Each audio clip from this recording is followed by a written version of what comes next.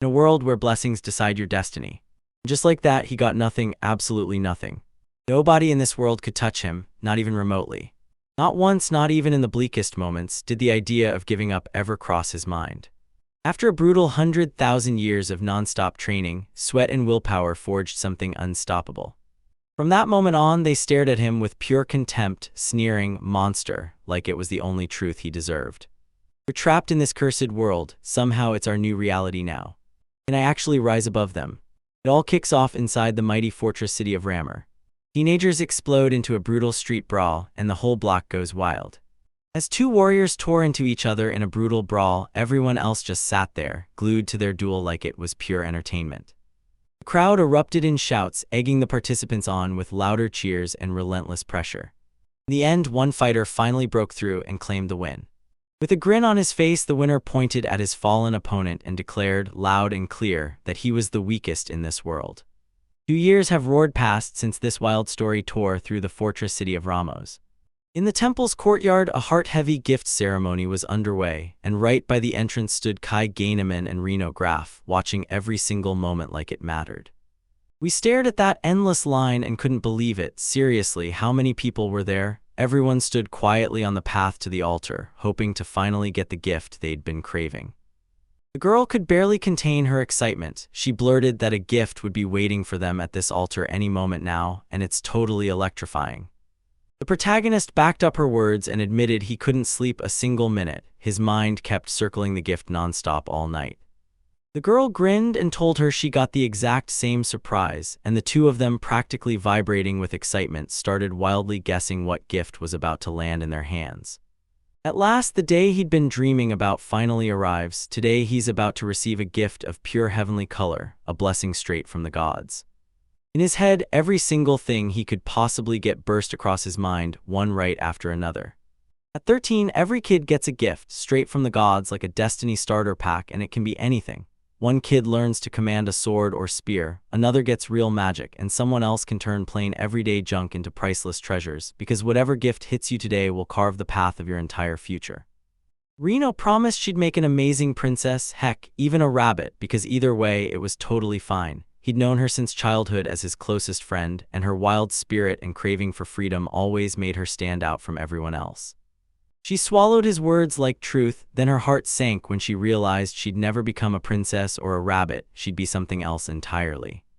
She leaned in and asked how he judges himself, and what gift he honestly thinks he'll be handed. With wide, starry eyes, the main character confessed, "It has to be something about swords, I just know it." And yeah, he made up that whole lie himself. Turns out he wasn't interested in swords at all. The famed grandfather, the so-called Sage of the Blade, had something else in mind. He just couldn't stop dreaming that his grandson would inherit the Heinemann family's legendary swordsmanship. But deep down, he didn't want what people expected. He craved something bigger, the power to become a perfect hunter, just like his mother. Roaming wild, uncharted stretches of the world and slipping into magical realms, he got totally swept up by the unknown, then threw himself into monster fights, chasing the dream of becoming the legendary hunter with a life packed full of non-stop adventures. Even after he got that sword as a gift, he still couldn't swing it worth a damn. His skill level sat right in the middle, blending into the crowd until his quiet, deep thought was yanked away by an old friend. When she took the floor, she shockingly said she might even turn into a cat. The main character shut her down, insisting that gift like that simply doesn't exist. Then a grin snapped onto his face as he pictured how awesome it would be if his cousin Roman became the heir, because yeah, he really does have the talent. Suddenly chaos erupted by the altar, and every single head snapped toward it. Friends stared at each other, stunned, trying to figure out what the heck it could be. So did someone just get another weird, super rare gift again? Layla Helena burst into view way ahead. She sprinted and yelled their names with pure joy, and when the main character saw that real, glowing smile on her face, it hit him she'd beaten the schedule. So Reno blurted out what happened and why she was so happy. She did tell anyone with total conviction that she'd been handed an incredible fencer as a gift, and she didn't even try to hide it. The main character didn't find it weird at all because Layla had been his friend since they were kids. She was the only girl in the whole city who could stand toe-to-toe with Hinaman's sword skills, and the wild part, she was his fiancée. Parents already locked in their fate before the kids could even have a say. Right up next are Kitch and Roman, ready to jump into the chaos. Cousin stepped up to the altar and snatched the gift that. He didn't hesitate for a second and finally closed the distance to Layla. He tried to spill the secret behind his gift to her, but she cut him off in the middle of his words. It felt like that woman had stared straight through the whole world, like she'd already unraveled every mystery there was to find. Right then, a towering, majestic knight strode into the temple with a solemn, ironclad presence. When the knight stepped up to Leela, he locked eyes with her, confirmed it was really her, and introduced himself as one of the sacred magical warriors, then told her with stone-faced seriousness that he needed to talk about her gift. He asked if she could spare him a few minutes, and unease hit her hard. Her gift wasn't as rare as Roman's, not until the knight reassured her that it was only because she came from the Helens bloodline. You can't reach that kind of height overnight. Only the daily grind of martial training reveals the mastery of an unmatched swordsman. And the knight made one thing clear: he wasn't forcing her, the choice was always hers. In Remora, they didn't just show up, they had their own base, so yeah, everything worth talking about starts there. Those knight's words punched straight into Tagonist's soul. Turns out he'd gotten shockingly lucky with that bribe. The young man snapped his hand toward her, urging her to follow, but the girl stalled for one shaky beat. After tearing herself away from her friends, she charged straight into the unknown. Kitch stormed up to the main character, bowed his head, and apologized for his cousin's behavior, then insisted it was only because he'd been feeling sick. The hero's voice was dead confident, like he'd locked the whole situation in his hands, because he knew exactly what was going on and that everything was under control. Then he threw in one last warning: don't let them get ahead of you. Right as the words hit the air, the crowd erupted and Kai's voice rang out, calling for Reno. Finally, that line surged forward in a way you can straight up feel. At last, the moment arrived. She was next to open her gift. The girl was picked as the chosen one, and the sacred blade named Statter was handed to her like a destiny sealed in steel. The girl erupted in excitement, blurting that everything felt unreal and there were knights nearby, cracking jokes and trading stories, until one started rattling off gifts no one had ever heard of. The King of Spears, the Lord of Magic, and now the Sacred Sword too. The others just stared and marveled because yeah, this year was straight up legendary. These terrifying new gifts are proof the demon is getting stronger by the second, so its next strike is coming any moment now. Top commander stepped in and barked that they'd better not cause a fuss, and the knights quickly apologized and went deadly quiet. At last, the whole room's focus snapped onto the main character, like the world was holding its breath. His palm pressed gently against the crystal. Then out of nowhere, strange things started happening to him, and he finally figured out what they were all about. Suddenly, his entire body turned to stone, crushing him with unbearable weight. A phantom force latched onto his body, yanking him back and stopping him from taking even one step forward. Even with all those limits, why does this gift's crystal glow start to fade? Ayastrang froze in shock, then solemnly blurted out that his gift he got, people say it's the weakest thing in this whole world. Time slipped away, and now we're right back at Rama's training ground where everything is about to kick off. Roman stared the main character down and demanded, "What's eating you, huh, the loser, the weakling, the nobody of this world?" In the middle of the crowd, someone snapped at him, claiming he wasn't just weak, he was a pathetic coward in this very world, so the cousin only grinned and dared Kai to a duel. Everything snapped into place in a blink, then Great Britain surged back into the story. The opponent suddenly took a brutal hit straight to the forehead. Gripping a stick he snagged from his cousin, he rushed to win, but the fight ended with him getting crushed. Consciousness crawls back into him, slowly, like he's waking from the edge of oblivion. His eyes shot up to the sky and one sharp thought hit him: why does everything look so blurry, so unreal? In HG's memory, one moment snaps into focus, when that same person ripped his senses away, and suddenly every event flashes in his mind's eye, and then, in the dead quiet, he hears a voice. The bride's voice snapped right from nearby, asking him, "So, how are you feeling?" She rushed after him, eyes soft with sympathy, because that punch landed dead center on his forehead, and there was zero chance anyone could have missed it. A nasty bump is gonna bloom right on his forehead. She's yanking her hand back, and he swears he'll get up on his own. The moment he sat up, Layla reached for ointment to dab the bump, then the guy shot forward, waved her off, and insisted over and over that he was totally fine. Especially now that getting hit has become nothing more than everyday business for him. Turns out fate handed him the flimsiest gift in this whole world, and now these same brutal misfortunes show up like clockwork every single day for the main character. He swore his physical strength was vanishing by the second and training couldn't save him. His power wasn't building up, it was just draining away. Even on the training field, he got eclipsed, not only by battle-hardened warriors, but by girls and even kids who hadn't trained a day in their lives. Old classmates dodged Ren until the second their eyes locked on his, and then they wouldn't back down. They'd drag him into a fight. Bruises turned into fractures, blood became normal for him, and the days where all he got was a swollen black eye or a busted nose felt like he'd somehow won. As for strangers who held that secret, his own powers turned on him, humiliating him to his face.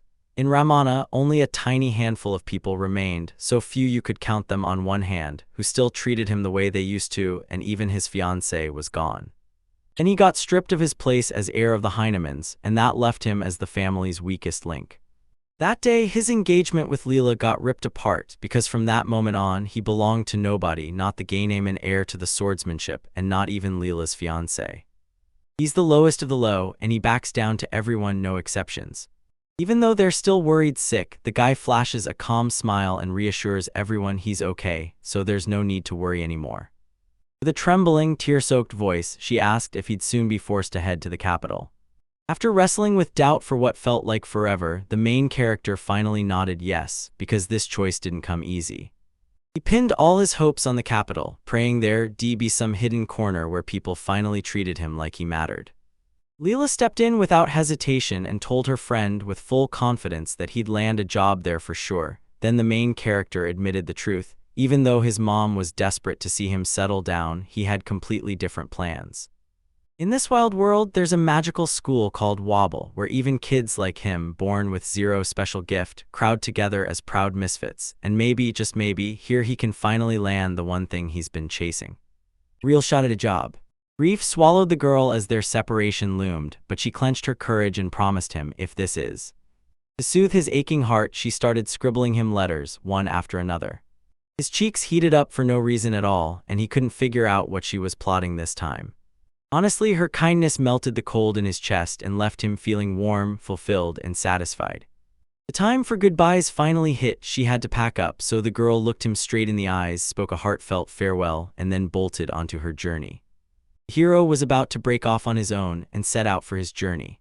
At first it belonged to Grandpa, now it's Roman S, and everything's changed. At last he turned to the main character, said his business was done, and announced he wouldn't be sticking around or joining in anymore. Turns out the Lord of the Spear himself handed him that gift. Not a single clue was left about how they'd even been connected to Layla.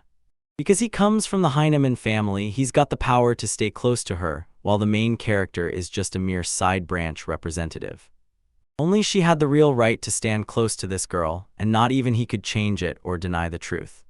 In the end, it's Layla who gets to decide who she wants by her side. Roman snapped irritably. Where in the world did he pull that kind of self-confidence from? Did he honestly think she'd look their way when he was the weakest one in the whole group? I shot back that what he felt for her had nothing to do with his cousin's feelings. Roman finally got it. He'd been wasting his time freaking out over this whole issue. Rage was about to explode in him, then the coach suddenly cut in and talked to him. No more yapping with this creep, make it back here fast because the training's already waiting to pounce. Who cares about this slacker's excuses? My cousin's loud shouts blared behind me, don't you dare come any closer. Otherwise, he'd have to take it from the guy himself, because he could feel a bond snap into place between him and the girl like brother and sister. No romance in it at all, just real love and steady care, the kind you'd give your own sister. With sincere gratitude burning in his chest, Kai spun toward his grandfather and thanked him for the care and constant attention he'd given for years. Bruised to the bone and bleeding everywhere, he mustered every last ounce of strength to apologize. That surprise hit Kai like a sucker punch. He couldn't figure out why his grandfather was apologizing at all. His relatives told him the engagement was cut off, and the next thing he knew, they were kicking him out of the house. Home, he snapped, I don't care, even though it was the one thing he couldn't honestly say was true. The boy clocked the shock on the old man's face and instantly blurted out the explanation. From the very start, everything between him and Layla stayed purely like brother and sister, nothing more. And his dream still burned the same way, head to the capital or Vabula, so the news barely even fazed him. Grandfather froze for a heartbeat, wrestling with what he'd just witnessed.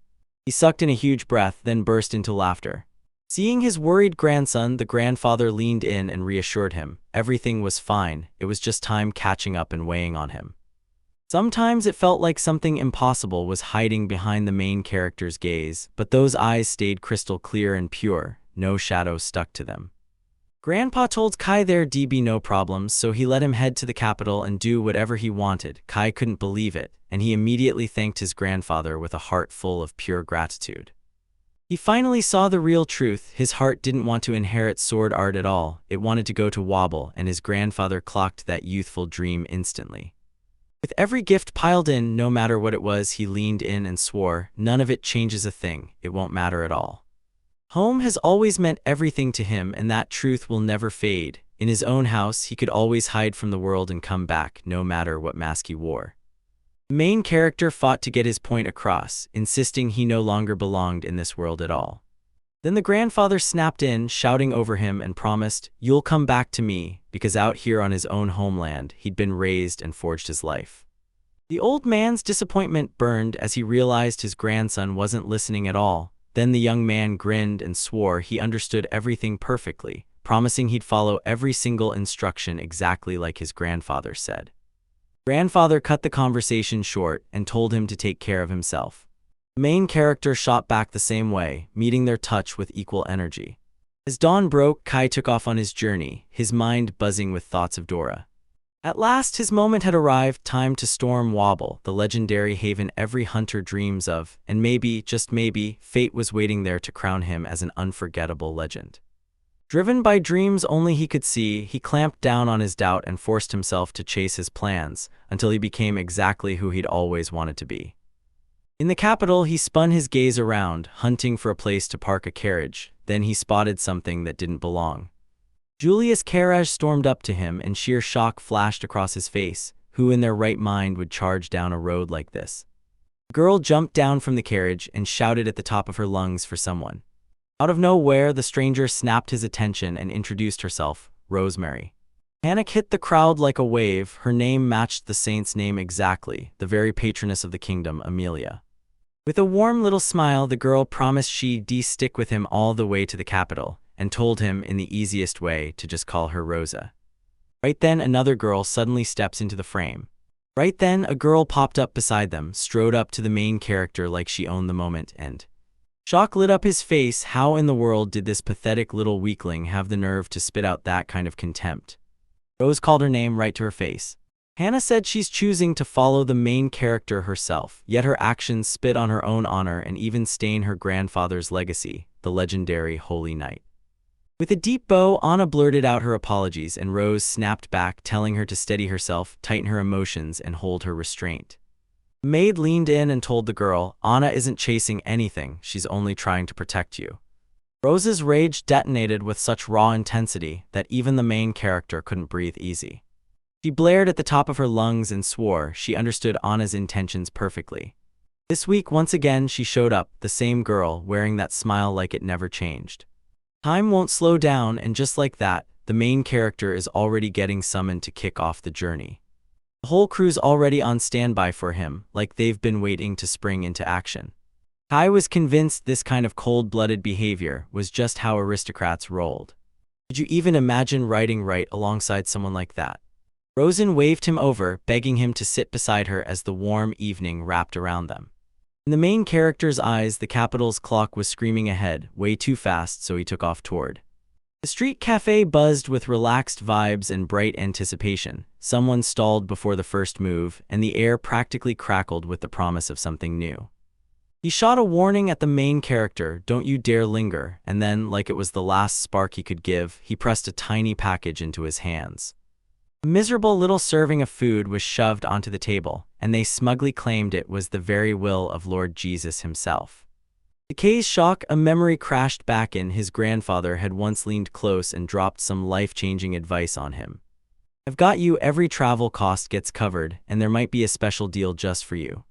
Fresh dishes hit the air with mouth-watering aromas, and your stomach starts rumbling like it can't wait for what's coming next.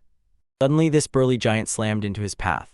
A massive giant shoved the main character with brutal force, and he lost his footing, then slammed into himself so painfully it hurt.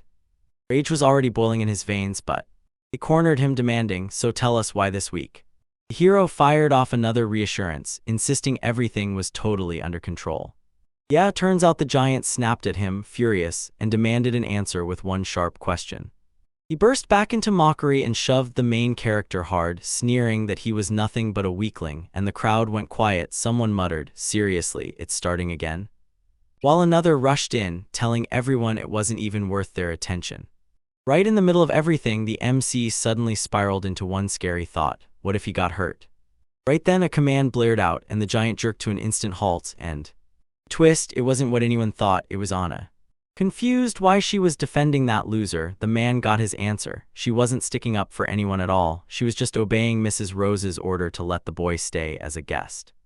Suddenly, a strange sound cracked through the air, and a young man burst into the room like he came out of nowhere with. Right in the middle, a shadowy figure snapped into view, brandishing a massive sword like it came out of nowhere.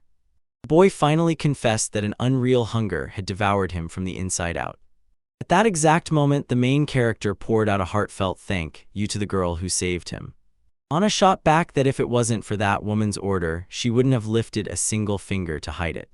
Realizing he had to get back fast, he didn't waste a second. Meanwhile, right at the doorstep, a young man burst into view, sword clenched in his hand, another fresh player stepping straight into this deadly story. Looks like the locals are back at it, stirring up chaos again. At last, the moment arrives. He's finally facing the main character head-on. Kai's eyes widened when he saw Arnold in himself, and he rushed over, breathless, to apologize before it could get any worse. He admitted his own blunders caused the rude behavior of his fellow countrymen, then swallowed his pride and asked the main character, again and sincerely, for forgiveness. "I finally told Tim quietly to stop acting like that, then I added that it happens all the time, and even in the capital people stare at him like he's been cursed with the fate of a total loser. No choices left, he's been living this exact kind of fate for so long that it feels inevitable." Arnold shot him a sly wink, grinning like he owned the night, and pulled the main character into his tent for a meal. Producer. Red-faced, he blurted that it was already way too much, then the young guy just chuckled, told him to speak freely, and pulled him along to go even further. The moment they neared the tent, a crushing dread slammed into them like a tidal wave. If you want to live life to the fullest, then go feast, soak up every amazing bite like it's meant for you. The cook barely clung to the memory of Lord Frankton's strict orders, but the young man cut him off mid-sentence. Out of nowhere, a fist crashed onto the counter with a thunderous thud. He yanked the cook by the clothes and barked at him to get the food out right now. And they made it crystal clear, the main character had to get his cut too. The second the chef slammed the food onto the table, outrage exploded in Arnold. There was no way he could stomach it because he considered the dish completely unacceptable. She blurts out that they should pile on more food, and it genuinely knocks the main character off guard.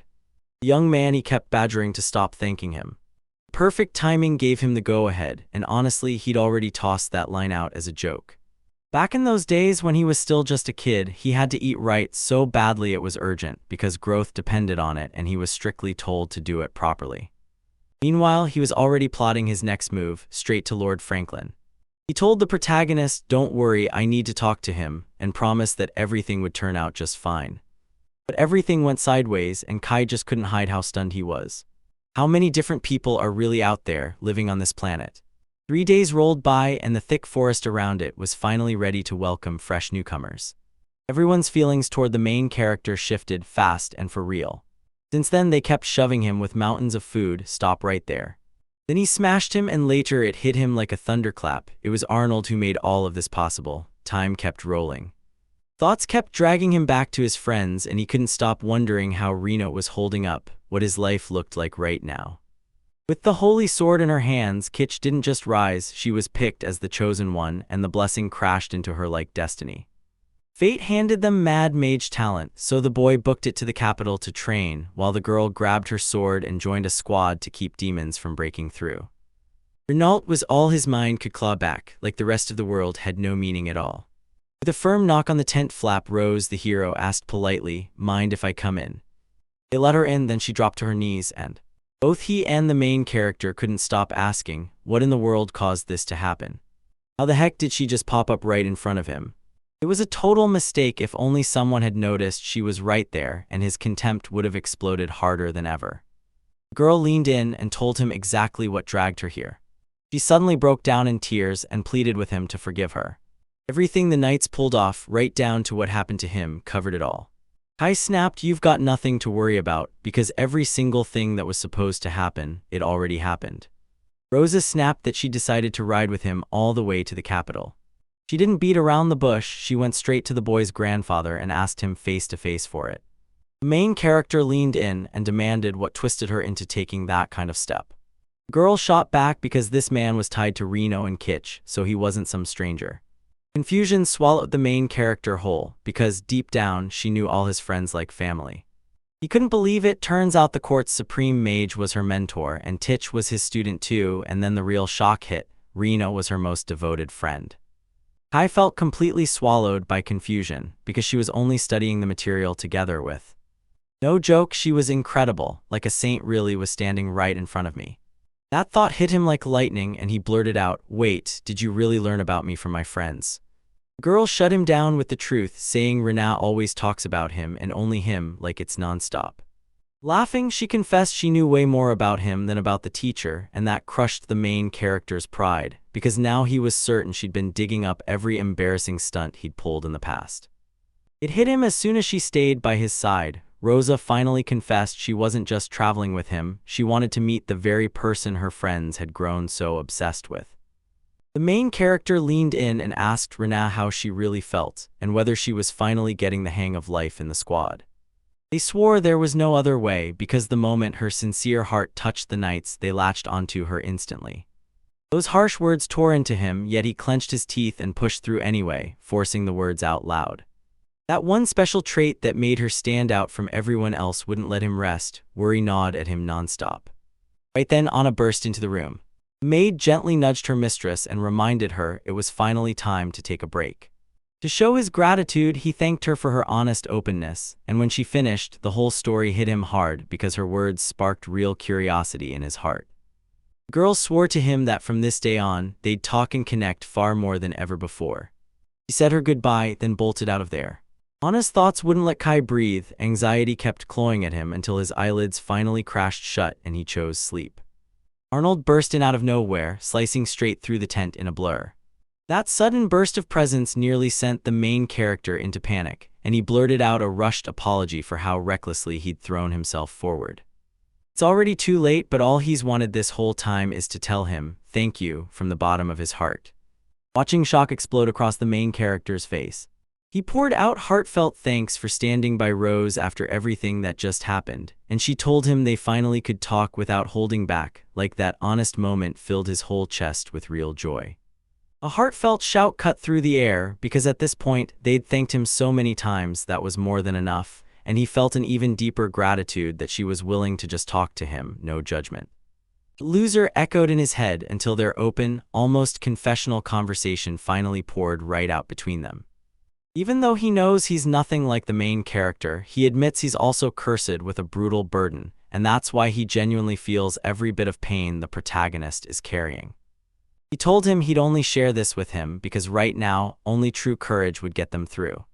All his hard work is about to pay off, so the main character leans in, nods with full sincerity, and tells his friend, "I got everything you're saying." Meanwhile, up in the mountains, swallowed by a thick, shadowy forest, Lord Franklin is Prince Gilbert's loyal shield. He pledges his life to him, and he won't stop serving until the very last breath. A stormy meetup happened with Lord Enns and Lord Zignal, and the tension was immediate.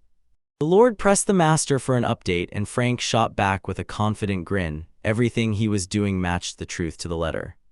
Combat mode slammed into place. An elite Empire squad formed a rock-solid wall, and suddenly the Black Panthers and ogres didn't look scary at all, because standing beside the Lord meant not even a mouse would dare creep past.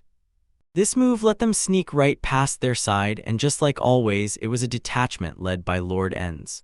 When the Lord looked at the commander everyone was already whispering about, irritation flared in his eyes. He couldn't stand anyone who broke the rules.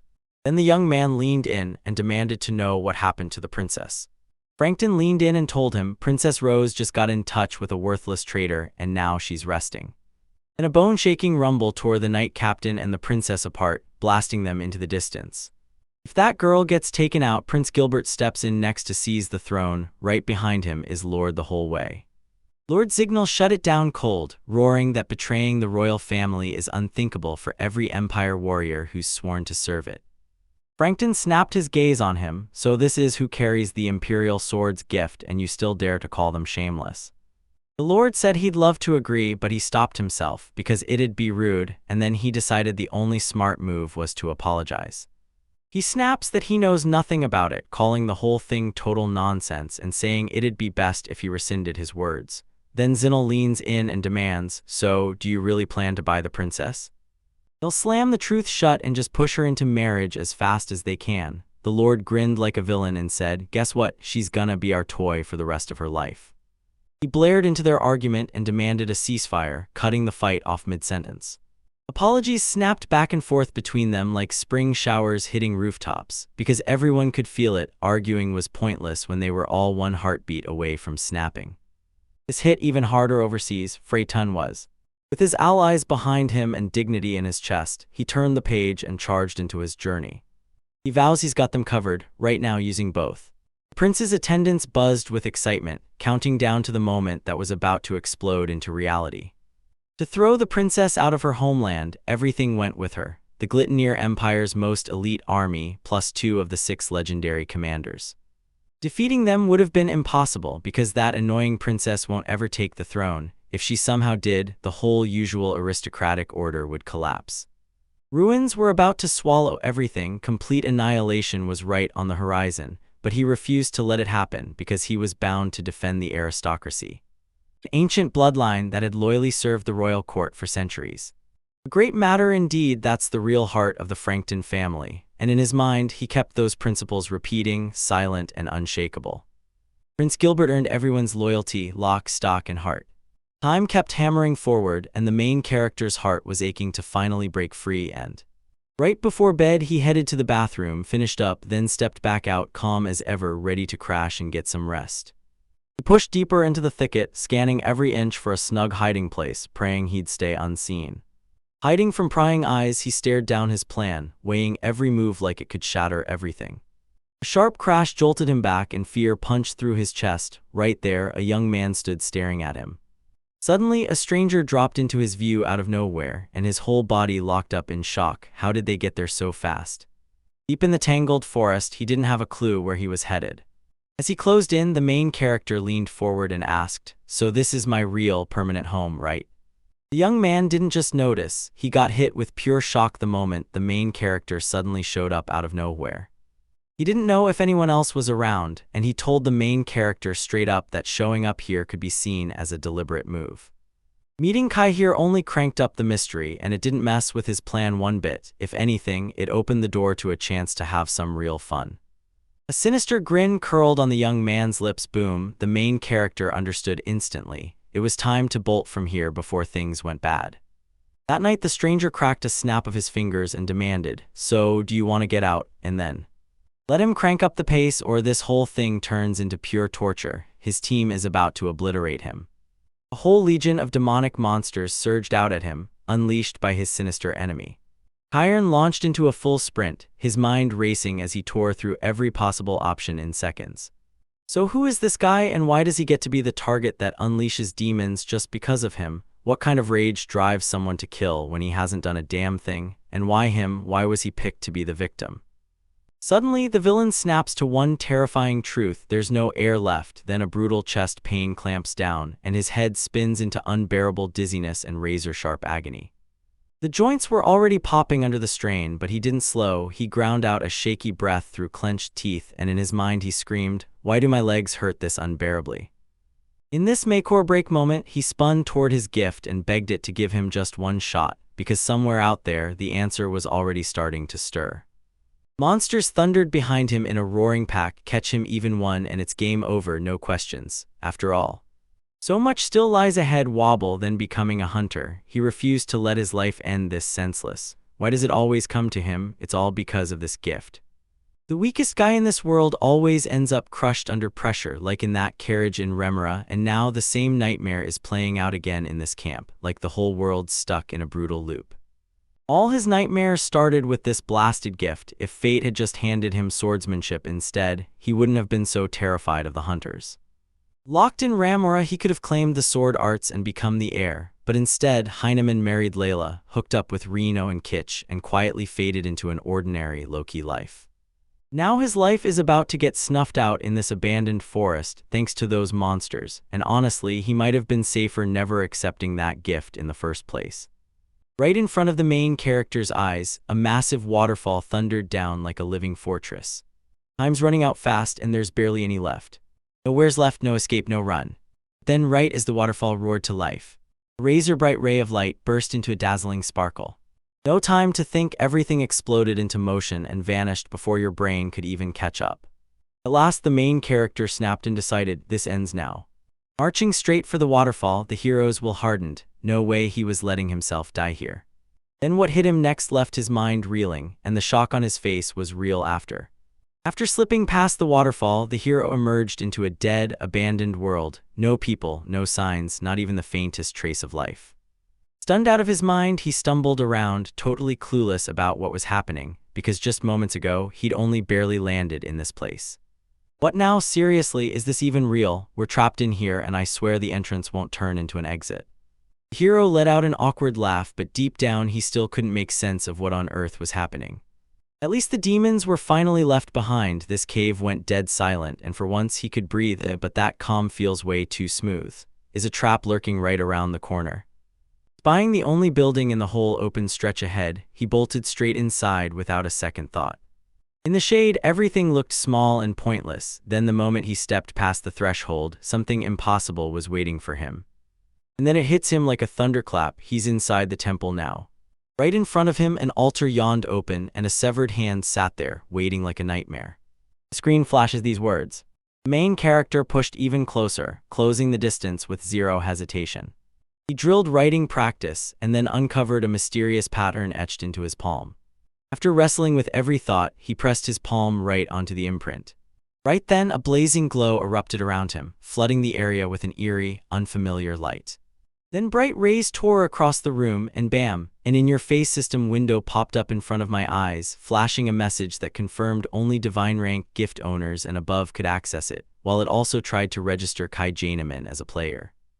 Right before Sagan's eyes, an insane new world cracked open, an absurd landscape that shouldn't exist. And his gift, the weakest one in all of this world, had somehow climbed to a divine rank. It hit him like a glitch in reality, like the universe had to be messing up, because it just couldn't be true. A message popped up on screen. Kai Heinemann had been invited to the divine trial, with a good luck stamped right under it, so the main character gripped his resolve and slammed the continue button. He smashed the button and the game's rules snapped onto the screen in front of him. Rule 1 basically screamed that the only way out is to beat the game. Rule 2 promised registered players never age because time freezes here. Rule 3 laid out his gear. A chest for his stuff, the special assessment, skill, speed shoes, and an unbreakable staff. And Rule 4 warned that the box can hold no more than 20 elixirs. The main character kept his head and thought straight, like, really? The big mystery still burns in everyone's mind. What game is actually playing out here, and what kind of dungeon is hiding inside this building? Usually big squads of hunters flood in because one person can't handle it alone. But when time freezes across the whole world, even after you purge this place, it comes right back to. Suddenly he clutched his head, refusing to believe it, because if that's true, everything he worked for would have collapsed into nothing.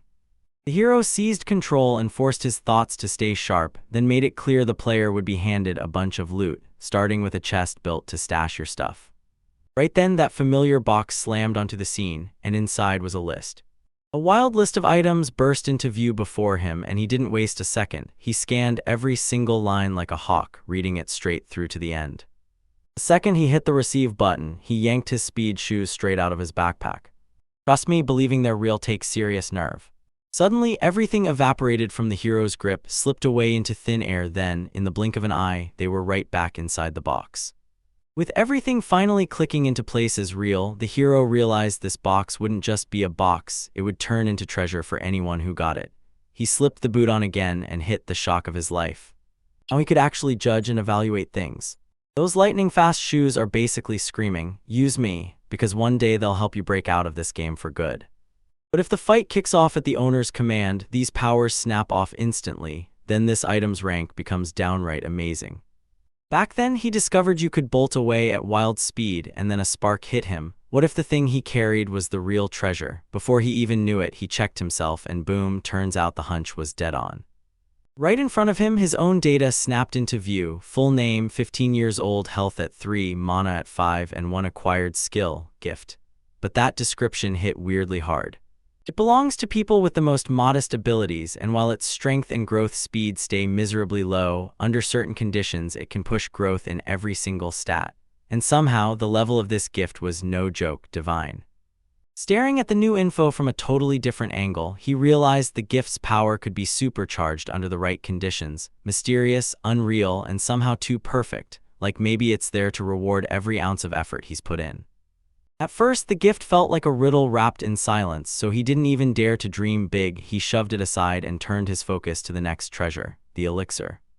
Water streamed from the wall in a thin ribbon, pouring straight into the vessel. Then it hit him in an instant. Everything he'd seen had a real purpose. Elixir, he figured it would be trapped in a bottle, but the liquid just spilled out on its own, no container in sight. And this whole flow feels like an endless elixir that keeps pouring in, no stopping it, ever, while the main character finally snaps into focus. Now it's his turn to act. He tested the potion by slicing his own palm and letting a single drop of elixir hit the brand new cut, and almost instantly, like magic obeying his command, the wound started sealing up right in front of him. The cut on his arm snapped shut in an instant, like it never even happened, and that's when the hero finally hit full awareness. Fate smiled down on him and carved out a place for him to survive, because the so-called weakest kid in the world didn't stay weak at all. He unlocked a chest to stash items, a rare power to see the essence of things, and then stumbled into an endless supply of life-giving elixir. Kai didn't even pause. He threw on the hunter's gear using what he'd found, and before he knew it, the Hunters Guild welcomed him with open arms, handing him the chance to become a real hunter, just like his mother. Like clockwork, he didn't miss the elixir. He stuffed it in the chest without thinking, then snatched a knife too, because sure, a stick's just a stick, but a blade could save him. Now all that was left was to break out of here. When the hero burst out of the room, he found himself in the dungeon, and the silence felt unbelievably deep and heavy. Right now, he's got to chill, then slide along the wall like the books told him. Everything starts clicking into place. He can do this, or at least go for it, because this is exactly the kind of adventure he used to dream about. Standing at a crossroads, the main character felt fresh roads sprout in front of him, like the future was finally cracking open. Total darkness swallowed everything, and there wasn't a single clue about which way they could possibly go. With no more hesitation, the hero reached one hand out for balance and tiptoed ahead, step by careful step. Suddenly, something with paws clamped onto his hand and drove unbearable pain straight through him. Then he realized it was a monster. Out of nowhere, eerie outlines bloomed, either a colossal ant or a nightmare spider, and his mind went into overdrive trying to figure it out, because he couldn't even recognize the creature that had bitten his hand clean off. A monstrous figure loomed in front of him, and something spilled from his palm. Was it blood? Everything is just starting. Fear slammed into him like a truck. Then he tore his arm free from the monster's jaws and screamed at the top of his lungs. Picture an elixir that never runs dry, straight out of an ancient legend, and that's exactly how your mastery will finally rise. He didn't hesitate. He dove into the water, going nearly up to his waist. Right as the thought hit, it surged in his mind and then vanished, like a star burning out on the horizon. Where is he now, trapped in a nightmare, while his mother was almost? The trip to the capital turned into a life-or-death rush. After a week hauling along with his own crew, he'd burned out, and then the road finally ran out. But just ahead, a camp was ready to greet him. The moment he burst out of the tent, a guy with blazing red hair snapped and charged him. Exactly every detail snapped back into place like it was replaying in his head, and every moment unfolded the same way, beat for beat. When he finally pinpointed the elixir's source and proved he'd mastered it, joy erupted in his chest. Then a sharp thought hit him like lightning. This isn't over yet. The monster's thorns ripped his arm free, and terror hit him so hard that he yanked it out of the source on the spot. The second he realized it, his hand was totally healed, like some magical wave had just fixed everything. Pure relief hit him like a rush. Relief hit him like a wave. He dropped to the floor and erupted in joyful laughter because his hand was still there, and somehow he'd escaped the monster. Staring at himself, Kai's heart sank as the memory hit. No elixir would fix his clothes, even though they were shredded to pieces and drenched in Kai's own blood. It wasn't a dream at all, every moment was real, no tricks, and once the truth hit him, he knew it was time to move on. Once again, he tried to break free, but this time luck backed him up and fate yanked him out of trouble, so he lived to see another day, yet who knows what's waiting for him next time. Time was running out and no escape waited, so all he had left was to gamble on one more try. The main character didn't just feel anxious, despair swallowed him whole. Why does fate keep chasing him with one nightmare after another? Reigniting hope, he tracked down the elixir's source once more, and then plunged in headfirst without hesitation. Day after day, for 7 days straight, all he had to keep him company were beetles and livestock. Hunger ripped through him like fire, and there wasn't a single crumb of food left anywhere, so his eyes snapped to the beetles, the only hope in sight. With one sharp look, the hero clocked it. Right in front of him was a poisonous beetle, brutally dangerous, because one bite and the venom instantly drops anyone who even dares to taste it. In the stomach's acid, it vanishes clean, leaving no sign behind, but somehow it still holds onto a heap of nutrients. With his body screaming for nutrients, the antagonist realized the local poison could kill even a dragon, yet hunger clawed harder than fear, because the risk was just too damn high. Even so, the main character couldn't bring himself to do it. He refused to bite into those beetles. On the 15th day locked up, it finally hit him. If he kept living off the elixir alone, trouble was coming, no matter what, but even so, he still had the nerve to. One insect, then he takes one more sip of that wild, strange drink. Egg Kai let out a heavy sigh and mumbled that grabbing a snack wouldn't hurt, because hunger was already clawing at his stomach. Hell felt like paradise compared to this. Then out of nowhere, something impossible hit him, and the world around him started to. Right in front of his eyes, the world swallowed itself in darkness. Just for a split second, the boy thought, "This is it," because death had already clawed its bony hands toward him. Then out of nowhere, a voice from the system slammed into his mind. All conditions are met, your resistance to weak poisons is unlocked. The antagonist brimmed with disbelief. Could he really still be alive? That voice didn't reach his ears at all. It rattled straight through his mind. That choice never budged. If you want this skill, you've got to survive the poison monster feeding frenzy, the kind where the first attempt leaves your rank barely off the ground, and the only way to climb is to grit your teeth through it again and again. After you've swallowed 100 poison creatures, each packed with 1,000 lethal doses. Then it hit him like a thunderclap. He'd actually mastered the skill for real, and that elixir had been the key all along. His condition was brutal. Nausea clawed at him, and a headache so savage split his skull, yet somehow, despite that, he can barely picture life without that elixir. Just a few sips of the healing drink, and the brutal pain in his temples vanishes on the spot, replaced by a soothing coolness that feels like relief. That cozy fullness wrapped the soul like a warm blanket, and for once hunger didn't stand a chance, until one nasty thought slithered in. Was it really smart to live on insects alone? A ton of time passed, and at last, his 100th day here rolled around, and the voice system kicked in with a brutal new rule. To earn the skill, he had to survive eating 1,000 poisonous creatures. When he finally saw every last detail clearly, this main character snapped into real relief, and pure joy burst out of him. No matter how many poisonous monsters he gulped down, death never even got the nerve to lay a finger on him. A whole year of brutal training and fencing duels storms by, and by the end, his head is spinning from sheer exhaustion. Loneliness crawls in every day, so he starts talking to himself, and sometimes he even strikes up a conversation with his own weapon. Full decade hits, and suddenly, crosses start popping up all over this place. The brick walls inside the building were plastered with his marks. Every scratch was his calendar, marking the days he'd been trapped here, and even as he planned his escape, his thoughts never left his friends. They realized time had totally frozen, so they stayed stuck exactly as they were the second they said goodbye. Kai has leveled up hard, he's matured, trained, and gotten way stronger. Bit by bit he transformed, until he finally stood there as a striking young man. 40 years later, he'd turned into the kind of legend people whisper about in awe. And there was this boy who dreamed up imaginary rivals, then sketched them onto the screen like they were real.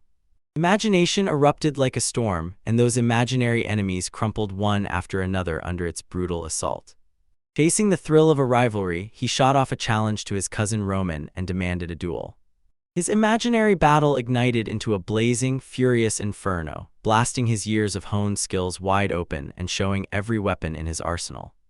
Most of the time, he was the one who wanted to be the number one in your life, above everyone else. The lesson finally ended, and he shot his cousin a grateful nod. but inside, pure excitement still whipped around him, because today he smashed Roman in a duel, and just yesterday he beat the instructor too, even if it wasn't the real one, and then the system chimed, alerting him that he'd just. Sword control is finally mastered. Now every bit of sword practice subtly powers up his stats. To unlock it, he has to grind through simulated sword duels for around 12 hours a day for 40 straight years, and yeah, the rank is low. On it higher, then he's doing the exact same 12-hour duel training every day for another 120 years. The main character just went still, completely baffled. Sword management. He'd never even heard that phrase, but the way he'd been imagining fights and replaying his training in his head felt crazy close to the same thing. So the rank could climb even higher, and the hero refused to slow down. He pushed on with the same burning spirit. Then, 800 years slipped by. Picture this: opponents who are stronger, sharper, and far more experienced than every enemy before them. The kingdom's legendary heroes. A swordsman who fights like the blades are part of his body, the unstoppable twin swordsman Graham, an elf who weaves magic into every strike, the blade-wielding destructive wizard Sherba, and finally Ashwin, the former sword emperor of Gletternear. And with that lineup staring him down, he steps into the fight anyway. 1500 years slam by like a blink. He snapped with indignation, insisting this was all far too simple for someone like him. Then he demanded the legendary heroes team up and come at him all at once. It's been 3,000 years since that day everything kicked off. Now it was time for everything to kick off the right way. Those crushed opponents were left in the dust. While everyone else fell, he stood alone on the battlefield, soaring past even the holy sword, becoming the world's deadliest master of the blade, with swordsmanship honed to the very top of mastery. The biggest monster the hero ever faced wasn't out there, it was the one inside his own head. With a copy of himself in his sights, the hero exploded into battle, launching into the air, striking at lightning speed, then chaining razor-sharp lunges and unbelievable flips. He finally battled his own doubts and lost hard. Every effort crumbled to dust, so he knew one thing for sure: it was time to change his approach. He switched tactics on the fly and struck down the enemy with one clean, brutal decapitation. Then, at last, he finally reached the top tier of sword control mastery, because every day of grueling training sharpened his skills a little, then a lot, and after 3,000 relentless years of sword control practice, that was the only way he could earn it.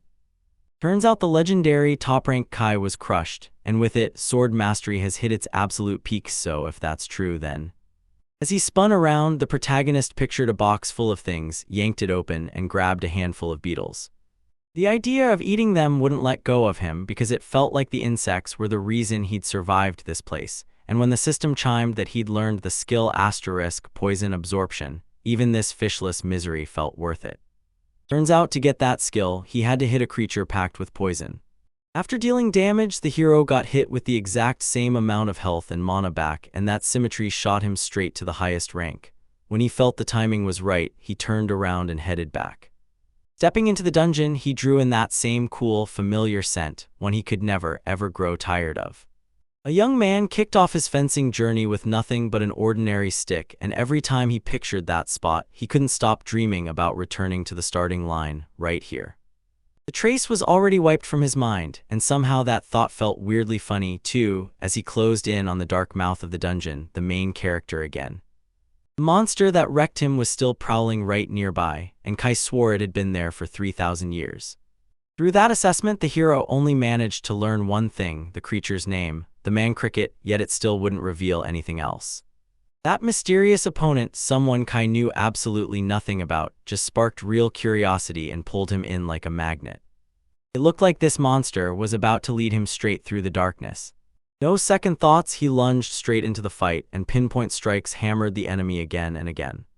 The opponent clocked his moves instantly. He struck twice at the exact weak points, and by the time the defense tried to respond, it was already too late. Then it hit him. During the fight, the monster wasn't just using attacks, it was weaponizing its legs with deadly skill.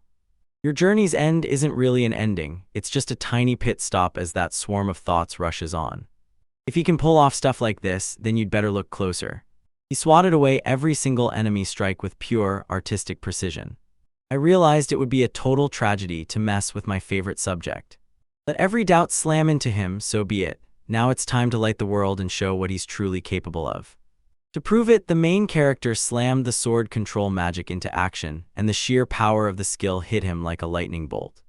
The First form is the line of death, then it hits with a few masterful moves that shut everything down. Those flawlessly timed strikes finally broke the demon's resistance and ended its reign. Staring down the fallen opponent, the main character. The showdown with him turned out to be painfully dull.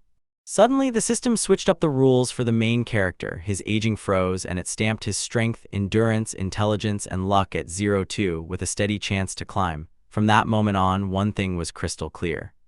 Every time he beat an enemy, those stats shot higher. Staring at the wreckage of the enemy, it hit him. He had finally come to the realization that, with just one tiny touch, the monsters instantly shatter into dust. In the chaos of non-stop battles, it always comes down to the one loyal partner. The sword and the divine testing grounds sit somewhere out on the fringes of every realm. As the main character swept his eyes across the room, he realized it was insanely spacious. Each level stretched the space wider and wider, like freedom itself was unfolding in front of him. Rifling through his inventory, the hero realized almost every insect was already gone, but the room was still choking on poisonous X12, too many venomous beetles to ignore, and it hit him. This wasn't a fight, it was an all-out invasion.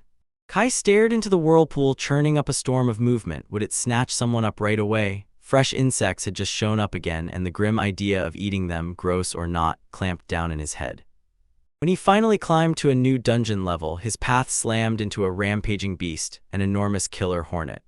The system voice rang out in a grave tone. Your transfer to the 10th level is locked in right as the first trial battle with the giant killer wasp kicks off. The hero suddenly clocked it. Every 10th level was a trapdoor to some seriously brutal opponents. The moment the grasshopper stopped being fun, the finally arrived enemy burst onto the horizon. Fired up by the duel looming on the horizon, the main character steps in and dares the opponent to a straight-up fight. Then everything flipped in a blink. The enemy snapped back and retreated, never landing a single hit. The hero blinked and suddenly he was gone. Right when he finally started to piece together what was happening, some invisible monster struck, tearing his left arm clean off. The protagonist couldn't shake the compassion he felt for his own hand. Rage shot through him, and he blurted out that the pain had finally become unbearable. He didn't care at all. One side felt totally indifferent, like it didn't even matter. He lives for an open enemy, because that's the whole heart of his method. The death that found him felt so brutal, it was almost earned. At first, he snapped away invisible strikes with ease. Then, out of nowhere, the opponent finally took form. The opponent's insane speed blew him away, but his excitement crashed when he realized the hornet could only strike in a straight line. The hero spotted the pattern instantly. Right before the monster shot in with lightning speed, it stalled for a heartbeat, staring like it was warning, "Don't you dare come closer." The wasp snapped its stinger toward Stingit, and the MC couldn't help thinking the thing was hiding something nasty inside. The monster sprayed a strange, mysterious liquid right at him. Scary thought hit him. Did all this chaos somehow turn into the real race? Poison attack, he unleashed it with the assault. On the training platform, his sword technique gleamed under the moon, ***, lunar moon, ***. And yeah, they also put it through a consistency test to make sure it all lined up perfectly.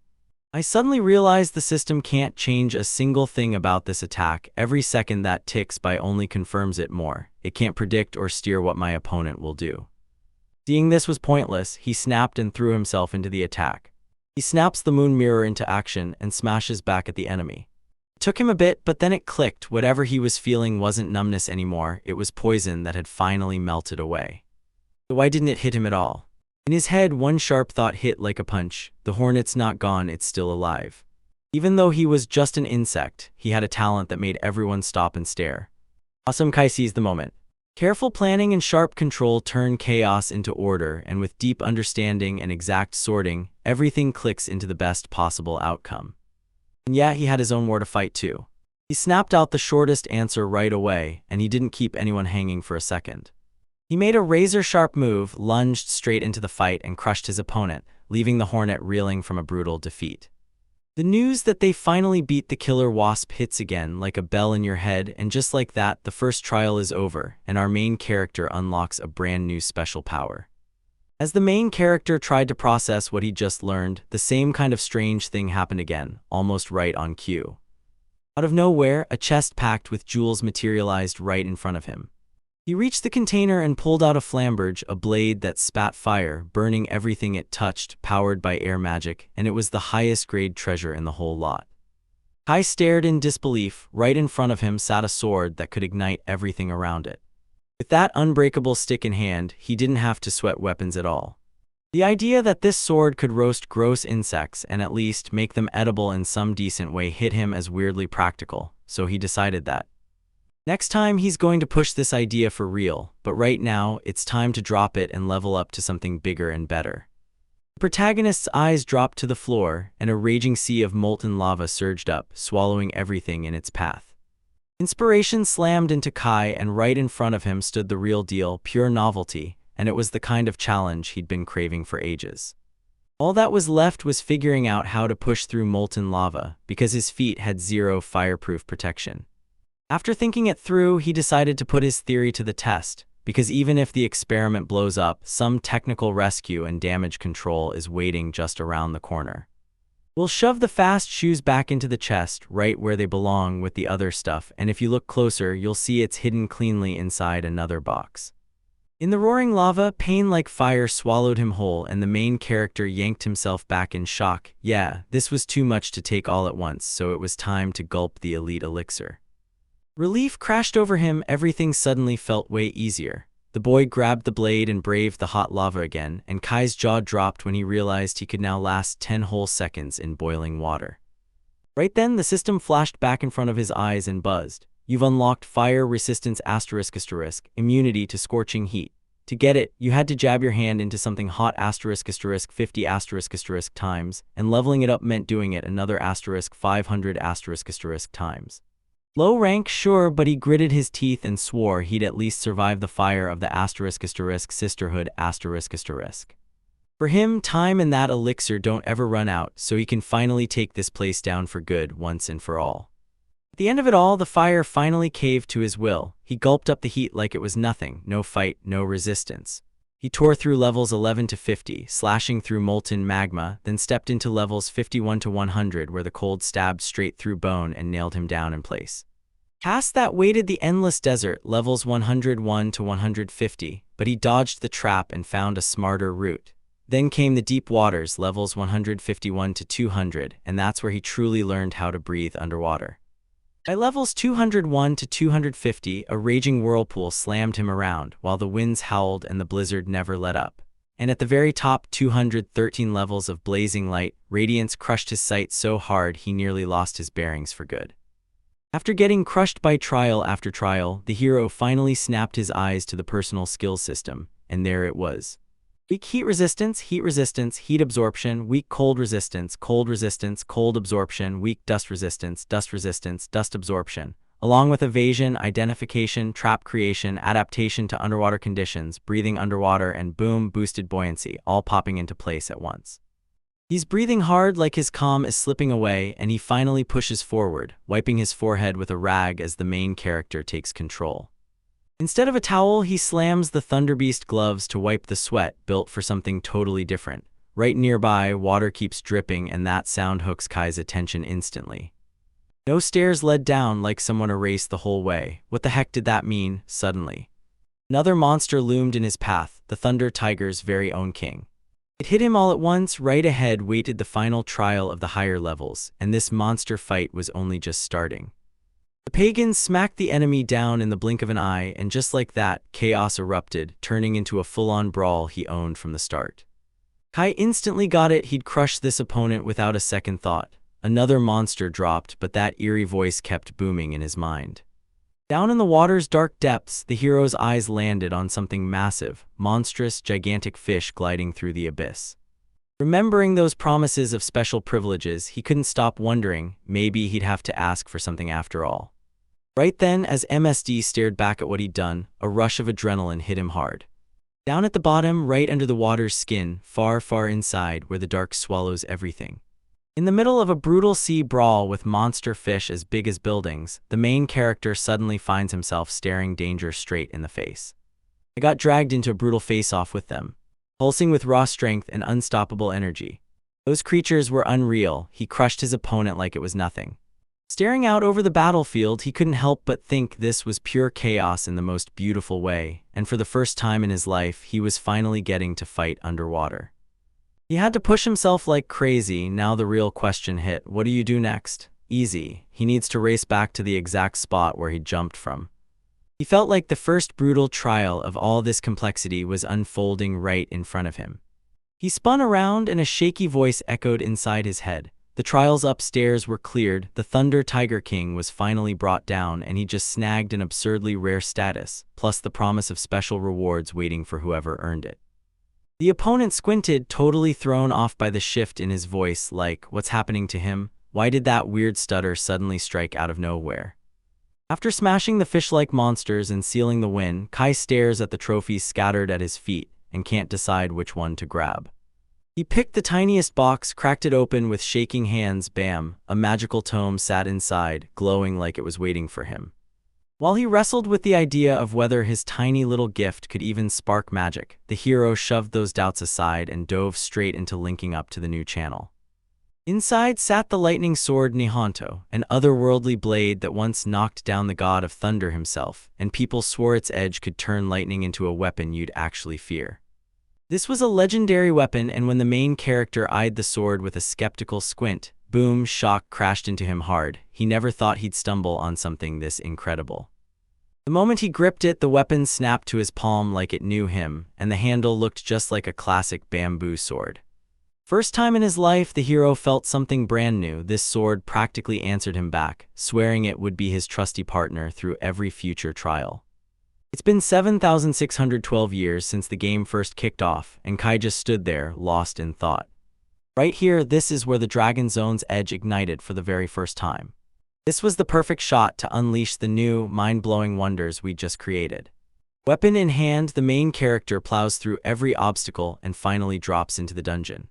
By the time he hit the 350 mark, a dragon-shaped monster was already waiting for him, teeth bared and ready to strike. The hero's eyes locked on the dragon, and it looked weirdly tiny next to the rest. Those seconds dragged on forever, yet in those eyes, something impossible glimmered, like the real spark of destiny. It felt like an invisible hand was crushing him from every angle, tightening grip after grip. The main character finally clocked it. Yeah, he was nothing like that man at all. The monster boomed at the 8th trial. The fight with the golden dragon, Fafnir, kicked off, and then he stepped up, inviting him to team up for this duel. So it turns out the main character could do it, if he really put his mind to it, and Kai immediately nodded in agreement. Rage simmered in their veins, and then boom, a clash exploded between them, only for the duel to end way too soon. No matter what Kai cooked up, this time defeat was locked in. He finally admitted his plan had completely fallen apart. His strikes hit nothing but beating that dragon became his most treasured dream of all. Picture a fabled elixir source and drop his worn-out body right in front of it. Even so, the main character struggled to adapt as the world around him seemed to shift at lightning speed, right before his eyes. Time snapped to a halt, and every single wound on him sealed up in an instant. Turns out in this game, physical attacks just don't cut it. The real problem is how useless they are, and if the sword can't fix this. What else could possibly bring down a dragon besides raw strength? It hit him in that moment that enchanted book he dug out of the chest was hiding something huge, so he yanked it free from his stash and started flipping through the pages fast. The main character shot a frustrated look at all the clutter inside. So much stuff, way too many options, though at least it was all aimed at beginners. I finally found the thing I'd been chasing for ages, and the book promised one rule: if you want to master magic, you've got to bind yourself to it with a special contract. So yeah, it was just a book, but reading it was totally pointless. One glimpse of this subject and the details burn straight into your mind. Then the moment you try to read it out loud, the barrier snaps awake, frying your memory and wrecking your brain's thinking power. Death was the price of his affair, so bitter it felt like it poisoned his soul, and the hero finally realized the truth. With his own power, he couldn't strike a real bargain with the book to get magic the right way, and there was nothing left to do, no escape at all. He snatched the book and dove into its contents, keeping the elixir close to his side. Now that time wasn't crushing him, he didn't have to rush anymore. Before he cracked open the magical book, he gulped a few sips of the elixir, then boom, the system kicked on and the skill message flashed: low resistance to metal. Poisoning simplification. While he tore through magical tomes, he also had to stay sharp enough to stop deadly dangers in their tracks, because to learn this craft, he'd been forced to decode and master over 100 kinds of ancient hieroglyphs. His rank sat at average, but if he wanted to level up, he'd need to crack more than 500 ancient symbols, and that idea lit a fire in him. Was there some kind of resistance to magic poisoning, too? The pieces finally clicked. Those burning temple pains and that nausea weren't random at all. They were the fallout of magical poisoning, plain and brutal. And even though resistance started to kick in, it still only made it a bit easier to last. 7,673 years since the very start. Crushed by towering stacks of magical tomes, the hero buried himself in spell study for more than 60 years, until, at last, the first real truths of magic started to click. Every power had its own special label except the basic and higher ones. Those were the real deal. Ordinary abilities weren't part of the hero's gift at all, because those came down purely to innate talent. To master magic, you need special abilities, no shortcuts. If you don't have them, you'll never forge a pact with the Book of Spells, and no matter how hard you train, its secrets stay locked away from you. If you don't sign a contract, you can't get the usual properties, but there's a wild loophole. Magic with no properties at all, where mana pours into an object or even into a human body itself. Using power felt effortless, and with 8 talents to cast magic, it was all already under his control. So suddenly, the road to growth looked crystal clear. It's been 8,167 years since this epic game first kicked off from the very beginning. With only moments to spare before the Sunday of the dragon-like monster, the main character suddenly demanded, "Notice me for just 1 minute," because his heart was pounding to tell someone the wild truth he just read in medical textbooks. Your body is a wild team of countless cells, each one building a precise tissue and handling its job like a pro. So when you use non-inherent magic, energy floods multiple tissues at once, giving you raw strength and that super fast healing boost. If you can learn to steer magical power into the nucleus of every single cell one by one, then, at least in theory, you could unleash attacks from miles away, like ranged combat made out of pure illusion. And once you're at this stage, all those endless experiments will finally start paying off, with results popping off one after another in full, glorious detail. The dragon jolted awake and thrust its massive head skyward. A sinister roar rips through the air, then the main character shoots off a heartfelt, sincere thank you. To get their strength back, these creatures have to shut down and rest for a while. He spun toward the dragon and begged for forgiveness, knowing once again he'd become the thing getting pummeled. And it's all for him. Determination burning in his chest, the hero channeled pure hostility, stacking spell after spell even without magic. Then the dragon roared fire at him, but he slammed his strikes in, cutting the blast apart mid-attack. He shot his hand out and then it hit him. That devilish breath wasn't hurting him anymore, and his super-fast healing suddenly felt completely unnecessary. He fused his sword with magic, powering it through the enchanted weaponry technique, and forged the ultimate marriage of raw strength and pure spellwork. Thanks to some molecular-level wizardry, this weapon has picked up downright magical powers. Now the sword turns into pure magic, ready to unleash a strike that nothing can block. With a heavy ache in my chest, I finally said goodbye to the monster. Its fate hit me so hard I couldn't help but feel for it. But the next moment, an earth-shaking strike was about to smash into him with impossible force. A mighty blade flashed, and with one savage strike, it cut down the dragon. The hero felt it the moment this sword connected, right from the first strike. The monster's piece just vanished into thin air, and suddenly Farnir wasn't a threat anymore. He was nothing but a tiny insect. With the Divine Eye research spell blazing, it swept 500 miles wide, and suddenly the whole world snapped into focus before him, every creature and object crystal clear, nothing ever slipping past his sight. Behind that wall, something darker stirred, creatures that were weaker than what came before, but totally unlike anything they'd seen. For anyone who didn't get spared, he readied deadly magic crystals that could crush them. It's been 11,065 years since this legendary game first kicked off. The main character finally unlocked absolute mastery in the art of throwing Kyryu. His long-range attacks finally hit perfection, and with that, he earned the legendary title, Dragon Slayer. Everything that could be done was done. Now all that was left was to trust faith and let fate decide. He had an absolutely absurd loadout, an 8,000 HP divine gift, the Dragon Slayer title as the last of the titles, strength 3214, endurance 2955, intelligence 3428, magic resistance 3126, luck 2020, plus an acquired magical weapon, ultra-fast regeneration, divine eye, skills stacked so high they could be seen from orbit. An infinite item chest, special assessments, perfect mastery of throwing, poison absorption, and full immunity to magical poisoning.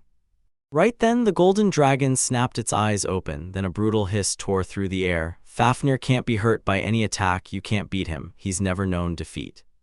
The hero just smiled at those words, and boom, that sealed it. The 8th trial was about to begin, where he'd go after the golden dragon, Fafnir. History keeps repeating, this creature stared him down right in the eyes, and the main character couldn't lie, that gaze crushed him.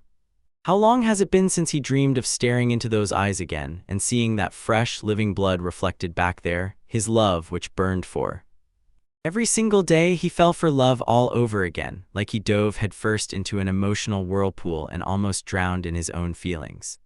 With that magical weapon in hand, the main character burst out in pure delight, swearing he only dedicates this technique to that. He only dared to pull it off because of the golden dragon, Fafnir, but does he even have a clue what he's messing with? That wild heartbeat never slows down, years have dragged by in waiting, and every single day I lived has been nothing but non-stop thoughts of him. In the twilight glow, crystal-bright eyes caught the golden shimmer of his scales, and deep in his chest a fierce hunger for life kept burning. He threw his entire heart into love, then even watched their soft, lingering moments unfold in his dreams.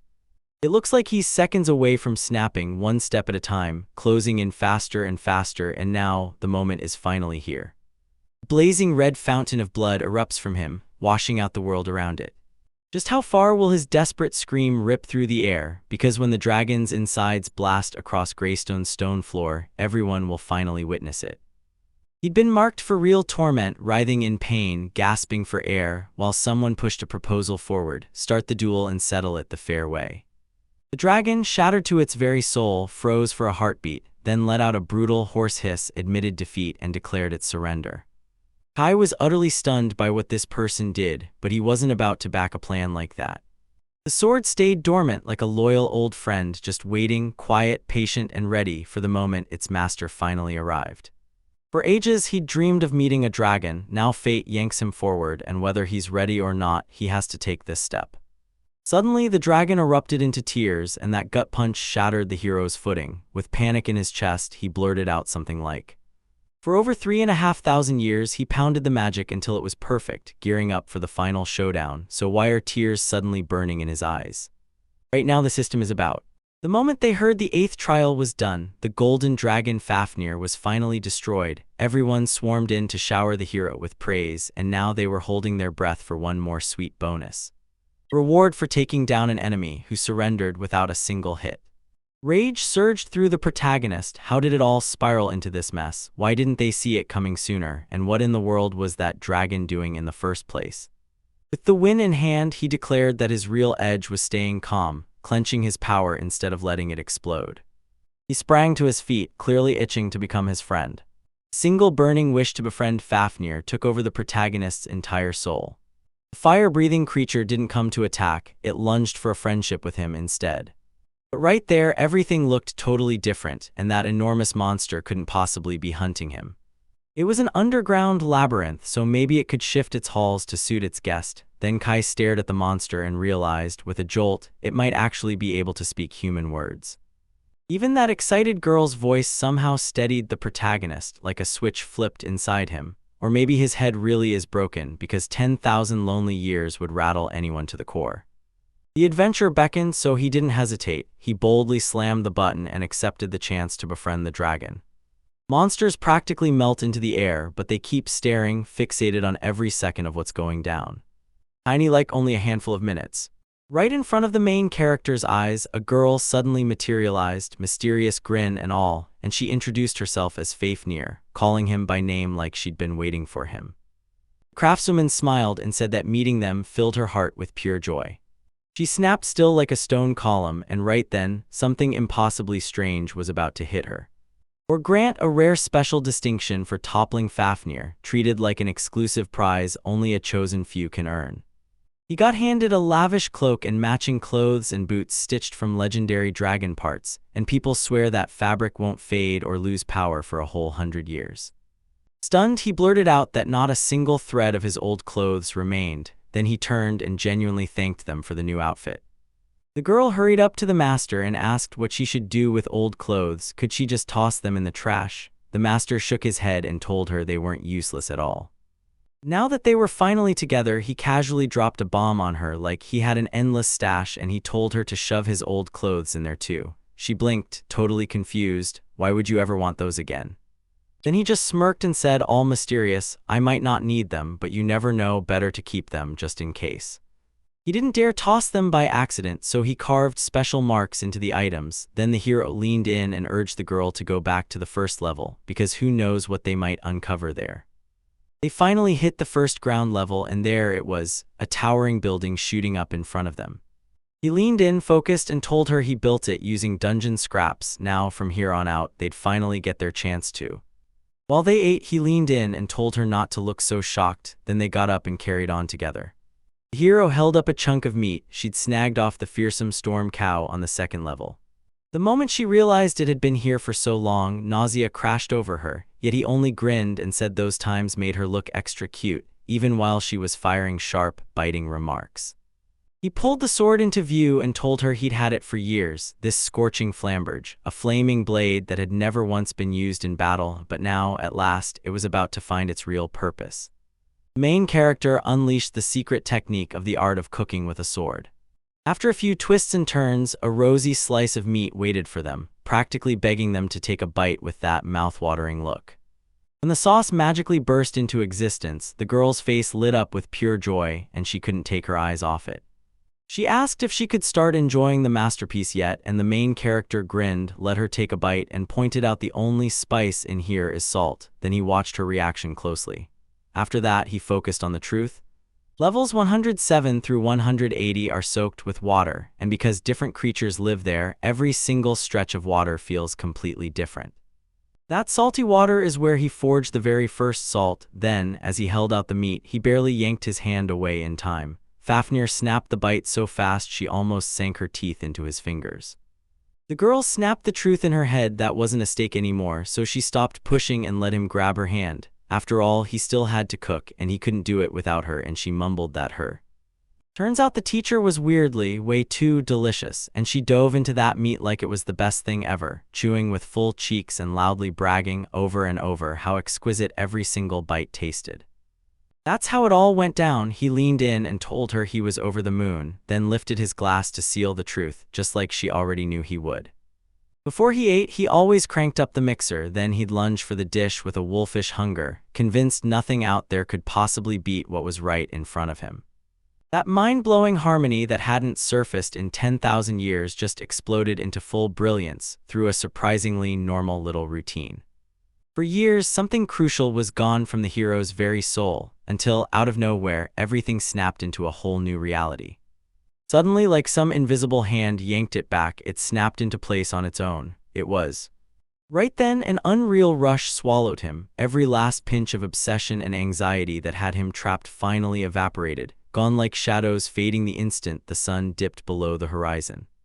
Once the golden dragon craved battle like blood to a heartbeat, but when he saw her sweet, shy smile, that hunger finally died out.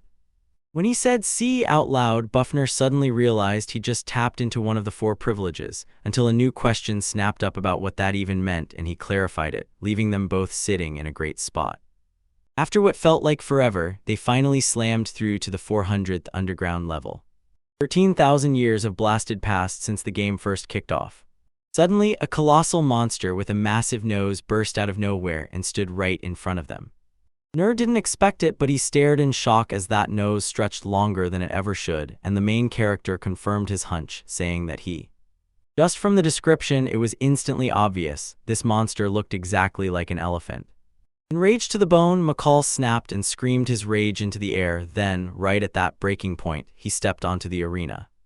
Without a doubt, no demon in this world has ever been fiercer or more treacherous than him, and even the darkest legends never dared to whisper of something this terrifying. So the main character flat out declares he's the most evil demon of them all. Now tell me, how did she react to those words? Fafnir quietly grabbed the armor, locking in every detail like she was determined to shield him perfectly. She couldn't help it, she triggered a memory in him like she'd pulled someone from his past straight out of his head, and he instantly suspected it had something to do with him. With a heavy sigh, he chose to step up for her, straight-up mentor, like a real father figure. The hero stared down the demon and barked, "Drop your weapon now," promising him life on the spot, and it wasn't about taking his soul.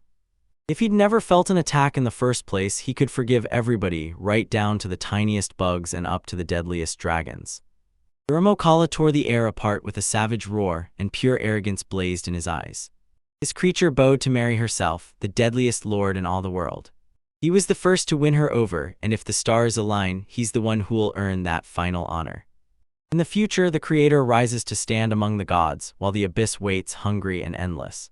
Seriously, don't even entertain the thought of bowing to that lowly, faithful deity, because the nerve to ask him for anything at all is downright outrageous. The world's most feared warrior, Mar, the one everyone swore was the strongest of all, doesn't even deserve to have his remains sit here. The skewer's sharp tip, dripping with juicy meat, slid right up beside the hero. With one brutal swing of the sword, a monstrous surge of power tore through the air. I watched his tongue spin like a mill, never once slowing down. If you'd backed out right then, you'd never have had the chance to make it all come true. At minimum, his bones would still stay behind, etched like a brutal reminder of everything that came before. With the chaos roaring all around, Fafnir grinned and swore she'd never once doubted him. She got it all in an instant, so this is what it means to kill, huh? The girl blurted out that her stomach was screaming, she was starving terribly. As he closed in on the chest, the main character calmly declared, "I'm cooking meat today," then reached inside and pulled out a mysterious object called. The Book of Conquests is a legendary tome where the souls of every being the gods crushed are preserved. If you own it, you can strike a pact, and then you can summon and command those captured souls until the contract gets renewed. Yeah, this artifact is the rarest of the rare. Suddenly, the villain snaps his gaze over, something of the highest rank just spilled out from the chest. Could that mean the boss is behind this? A wild system window suddenly popped up on the screen, flashing an offer to add Jura Mikola's soul to the catalog. He slammed the button without a second to spare, and the main character shot off a furious, "She has to find out about this." When they asked the girl what she wanted, she snapped back instantly. What she craved most was to smash those buttons. So he blasted off into the sky. A new edition popped up on one of the pages. A bolt of shock ripped through the antagonist's eyes. "So this is how beings are made, and he'll be able to summon them," he muttered, snapping through the pages. Turns out this book was way more fascinating than he expected. With everything going sideways, the hero decided to smash through the first level again, then log everyone into the catalog. He yanked his partner over and said, "We're heading back up, I have to check something." Fafnir only grumbled, still hungry as ever. With a sharp frown, the hero snapped back that he already had it all figured out, while pointing out that she still had a ton to learn. After a while on the first floor, the smiling girl leaned in and asked what he was up to, so he stayed calm and told her he was seconds from summoning Jurmahala, the one they'd finally cornered. Fafnir stared at it and muttered, "No way, this is the exact monster I already smashed before. Same nose, same thing." The protagonist snapped right back, irritation blazing in his voice. "Don't say killed," he just reached out his hand to. With a violent shout, he declared he'd call a demon out of the book in his name. Then he demanded the creature be freed. Right then, a portal ripped open in the ground, and Jira Mikalo stepped out like it was her stage. With wide eyes, he spun around and blurted, "Wait, where am I?" Only he managed to spot two boys and blurt, "This is the newly minted god himself." His soul tore out of the book, and from that moment, the demon was fully bound to his master, totally under his thumb. Without wasting a second, he shuts him down with a flat, categorical refusal, and then the hero just snaps, irritated like, "Do you really think you're special? Because I don't care what you think." Yanking out the unbreakable stick, he grinned and swore he'd follow him. Sure, maybe after getting killed 10,000 more times, he'd finally learn to stay in line. After 51,000 years, the protests finally fell silent. A command snapped through the air, "Rise," and the demon obeyed. He shot up on the spot, saluted hard, and called out, "Good morning." The stick flashed through the air and slammed into the opponent's face with a sickening sting. Then the main character wasted zero time, pointing him out like, "You're way too slow." The moment the answer left his mouth, the monster crashed to the ground and started begging for forgiveness, while the main character. The big question hits hard: what the hell is wrong with him? Jermicalis snaps back that it's nothing but a worthless creature squirming on the pavement, and the main character fires off, "So these worthless things are supposed to be better than me." The demon erupts in denial, roaring, "No way, I'm the saddest of the bunch, even worse than them." Suddenly, Fafnir snapped awake and burst out, greeting everyone with a loud, cheerful "Good morning, Jermac call." He couldn't hold back his excitement, so he blurted out that she was a garbage beetle, then froze, realized what he'd said, and snapped, "Oh wow, I'm the same." Once again, that reed shoved into his face with a brutal sting, and right after, he heard a triumphant shout, "Too slow." He snapped that it was inappropriate to talk like that near her, but right away Fafnir shot back an insult, calling him a boor without even blinking. After he greeted them and wished good morning, rage flared on the main character's face as he snapped, "Let him stare as much as he wants." And then, "Now we." She even admitted she feels like a worthless insect, and the main character snapped in fury, "It's all because of him that you all turned into trash," then sentenced the demon to 50,000 push-ups to atone. The demon didn't argue. He hit the floor and started counting them out, about an hour later. At last, the chaos finally hit a wall, and the main character realized the whole thing was over. "We're storming into the dungeon to stuff the book with brand new knowledge. Yeah, that's the whole point."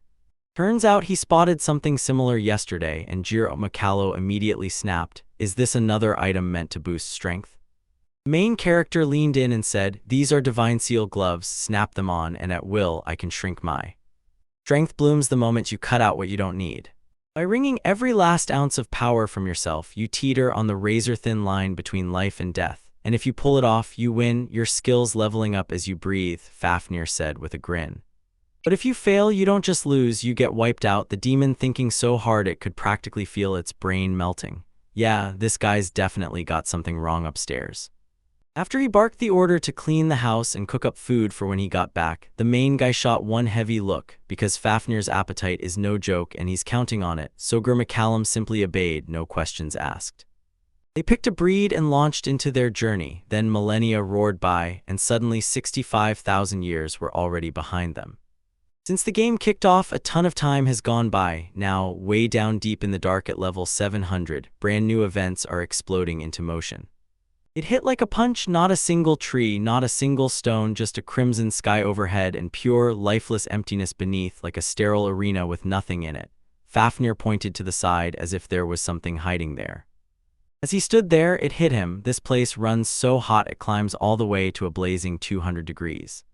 Staying here is basically sentencing yourself to death, so he nodded, still pressing. Is this really the main enemy? And the phoenix was already writhing in sickness, barely holding on. Burning Zone, who spotted the sudden wave of new faces, and tell me, has anyone else actually climbed to this level yet? A nasty thought slipped in. Those gloves had robbed him of serious power, and now he couldn't even figure out how strong the guy in front of him really was.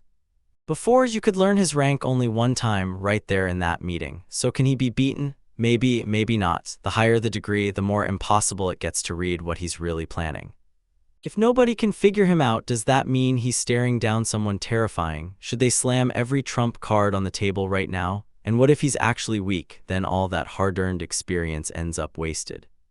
The boy strides up to her and blurts, "What do you think, fatty?" The moment he showed up, hunger sparked in everyone's eyes.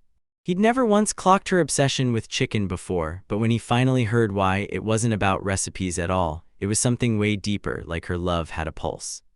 The girl teased her companion, asking how a lady could possibly eat that much, and he shot back with a smug, "Well, it just looks way too appetizing." Phoenix sat there, baffled by the whole exchange, until Kai finally broke it down.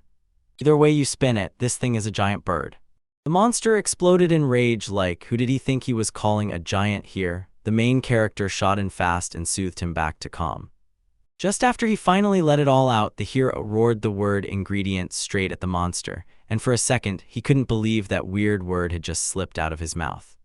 Unforgivable, the way that monster disrespected the divine phoenix was pure audacity. Then, with a savage shriek, he swore he'd never forgive the one who dared offend him, because insulting a majestic being like himself is absolutely unforgivable.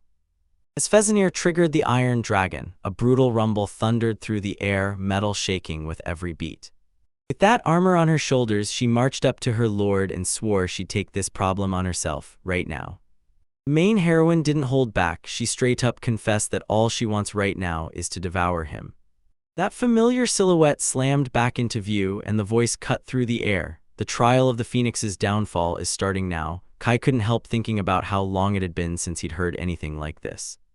The monster blared, "Are you serious? It's really about him. You're wasting your hopes. This won't save a single one of you. Make them square up and apologize," then straight into the blazing fire of hell. He shot back that he had seriously misread her. In battle armor, he pleaded to the earth and the sky, summoning their thunder to help him. She barreled toward the phoenix like a tornado, then slammed it with a blow so devastating it felt like the sky cracked. Shells scream through the air and detonate right beside the creature, over and over non-stop like a nightmare loop with no mercy. Her move landed perfectly, and just like that, the bird was down for the count. The main character lit up with excitement and told us his story like it was right off the edge of his seat. She stepped in with total confidence and showed everyone she'd mastered every single thing without a single mistake. The one truth that matters most is, today she nailed the technique names clean, clear, no stumbles, starting with Fafnir. The culinary master has already started whipping up mouth-watering wonders, one delicious creation at a time. They were about to roast the phoenix over the flames, and the longer it dragged on, the fiercer his stare burned. Suddenly, the flame roared brighter, and to Kai's shock, the object started snapping back into its original shape. But tell me, how could that even happen? She ended him with zero mercy. The creature wrestled control back into its own body, and then a raw, guttural roar tore out of its throat. No matter how hard you swing, you can't wipe it out. Every strike just cracks it open, and it crawls back to life again and again, countless times, like it's got tens of millions of lives packed inside its body. For a split second, the protagonist nearly turned to the girl and asked her to break it again, but then a brilliant idea hit him like lightning. If the bird can't be destroyed, then you've got to get creative with real, clever moves. But the bird grumbled nonstop, furious that this whole plan is seriously messing with its vibe. Inside the hero, that battle hunger hadn't roared like this in ages. Now it was go time to test how truly invulnerable this monster really was. Driven by his own cold thoughts, he tore the demon open while it stayed awake, then laid every single organ out piece by piece down to the smallest detail, without flinching once, and when it was over, he crushed the whole thing until it splintered into tiny fragments. The bird wouldn't stop chirping, like it was fighting for control while emotion tried to swallow it whole. Meanwhile, the girl kept her eyes glued on everything that was unfolding, wondering just how much longer this demon can keep breathing as it struggles on, panting through the seconds. The final strike finally landed, and for a split second he just stared like his brain couldn't accept it. The monster was really gone, and he'd actually done it. Turns out it had to be smashed just like that, because the system swore it had logged the exact moment this action happened. How could this be real? The main character couldn't tear his eyes from the crushed pile, stunned by what he was seeing, because the monster had swaggered in and insisted it had already been reborn. In the middle of all that chaos, a sudden glow lit everything, and the hero's eyes snapped right to it. The moment he grabbed it, the system blared. The soul of the immortal phoenix bird had been found. Then it demanded a choice. Should he add this relic to the catalog? Rage exploded in the hero as he lunged at the immortal bird and drove a strike straight into its chest. His soul screamed in despair. Where was that immortality everyone promised? All that was left were hollow words, and then he finally just threw in the towel, even though this scoundrel of a bird could have kept going for another 10 years. His eyes are wide open, and the shock hits instantly. He realizes he screwed up right now because she clearly hears it. He already warned that something like this was coming. Some thoughts are better swallowed than spoken, so with every move he made, he drove the point home, and she finally understood. For her alone, he bared his whole soul, like he was trying to win her over with sheer presence. Then her sharp stare cut right through him, and she clocked the truth in an instant. It wasn't strategy at all, just emotions he'd finally let spill. He wanted to go at her, but he slammed the brakes. She was a lady, and arguing would have been a bad move, especially over words like that, and she'd even decided that calling him daddy was the real mistake. She snapped up and swore she'd understood every single thing, then turned the tables, tearing into him and calling him a lousy teacher. With one gentle sweep of his hand, he brushed his fingers through her hair, then his heart sank as he finally admitted to himself that he'd been a terrible dad, and he called his daughter home. He sprinted back toward the garbage beetle. He realized his upbringing was a total mess, and the next morning, right at breakfast, he and the girl sat there in dead silence. Ever since she was a kid, her name has been tied to a divine dragon, no ordinary beast but something holy and terrifying, and her whole life has been wrapped around its power, like there's a secret inside it only she can uncover. These ancient dungeons have turned into her endless prison. She's been stuck here so long that even why she's here is gone from her memory, and once, she was chosen to guard this mysterious place, but her mission has never once changed. Her heartbeat hammered as she counted down, itching to square up with someone worthy of her power. Then her mentor, Kai, finally stepped into view. With one brutal swing, he smashed the wall behind her, but the barriers guarding the girl kept her safe, blocking out every last trace of fear. His terrifying presence hit like a punch, and in that split second the girl snapped back to every warning she'd heard earlier. She was sure the day was coming when someone would finally show up and hand her freedom, and the moment she met that person, she'd follow them without a single doubt. Moving in with the master flipped everything. Our bond shot from cold to real friendship fast, and that scary, hardened vibe melted into warmth, trust, and the kind of calm that made his terrifying face stop scaring people. She also whips up these insanely exquisite dishes, then a warm smile flashes as she remembers how, after what felt like forever, someone finally showed up who let me spill my thoughts, and suddenly good food and honest talks turned into a full-on feast for the soul. Under close supervision and endless care, she finally bloomed, pure joy bursting out of her, until she nearly lost track of how much time had passed. She didn't see it coming, but real attachment snapped into place, and as time went on, love burst into bloom inside her heart. Thank you so much. Trust me, from this moment on, everything's finally going to be okay for them. Side by side, they take off on wild adventures, train hard, push each other forward, dive into books together, and soak up the thrill of every new discovery. They finally drift off together, wrapped in that peaceful, safe feeling right beside the one person they love most. She cleaned her plate down to the last crumb, then practically begged the host for seconds, because that dish was so insanely good her appetite didn't stand a chance. The moment he heard those words, a grin burst across his face. He gently ruffled her hair and admitted that it was because of her that his cooking skills had skyrocketed. Breakfast was still going, but the clock was racing toward lunch, so it was time to move. A dark cloud of resentment crossed her face, but the boy nonchalantly told her he'd already packed lunch just for her, and the moment she heard it, her mood snapped from gloomy to bright. The second they crossed the house threshold, the whole team was there in full force. Jury McCallow himself met them at the door and wasted no time, dropping some seriously important news right away. From this moment on, 2 more of the Master's loyal supporters slipped into the squad, and the moment they did, they swore they were truly thrilled to stand by the main character. The moment he laid eyes on them, joy exploded out of him, and he put his heart into hoping they'd stay. The whole team begged for his safe trip, but right then the man snapped, demanding they cook dinner and pack up everything. By evening, when he finally came back, his allies rushed to do exactly what he asked, grinning like they'd been waiting for their chance to help. With the girl by his side, they hit the road. Buffniere was sure the monsters recognized her master and held her in respect.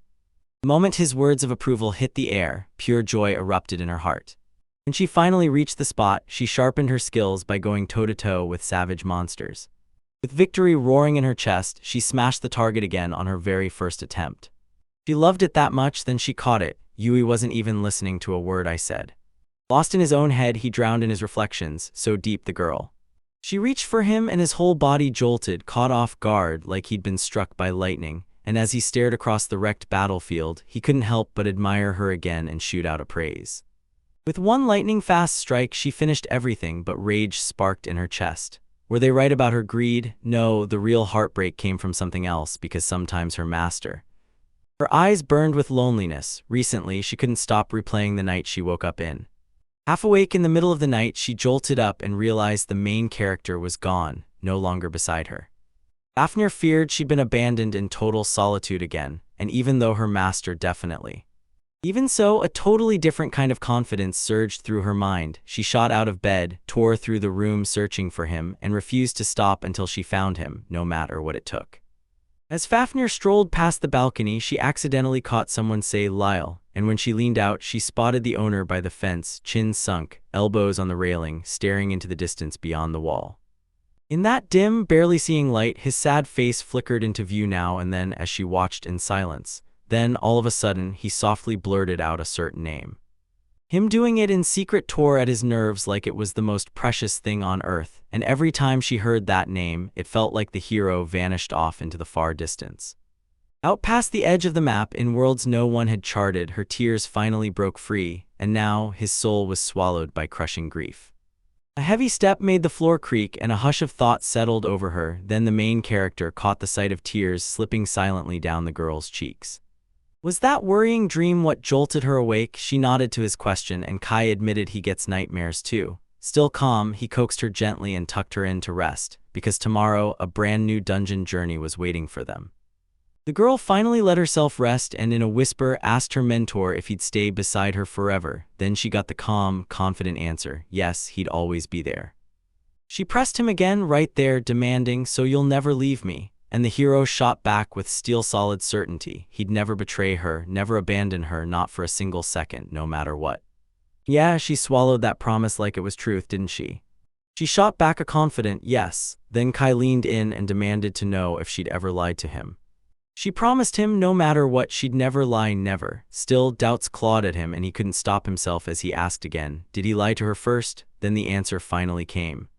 When she didn't answer, he slipped an arm around her and whispered, I've always told you the truth and I always will. He swore to her they'd never be apart, and Fafnir's joy erupted like fireworks.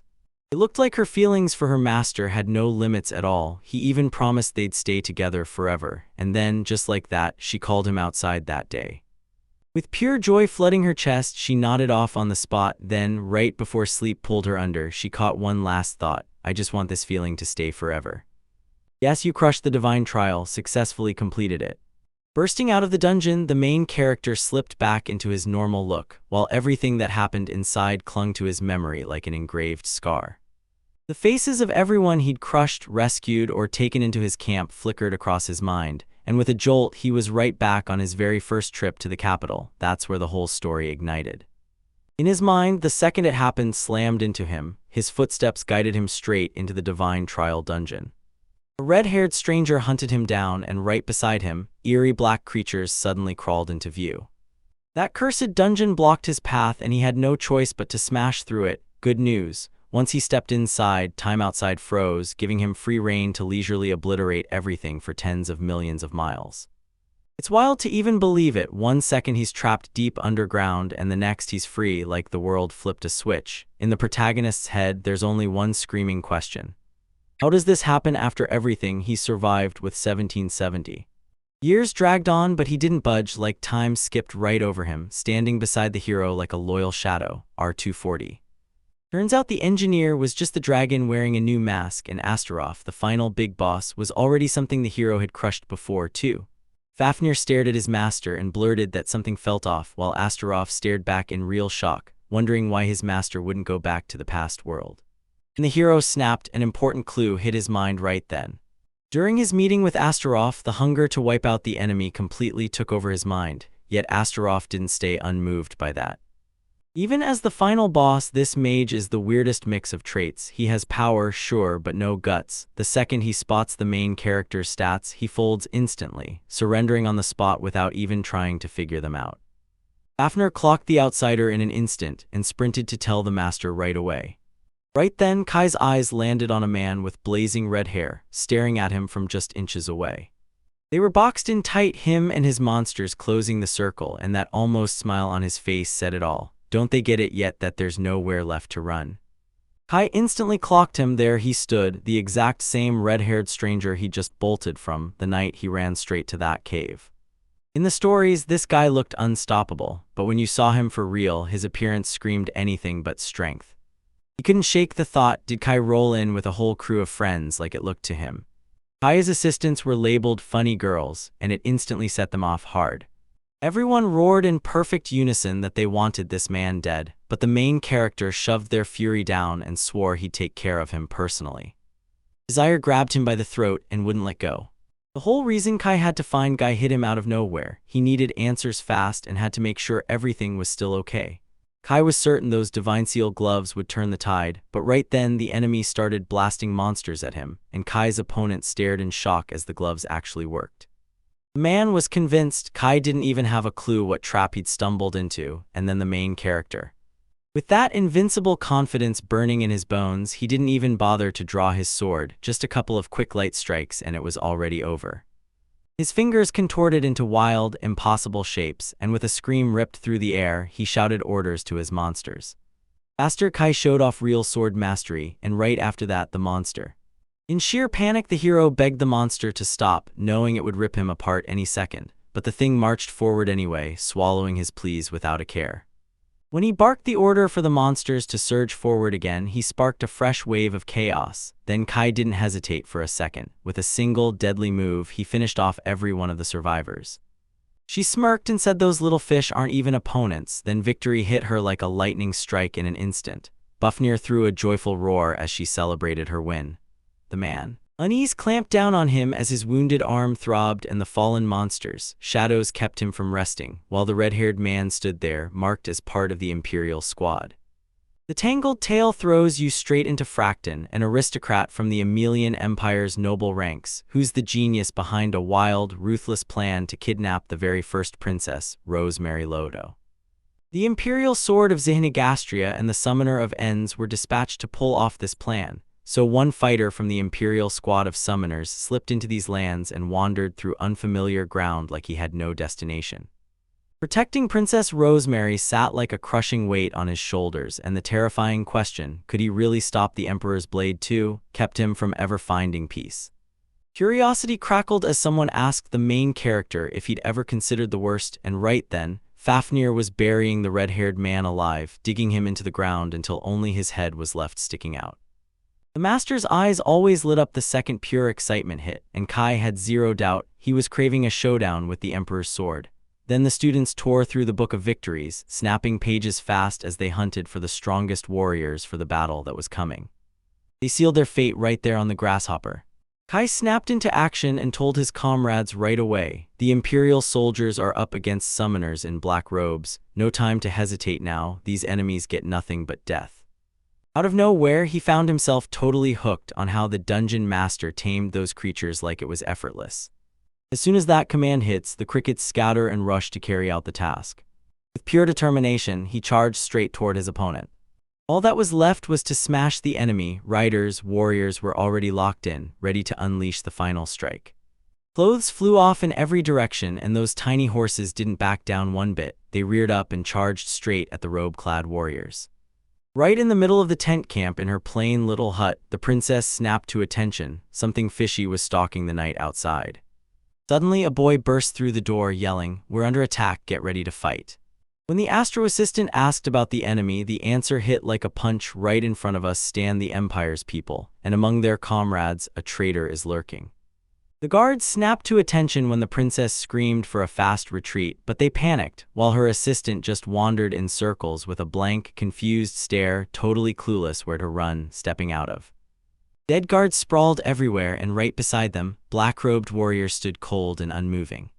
With Lord Frakton at their helm, the squad surged ahead while the princess seethed because his betrayal, turning on the very kingdom she swore to protect, landed like a gut punch. Princess Rosemary couldn't summon the strength to accept her brother's betrayal. Her heart refused to swallow the cold truth, even after Lord Frakton flatly warned that if her suspicions were proven, she'd have no choice but to believe. After tying the knot with the Empire's third prince, she watched Prince Gilbert surge onto the throne. To keep the homeland safe, the Lord made the call for the kingdom, putting everything on the line for the country's fate. Rage flared on the princess's face. Mocking your own people is pure betrayal. Then a warrior stormed in out of nowhere, and before anyone could blink, he pointed straight at the traitor and shouted, "It's him." Joy surged through the girls the moment the warrior showed up. Right there stood Arnold, the chief night guard, who hurried up with a full set of apologies for being late and then asked the princess politely for permission to leave. For him, the warrior snapped his sword up and shouted for the Lord to get ready, but when he finally struck, his attack went sideways. The young warrior couldn't keep the shock off his face. Right in front of him stood the kingdom's true pillar, and wow, this opponent was exactly the real deal. Out of nowhere, Zihnagastria, warrior to the core, showed up and demanded a battle to the death, promising it would carve real courage into every heart. Arnold demanded to know if the warrior in front of him was truly the Empire's best swordsman. Locked eyes, and then, no second thoughts, squared up for a brutal duel where they swung their blades with flawless skill. From far away, the girls kept their eyes locked on the duel, whispering that the fighters were dead even, until a snake suddenly slithered out from behind Arnold like it came out of nowhere. Instead of panicking, he shot his opponent a sarcastic grin and asked if that lame trick was really supposed to scare him, and right then, Zignal blared a warning to his partner, "Don't jump in." No time for jokes. Ents, the giant black-clad warrior, clenched a snake in his fist, and Zihnal shot him a look, asking if he was really going to mock him as a swordsman right then. En said the Emperor's order comes first above everything, and Siner shot back that En's just a tall son. The princess cowered inside the tent, shaking with fear as she wondered why Arnold refused to come in. Arnold and Anna sank into deep thought, wrestling with something huge while the girls buzzed with energy, plotting their next move. Arnold would pull the distraction. The warriors hurled themselves into the forest's depths with everything they had, their resolve blazing as they fought to outrun the danger. He realized the only thing that mattered right then was the princess's safety, right at that exact moment. Without warning, one of the garden's creatures snatched the princess and hissed that she'd never get out of here. Anna snapped to her feet and one merchant hissed to the others that no one was allowed to touch the princess. But she was in full panic mode, shouting at the top of her lungs, begging to be freed. The wholesaler stepped in and demanded that Enz take the princess on as his assistant, but Enz just shrugged it off, letting the warrior do whatever he wanted. His drive burned like an unbreakable flame, never once wavering. The girls got dragged apart, yanked in every direction, then Enz shoved the princess into the Lord's care, trusting him with everything, and the whole moment felt like a nightmare you couldn't wake from. Signal and Enz bolted out of the tent and vanished into the twilight. Signal couldn't settle down, he swore he hadn't said everything burning inside his heart yet, and Anna couldn't quite figure out what exactly he meant. The merchant snapped his grip onto Anna, shot the princess a venomous look, and swore that she'd see her friend turn into a woman, right here, while all this hate for the homeland and its people raged around them. Eyes squeezed shut, the princess let out a desperate scream, pleading to the gods, daring the demons, begging anyone at all to save her right then. Tears poured down her cheeks nonstop. The main traitor slammed Anna onto the ground, pinned her under his weight, and crushed her with his body. Right in the middle of the chaos, the main character suddenly burst onto the scene and stood beside the body. With one brutal smack of his palm, he snapped the necks of the sly merchants. Heads went tumbling through the air, like a razor-sharp blade had swept them clean off their shoulders. She froze mid-step, totally stunned by everything that just happened, and right through the chaos, she spotted Kai. He couldn't stop thinking about how fast those soldiers crumbled under his hits, because everyone kept calling him the weakest. In this world, the moment you turn 13, heaven hands you a blessed gift. Some get the holy sword, others the royal spear, and as the world starts to vanish. When a threat hangs over the world, special chosen ones step onto the arena, and Kai Gainman is left holding a power like no other. Among everyone who came before him, they labeled him the weakest and the most forgettable, so when he looked at himself, he couldn't even see a shred of strength, not even enough to match the tiniest creature in the whole world. Kai reached for the princess and asked if she had the strength to get up, and Rosemary answered by quietly taking his hand and thanking him from the bottom of her heart. Warriors and black-robed figures spotted that the monsters had chosen Kai's side, then sprinted straight into the forest thicket. The monsters bowed to their master and Astaroth too, right after they got the green light. She didn't hesitate, she snatched Lord Fracton by the jacket and zeroed in like she was about to throw the trash out for good. Kai nodded, and right then the princess leaned in and studied the item like her life depended on it. In his head, Tagoniston froze. Was this really the Kai everyone swore by? She first heard about him from her best friend, Rena, and get this, Kaikun and Rena have been inseparable since they were kids. Rena Grot wielded the power of the sacred sword, while little Kai stood there, fragile and wide-eyed, practically begging to get hurt. She jerked back in shock, staring at the prince like, how did you wipe out those warriors? Because everyone said his powers were the weakest. The princess called Arnold and Anna over, right to her side. Strange bubbles wrapped Anna and Arnold tight like a shielded cocoon, and the princess shot into action, instantly convinced that. A shocked question shot through the crowd, are these real monsters? But Kai snapped into action, calming everyone and explaining they weren't enemies at all, they were healing slugs. Arnold told everyone to stay calm as the slugs worked on the wounds, and he watched firsthand as those cuts truly started to mend. Anna insisted she felt way better now, while the snails kept working nonstop, tending every wounded soul, and the princess with. Anna's joy exploded the second they met. She and the other one lunged into each other's arms. With a bright, happy shout, Anna blurted the biggest news of all, the hostess is safe. Just as Arnold barked for every slug to hustle back to the Book of Victories, he was hit with the real shock. Emma's abilities were way beyond what he expected. Kai broke it down, officially this isn't a call to action at all. Then Badier immediately started acting out like a true kid, because she just couldn't wait to get the approval she wanted. With a grateful grin, he thanked every one of his monsters for the job they'd nailed, then made it crystal clear they weren't just his workers, they were his real friends. Arnold spotted the enemy and, with a bitter smile, basically said they looked absolutely wrecked. Warrior N spat that restraining a girl doesn't take much brains, and Signal only sighed before saying, "That's why we had to handle everything ourselves from the very first day." When Kyan spotted the Empire's soldiers, the princess blurted out that they'd finally come back right there on his face.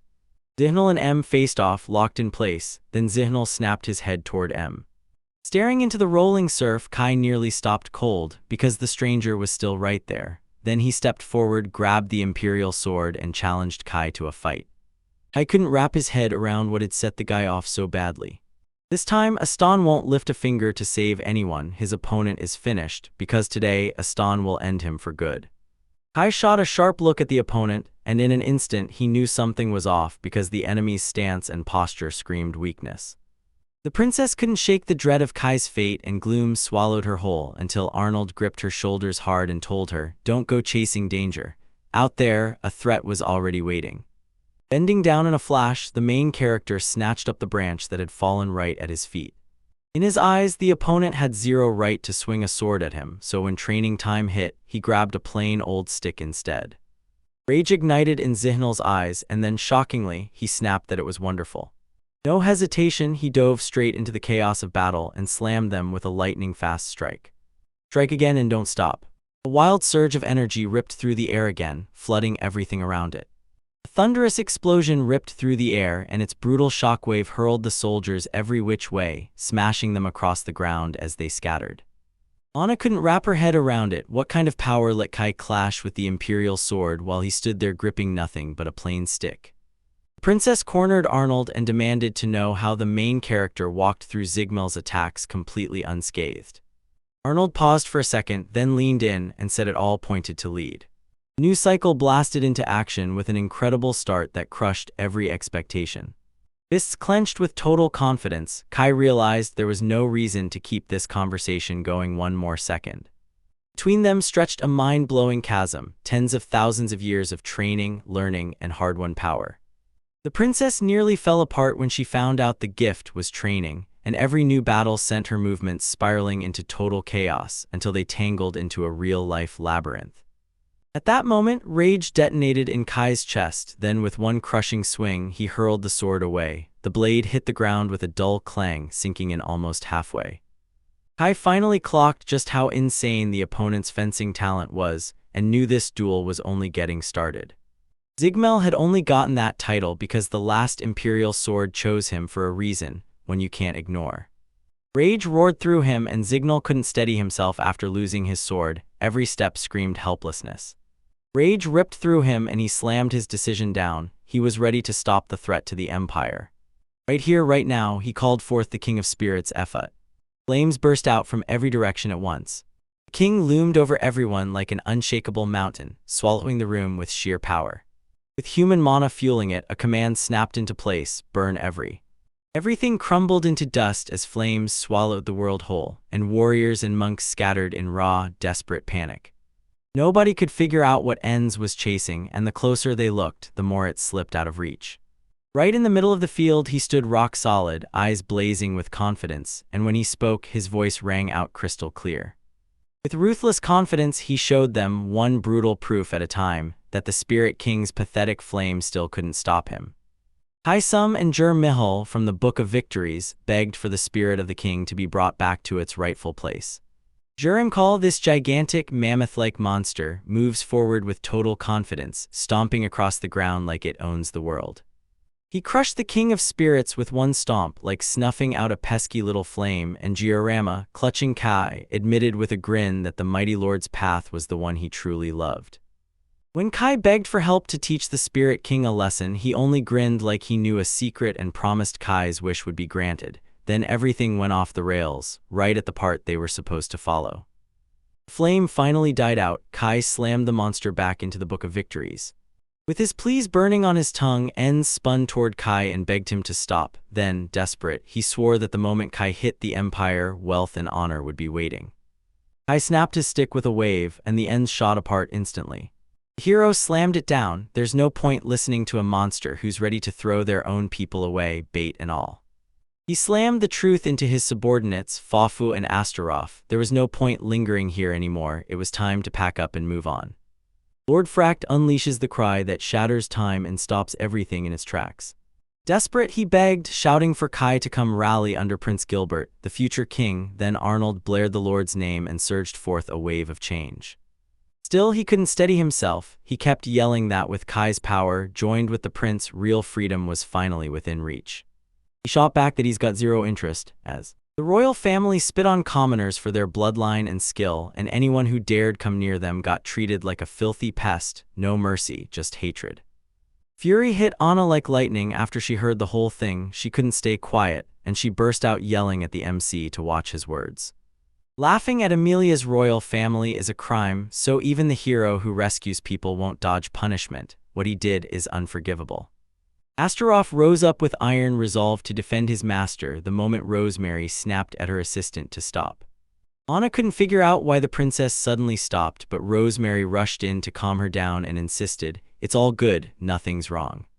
On her journey, someone finally stepped into her path, and when she looked closely, their worldview matched hers shockingly well. She thought, if it wasn't just the royal family, but even the aristocracy is already getting tangled up in state. No matter what powers they each carry, when they team up they can forge a stronger state. This is the bright future she's fighting for. But that means she's not a princess anymore, Rosemary. Even if the world twists that way, it doesn't shake her. She's already made her choice, and she's handed it straight to Kai, the one guy who's always stayed loyal to her. Rosemary Lotto Amelia isn't just pretty, she's the Empire's first beauty, crowned as a true royal. Everyone snapped to attention when they reminded the princess that Arnold is her father's chief guard, and the whole room went dead silent, stunned beyond words. In the crowd of courtiers, she can't trust a single soul, none of them are safe. And Kai, he wants no fortune, no spotlight. His only hunger is brutal, the kind of strength that can smash the Emperor's sword. No choice remained, so the princess thrust out her hand and declared, "I want Kai Gaineman as my guardian." If he said yes, he'd swear an oath to her and kiss her hand with his lips. With the princess's hand in his, he swore he wouldn't let go until the truth finally came to light. A real royal guard would stride right into the game, grab that role, and own it. Their palms slammed together in a hard handshake, fingers locking tight as determination sparked between them. Rosemary confessed she's counting on him to back her up. Seraph Chukov towered above the rest, unbreakable will in his bones, eyes sharp enough to make you feel the hidden fate waiting behind them. Problems kept smashing down on his mentor, but Kai swore that if he followed the princess, he'd finally be ready for real monsters in a duel, while Fafnir just grinned, promising he could spot her master anywhere. The princess grabbed a pen herself, wrote the letter personally, and handed it straight to Arnold. That road spit him out at the city of Bars, where Arnold had one job: deliver this letter to the princess's friend, Renee. In her letter, she revealed that Lord Frank had ditched the attack plan, swallowing some secret plot with the Empire, and the princess immediately suspected that Renee. Every last Imperial soldier got crushed, all because Kaikun's childhood gave their friend the edge the Empire never saw coming, so now the main character. I leaned in and asked the princess what lit up that bright smile of hers. What on earth happened? She just teased me with a mysterious grin, saying nothing special at all. We were tucked together in a cozy little place, and she kept staring at him like she knew something I didn't. A grin lit up her face, because in that letter she revealed the main character had turned out to be way more reliable than anyone expected, and now they were both bracing for the start of their new life together. Meanwhile, they finally checked into the Papair Hotel, and the main guy straight up asked if the king's order was really the reason they had to stay cooped up here for weeks. Girl nodded and said, "Yep, until the trouble in the local bars settles down." Somewhere deep in her chest, pure joy exploded, because get this, he actually agreed to become a royal guard. If he hadn't stepped in, she'd have been forced to crawl all the way to the very holy swordsmith, Rena Grot, and that grim thought hit the main character like a punch. Rena's friend got a sacred sword as a gift, kicked off his journey with the heroes, and now he's training in the capital. So maybe that's why, deep down, he feels he has to protect Rose, because they've been tied together since long before as friends. The princess shot him a worried look and asked if he truly meant to put Rena in that kind of danger. Then he answered that she's his friend, and of course he wants to protect her. Rosa nodded along, swallowed her pride, and apologized right on the spot. With his old days as a royal guard still fresh in his mind, he leaned in and told her straight, "Tell me the truth, don't hide a thing," and made her remember it. She confirmed it with a smile, saying she still feels grateful to him, like it's burning bright in her chest. With nerves buzzing under her voice, she turned to him and asked, could she please have something else? Fafnir and Astaraf were peacefully dozing, while the dog sprawled nearby, napping like it had all the time in the world. The door burst open and Kai hollered at the top of his lungs, waking the whole place up. "All right, everyone, get up." Astaraf jolted up in a panic and awkwardly threw himself in front of her like a shield. Tucked under a sheet, the girl demanded to know what happened, and the main character shot back that they were all going to hit the city together. Astaraf had to go shopping, but then the sheet slipped off him and Kai's eyes snapped to the female figure. He blurted, "Wait, is Astaraf really a girl?" Fafnir's thunderous laughter filled the room and the dog burst in with an even louder bark, so the princess and Anna rushed straight toward the noise that shattered the quiet, and Anna demanded what was going on, while Rosa beamed at everyone and called out a cheerful good morning. While the princess gently brushed Fafnir's hair, she leaned in and asked, with cautious hope, if she could team up with Kai to hunt the city for ingredients for their next cake. Fafnir's shock hit like fireworks. There, right in front of her, was a gorgeous festive cake, and she blurted out to Rose, "Can you make something like this?" Rose nodded right away, but admitted she was still nowhere near Kaya's level, and she meant it. She genuinely wanted to thank Fafnir back. For this event, everyone got their roles, and Fafnir was absolutely thrilled. While that was happening, Kai ripped Namia out of the book and handed him the job of guarding the princess, then headed off to deal with the city's business. Namia didn't hesitate for a second and agreed to it without conditions. A never-ending storm of what-ifs and hesitations kept roaring through his mind like an endless echo, freezing every move and silencing the answers he desperately needed, while doubt gnawed at his soul and strangled his confidence in every feeling and decision. Anna asked Rose if everything would be okay, and Rose let out a heavy sigh, because if she hadn't acted like that, he never would have left the driveway. He would have stayed right there, guarding her closely. Behind that goofy mask, he's anything but simple. He plays dumb on purpose, but deep down he's locked in, weighing every detail before he moves. Deep inside the towering Silka forest sits a tiny town where hunters from every corner of the world flock together. People from every corner of the world flood into this place, and the whole market roars with life, because one red fruit fuels the trade, the pepper fruit. A huge open space where every animal comes to gather, and the hero suddenly remembered, right then, how his mother being. Hunter's own words hit hard again and again. She admitted she'd been dreaming of coming here with him, even if only once. He kept dreaming of the day he'd become a hunter and finally earn his own living. Then, out of nowhere, strange voices slipped into his ears. The moment the asteroid got curious about where the noise was coming from, Kai shot him his own theory. Kicking off a reconnaissance mission, Fatimir pounded the streets, wondering where Fen, the dog, had vanished to. In the crush of people, they pushed straight through to the vendor, who beamed as he handed Mr. Getty the best paparote grown this year, and then the merchant practically begged the esteemed gentleman to take a bite.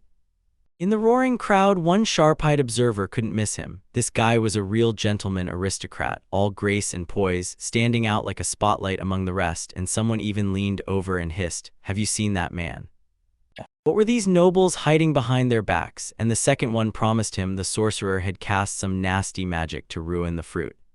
Rage surged in him. What kind of nonsense is this? Then he realized the fruit wasn't just bad, it had fully spoiled and rotted into nothing but stench. The noble lord blurted out that he was already sold on it, then handed him the job of picking gifts for Prince Gilbert, and if he treated his highness to something spoiled, he was basically feeding his highness that rot.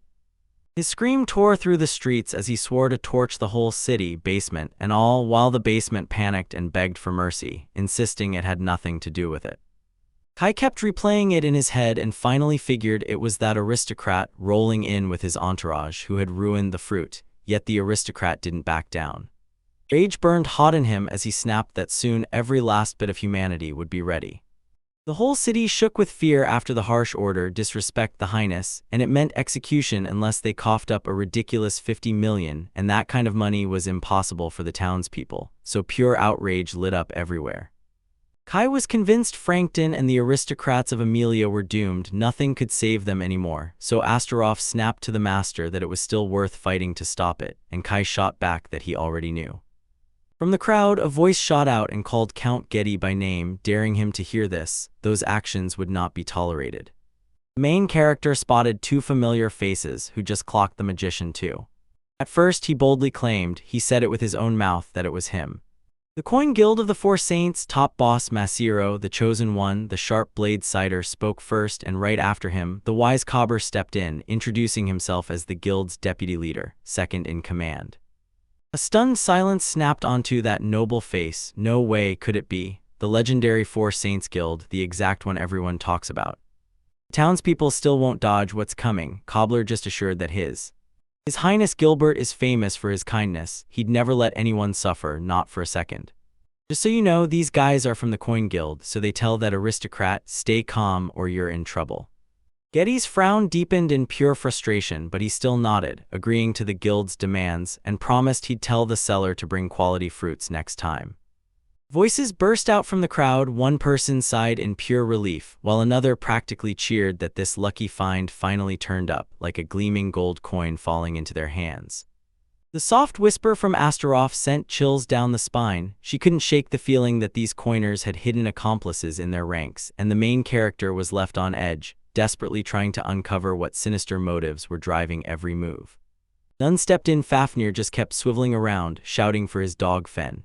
A guy shoved out from the crowd, pointed at the kid with those fruits he'd been carrying, and blasted him as an ungrateful monster. Then another voice snapped in from the side, saying that everything he Rage burst out of the father when the Count hated his fruit. Then the third guy jabbed, "You've gotta be half beast, or how else would you miss everything rotting like that?" And the last one nailed the verdict. "No one's buying Popro fruits ever again." The monster erupted in pure outrage. "So tell me, how are the peasants who grow it supposed to survive this?" The first guy there just shrugged like he had zero answers, and then someone else even said the beast should die. The tattooed guy gripped his fists tight and swore with full confidence that he'd handle the job, on one condition only. The Zarbek family loitered around, stirring up nothing but trouble. Then they swarmed the beast, and it sneered back at them, calling them a pack of parasites. Fruits burst out of his backpack, and the next second people stomped on them without mercy. He crumpled to the floor, staring up as thoughts thundered. Together with his father, they forged a strength that was truly top tier. If he had power like the hunters, could these scoundrels really have caused trouble at all? The tattooed man grinned as he swung his leg up over the beast and warned him, "If that goes down, his head's next." The beast man shut his eyes tight, muscles coiling as he braced for what was coming. Ben burst out of the shadows in a blink, and a deep growl ripped through the silence like a warning. Without warning, the man's heart skipped. He watched the dog rise up, ready to defend him like it was born to protect. That weird dog's surprise hit his face like a shockwave, and he snapped his command to crush it right now, while the main character, drowning in despair, begged Fen to stop and not unleash those flames in the middle of the city. Tattooed guy and everyone watching just froze, stunned by the sudden twist. When Fafnir finally found Fen, his grin almost broke loose. He almost smiled in spite of himself, while Fen's dog awkwardly apologized for rushing in. Everyone stared in total shock because the dog wasn't just barking, he was speaking human. One of the beast people attackers snapped, saying tourists had better stay out of other people's business. The hero barks, "Now seize him by the leg and smash him with everything you've got." Pride swelling in their chests, the attackers never saw this twist coming. The moment the leader realizes this is the perfect moment they've been craving, he barks the order to advance right away, and the main character. He summons a blazing fireball, then whips up a wild dance of water around it. He swore he'd never lay a finger on anyone with a tattoo anymore. After unleashing a lightning-fast strike, he wiped out every last one of them on the spot. Beast-like stared in disbelief because everything hit so fast and felt so unreal that the whole moment couldn't possibly be real. Pot slammed down hard on the ground, stared the hero in the face with a dead-eyed glare, and just barely breathing through the panic, rasped, "You're a real monster." I slid the healing slug onto the beastman's head like a lifeline, then urged him to thank Fen, and the beastman bowed low, grateful through and through. Astaroth and Faf got the command, bring the boy straight to Rose and then vanish him like he'd never existed. Astro leaned in carefully and asked, "So what about the gentleman?" He snapped at the tattooed man and demanded he take him to his boss, right now. The whole city reeks quietly but unmistakably with decay in the air, like something here is hiding the truth and it's not clean. Long ago, the princess baked a pie and started handing it out to anyone who wanted a slice, and Fafnir couldn't even hide his grin as the sweet aroma hit him. He was blown away, honestly thrilled that the pastry smelled that amazing. Anna lit up with delight at how insanely delicious the dish was, while the princess strutted in pride, claiming she'd finally mastered the dining room oven for the very first time. What happens if Kai doesn't come back from the investigation today? Astarov just nodded along because deep down, he knows their master can't help but be too kind-hearted. Caught up in those thoughts, the princess delicately snapped a piece of cake off, then brought it to her lips with slow, careful control. Her urge to feed him burned so hot because it was him who'd passed this recipe to her in the first place. With an empty plate shaking in his hand, Fafnir marched up to Roz and demanded more, and the girl cut him off, saying she wanted some too. She wanted more than ever, and when the princess broke into laughter, she joyfully agreed on the spot. Right now, something unpredictable is unfolding deep inside the caves northwest of the Fountain of Silk. That tight forest thicket sits just a few kilometers away from Pupra. A mysterious figure was yanking something back from the dead, obeying someone's command to open it up and steal its power for themselves. Every last detail had to be handled on its own, even down to the tiniest control, while Kai somehow was already starting his job at the company. All across the edges of the world, you can feel it, some ugly omen of disaster lurking just beneath the surface. Anna snapped in a rage, yelling at Kai Gaineman. How in the world do you get the nerve to treat aristocrats with that much disrespect? Anna didn't back down and snapped, so what if he's a royal guard? What right does he have to meddle in the city's business without a single permission? They lunged to stop Anna, but her rage didn't cool. She raged that he'd thrown the princess into danger, swearing she'd never forgive him, and all he could do was stammer out apologies. Even so, one thing was crystal clear. The aristocrats themselves were tangled up in the conspiracy. Ever since that moment, the gods latched onto the royal family like destiny itself. I snapped my head to Rose and asked, even if you're a princess, would you really stay quiet when everything like this hits? A wild surprise blindsided her, then the big question hit. How on earth could she possibly help? He planned to round up every beastman and slam them into one meeting shocked everyone to their core. Kai rounded up every beast person around him, then solemnly started telling his story. Harpa's trade booms because its beastmen forge top-tier goods, flawless, standout, and so high quality they make the whole city rich. Getty wants to grab the land and lock it down as his own monopoly, while the McCoy Guild only dreams of one thing: massive, loud fame. These parasites, like a crew of robbers, will do anything to get richer, and somehow their greed lines up perfectly. Their mission is simple: kick the beastmen out of the city, no hesitation, and there's proof that hits like a punch. The main character's assistant, a battle-scarred spy, fired up a projection of what he witnessed with his own eyes and showed the whole crowd. At the table sat the conspirators, Kiter, the Count, and the mayor, ready to scheme, while Kiter traded jokes with the Count about the wild spectacle at lunch, and the mayor chimed in too. Those magic spoiled fruits look so real, didn't they? Nobody expected it, but Count Sider's reply suddenly revealed a conspiracy brewing between them. In just a few days, the intel says the bandits who slipped into the city are lining up for a full-on strike. Next up on the plan, the Coin Guild would step in, while that frozen beastman lurking in the shadows kept a sharp, unblinking eye on every moment as it all unfolded. It was wild how quickly everything spiraled, and Sider swore they'd show, no excuses, how to save the city from the beastmen's uprising. Every beastman gets dragged in, then the bandits make sure he's broken into slavery with not a trace left behind, just pay again. And after that, everyone raised their glasses to Prince Gilbert. The main character finally got the truth out of them. These parasites just laid everything on the table, spilled their whole plan, and even told him where their secret meeting was. Then they swore they wouldn't mess with the order again and begged him for mercy, like their lives depended on it. Ilzabav is Kai's loyal subject, feared for his interrogation skills and his ruthless talent for torture. Right there in front of everyone, he ripped the veil off the parasite's leader, and a beastman recognized him on the spot. They admitted the mayor had always treated them like garbage, sneering at them at every turn, and the shock hit hard. They couldn't wrap their heads around how a guild everyone knew so well could be tied to what's going on. To bait the bandits into striking the city, pin it on the beastmen, and then wipe them out, what kind of cold betrayal was that? They couldn't even process it. Anna leaned close to Lady Rosie and hissed that they'd never make it in time to plead with the king for help. Then the princess steadied her nerves, saying Kai had promised he'd handle everything by himself. The beastman sneered that it was all nonsense and started to walk away, and the others blinked in confusion, So what were they supposed to believe? Then the third finally spoke up, voice careful with worry. What if every word is actually true?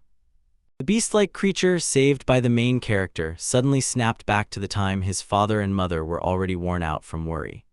You won't believe what I'm about to tell you. This horror is unreal. With his hand raking through his hair, the main character shot the boy a question. What did he want? The kid answered right away. He paused, clenched his fists, and vowed no one will touch the park's fruits for selfish reasons because he's determined to protect them. He's hell-bent on guarding the city from those idiots, and when the beast-like creatures stare at him, their confusion and awe hit him like a wave. And one of them blurted, "Hey." When they questioned the boy about whether the Zarba family's fruit had ever gone bad, he snapped back that it never could. Everything stayed fresh. A beastman swore it already felt off, even back in the square, and then the crowd exploded with furious screams. No mercy for them. Everyone huddled over the same question: what would they do next? The young man realized Aldiz's power didn't just command people, it carried the family's pride itself, and the boy standing there was named Shiro. With heartfelt gratitude, Jason, our main character, spoke, and the moment it hit, everything changed. No need to thank him, those guys can defend their city just fine on their own. The shocked girls started blurting out apologies, saying most of them were farmers, women, and kids, and they didn't know the first thing about fighting or defending themselves.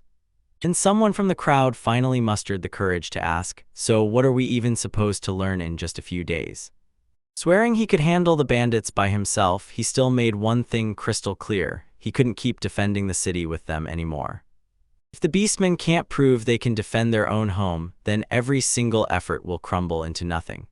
He swore he'd pour every last ounce of strength into the people brave enough to fight for freedom and the future. Then he leaned in and demanded, "So, who's going to stand beside me?"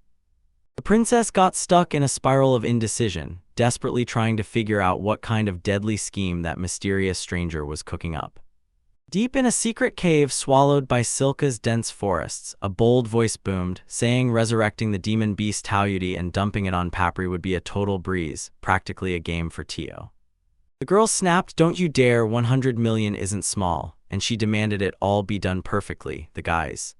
A blaring warning tore through the air. In just a few hours, Pop Roll would be nothing but ruins, and unlike those pathetic demons, they weren't giving up. Then the third voice in the exchange detonated with pure fury. How dare he humiliate Mrs. Neal, the one and only Midsummer. Neal barked an order in a commanding voice to shut the quarrel down, but the stranger shot back that he was working for Germa. Then he flicked his hand with magic and watched Neal's companions vanish right before their eyes. The clock for words was ticking out, and Neal already had his objection ready, but the man cut him off, roaring that she was a powerful sponsor, so her life would be spared. And the way his words hit was so dangerous and real, chills crawled down her spine like he was bending reality just by speaking. With a firm command, he ordered her to leave, and even as his mood stayed at least somewhat good, he didn't give her a choice. Still seething, she snapped at the rest of her guards to retreat right now too. None of it escaped the spy Kai sent. He watched every move, listened to every word, and clocked every last detail. People are reporting sightings of strange, unidentified strangers. Now it's go time, launch the assault and bring the city to its knees. Allies crowded onto the building's roof, and the main character stood right in the middle, grinning with total confidence. Kai figured the sweet, festive smell must have pulled them in. Then he dropped his eyes, swallowed his thrill, and muttered that it was finally time to put the beastmen's training to the test. While everyone else was still catching their breath, the beastmen bandits in disguise were already gearing up to strike. Then they got the word: if it was in their sight, they could take it all, every last thing. That daring assignment had the robbers straight up admiring it with real awe. After a while, one of them finally got brave and charged up to the house, ready to kick things off with. The feral-voiced roar of the boy with animalistic features sliced through the air, and he barked at the bandit to stop. The man's jaw dropped in pure shock, then he snapped his axe toward the boy. Shiro instantly shot out his. With a single crushing strike, the bandit got hurled forward and went straight out cold. That fan's grin screamed pure joy for Shiro. He didn't even bother hiding how much he adored him, straight up saying it was awesome, then added that he'd done his kaizen just to bring him under control. After the beastmen's gathering ended, the time barely ticked by before Namiya snapped into training and declared loud and clear that he'd back anyone chasing real strength, promising that, in no time at all, he'd teach them, guide them, and turn them into the kind of warrior who truly belongs. The Norns swore they'd get all the time they needed, because inside the magical square, everything runs 500 times slower, giving them literal eternities to train, and Fafnir also. Huddling a training crew around her, she fired up and shouted, "If you dream of crushing your enemies to pieces, then step up and say it. Call me your mentor." Nimia personally runs the whole training, and it starts with a brutal endurance test, 500 kilometers of running, then comes 500 sets of push-ups and squats.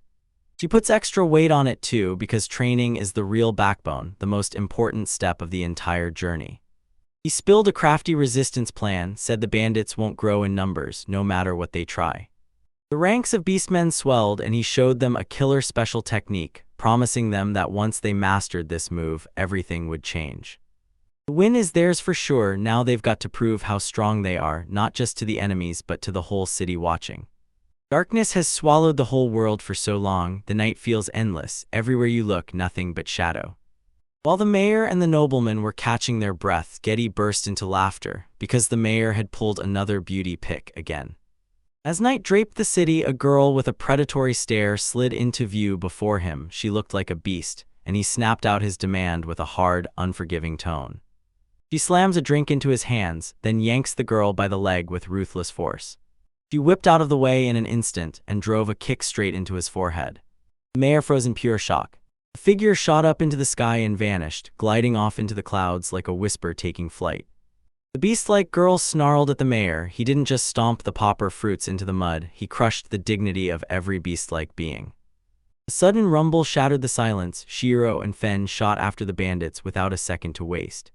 They swear most of the robbers are already lying on the ground. Fen just nodded, and suddenly victory felt within reach, but they still can't make themselves believe this is really happening.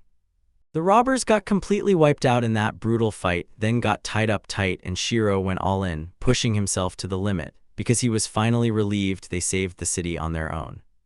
Astaroth realized the bandits were way weaker than they'd ever imagined. Then every last one of them went rigid, freezing in place at nearly the exact same moment. From up on that roof, the world stretched out like a perfect map, and the princess couldn't believe how fast the beast people were getting the job done down below. She thought the whole plan was totally absurd, and honestly, she was right to feel that way, because the main character blared a warning: "It's way too early to let your guard down." She demanded to know what it meant, but he was already dropping down and tossing her an encouraging look like, "Come on, see for yourself."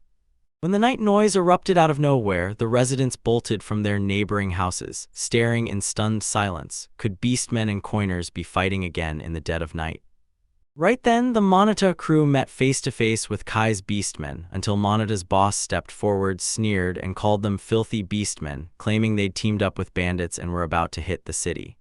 He even bragged that he was Cider's sharp sword, then swore he'd punish those beastmen himself. He swore that coin would crush the bandits for good, and then he shot a suspicious glance, convinced they were set up. "Aren't these bandits supposed to be your people?"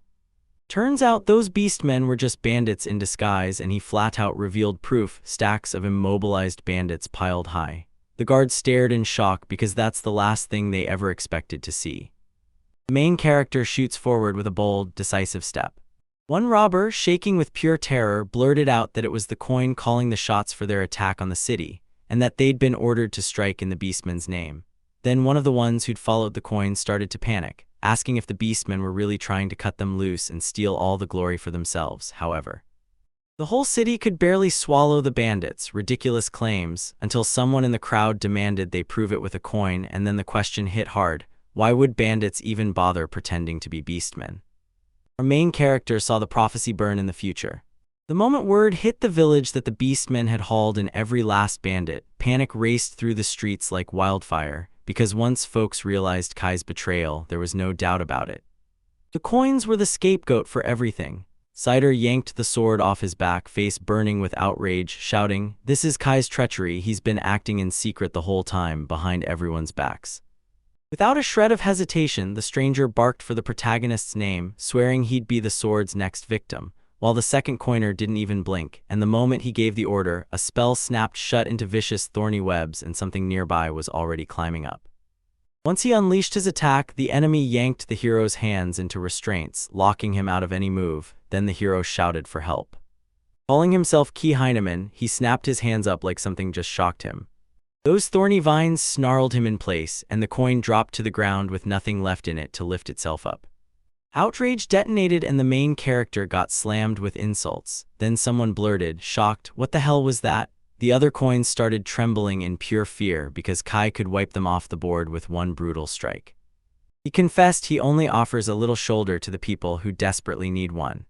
Guild of coins if they're chasing the dream of becoming heroes, he can absolutely help them turn that dream into reality. Meanwhile, somewhere else, totally different things were happening. Johnson shot a skeptical look and demanded to know if this was really the same Kai. The hunter shot back with total confidence. He's Maria Heinemann's own son. Everyone knows her as the legendary huntress. It was Kai, the guy who'd mastered the weakest gift, pushing the conversation forward as they kept moving. The princess, the hunter finally came back and swore that Kai had started answering to Princess Rosemary, and Johnson immediately demanded to know what part he played in that city's recent chaos. Hunter shot back that he was on Maria's team and had watched their sword skills firsthand, but he still couldn't swallow this. How could that frail little boy take on the parasites all by himself? No question about it, Miss Rose had the real primary info, and it proved Kai was definitely in the city. Recently, a letter crashed onto the Hunters Guild floor from Miss Rose, begging for help. She swore Count Getty, the city mayor, and the Coin Guild had teamed up to wipe out the Poppers and Beastmen. If the Coin Heroes Guild really has a hand in this kind of deception, it would slam a dark cloud over the Hunting Guild's entire reputation. First, they have to hunt down the conspirators, then they can finally uncover what really went down in the city. In the grand office of the Central Guild of Hunters, Johnson, the head of investigations, folded his arms tight and studied every twitch and reaction from Class A's Orga, then slowly dropped his voice. In a mad rush, they bolted to the mayor's house, only to find the Coin Guild reps already waiting there, and when they all laid eyes on that beast-faced girl under the mayor's roof, shock hit everyone like a punch. Nobody could wrap their heads around the fact that a coin had somehow brought her here. Johnson. He didn't wait for the count or the mayor. He took matters into his own hands, hunted down the leaders of the coins, and bolted ahead. He snapped into action the second he got the order, then barked out the call straight to the mayor for a conversation that couldn't wait. Before he could even blink, the mayor shot straight into the wall beside him, face first. Astonishment hit so hard it froze his features because what he saw was so shocking it shook him to the core. What is this? The girl with the beastly glow had already set the message in motion, sending it to both. The mayor and his opponent crumpled to the ground, motionless, neither twitched again. When Orga showed up, the woman snapped whether he was from the guild Mrs. Rose had warned her about, and the man nodded to confirm it. She caught it. He showed up just in time. She was rushing to her friends, so she shoved these things into his hands and begged him to take them. The Countess swore the Burgomaster of Or would have everything settled, then for a goodbye she just flicked her hand like it was nothing. She spun toward him and admitted that if he hadn't arrived in time, she'd hand over everything to Kai's people, only for the hunter to wave it away like it didn't even matter. Sudden thought hit me like a spark. The last frames of the video slammed the final period on the whole story. Years spent stranded outside the band, like he'd been locked out of his own destiny. The Papara wall shot up like an unstoppable fortress, and Johnson closed in fast, feeling its icy pressure hit him. Coin crew is already past the perimeter, and there's no turning back. I just couldn't wrap my head around what was happening here. The hunter strode up, bowed with respect, and asked clearly and politely for permission to report in. Johnson pressed for answers, and the hunter swore that he'd been hit by a whole gang of bandits. Then it hit Johnson like a truck. Most of them were already snapped up by the beastmen. Turns out Mrs. Rose really wasn't lying, but then one question hits hard. How on earth did the beast get strength that insane? Local folks swore those coins were fueling a sinister conspiracy, and people were snatching them up past the city walls until the hunter finally ran out of time to stop it. Right as he tried to finish, something felt off, then Johnson snapped, "Whoa, is there a monster here? What the hell is going on?" Anna caught a suspicious sound, and there was the princess perched on the roof with Astaroth, Anna, and Fafnir. She stared at them with sharp disappointment and said, it's him again. He always does things his way." Right then, Kai leaped off the roof. Damn, I wish he did even a second to explain what the hell was really going on. Fafnir clocked that someone had finally closed in, and Astaroth stayed ice calm, just nodded once and said, "All right, got it." Joan slammed the door open and shouted, "Mrs. Rose." Fafnir, the princess, and Anna whipped around in perfect sync. Then Anna gasped, "Is it really you?" Johnson swallowed his pride, then apologized, and told them they'd come straight on behalf of the Central Guild. Princess, he told him to drop his pride, forget himself, and go straight to Princess Roz for help. When she heard this, the princess froze in shock, and real astonishment lit up her face like a flash. This is about one of the 4 demon rulers who control the whole world. Audie, his seal was ripped clean off, and Kai just stood there, utterly frozen. Spend just a few minutes on the outer wall of Popri, and the whole world can flip in an instant. Suddenly, Taoyuti burst into view on the horizon. A shadow snapped over me at the bottom, and then, just like that, the cider was gone. A single question burned in the air: why did I drag everyone here in the first place? He shot back that he'd heal their wounds first, no delays. With hero dreams blazing in their chests, they stepped forward to defend the city and fight back against the monster onslaught. Cohen's words crumbled into nothing, and then, boom, monsters surged out of the darkness. So who are they? They burst straight out of the ground. There were tons of them, and every last one prowled and growled menacingly in the water. No sooner had that first terrifying howl faded when the air tore open with fresh, gut-churning screams. Pure panic snapped into the eyes of the coins as they screamed, "Wait, isn't this the monsters?" Attack echoing from Taoti. Maybe no hero, not even the 4 guilds, or the kingdom of Amelia's whole army, could ever crush these enemies. With the air ripped apart by fierce howls, the soldiers launched into the charge. Could one lone coin really stand a chance against them? Kai shot back that real heroes don't just talk, they crush monsters, and now it was time to show that courage. The terrified coin bolted straight back to the gate in the wall, like it couldn't bear to be away for a second. Right when they tried to push forward, something slammed the brakes on, so they snapped, shocked. "What's going on? Why can't we get into the city?" Then the answer hit: "You're being blocked ahead." Suddenly, an invisible wall slammed down across the road. Kai snapped that one of his guys had sealed the whole city with a magical barrier. Demons don't dare cross into the city, so right here, you can stand your ground and laugh in the face of them. Haver swallowed his fear and shot a desperate plea straight to Lord Kai. He swore he was innocent of it all, saying the Count Getty, the mayor, Cider, and their cronies were behind every last bit of it. He was just... Right then, Cider blurted out that it was all Cobber's idea. Then Cobber snapped with fury and demanded he shut up. Meanwhile, the monster crept up into the sky behind Cooper, then blasted its head away like a lethal trap snapping shut. He chomped down on the victim and vanished without a single trace, just a few drops left behind. Water splattered over Cider's face and clothes, and the impact left clear, unmistakable stains all over him.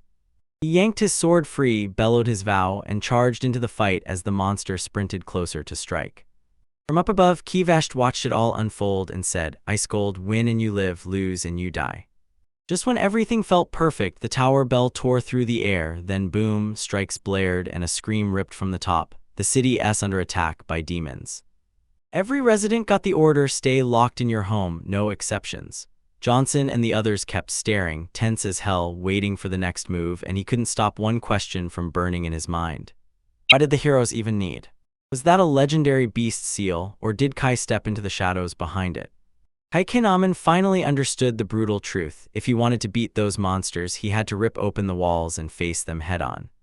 If that mysterious creature really exists, then the hero's power won't be enough, and the world will teeter on the edge of a horrifying disaster. Johnson swore he'd do everything he could to shield the civilians, then locked in the order and stood up to announce that he was teaming up with Orga. Anna got the order on the spot, track down Arnold and tell him to march out of Burka at the head of the royal army, ASAP. I grabbed the assignment, then, out of nowhere, the princess heard a voice reassure her that none of this was necessary. Joy burst through him the moment Jarama called him over and praised the painstaking work he finished.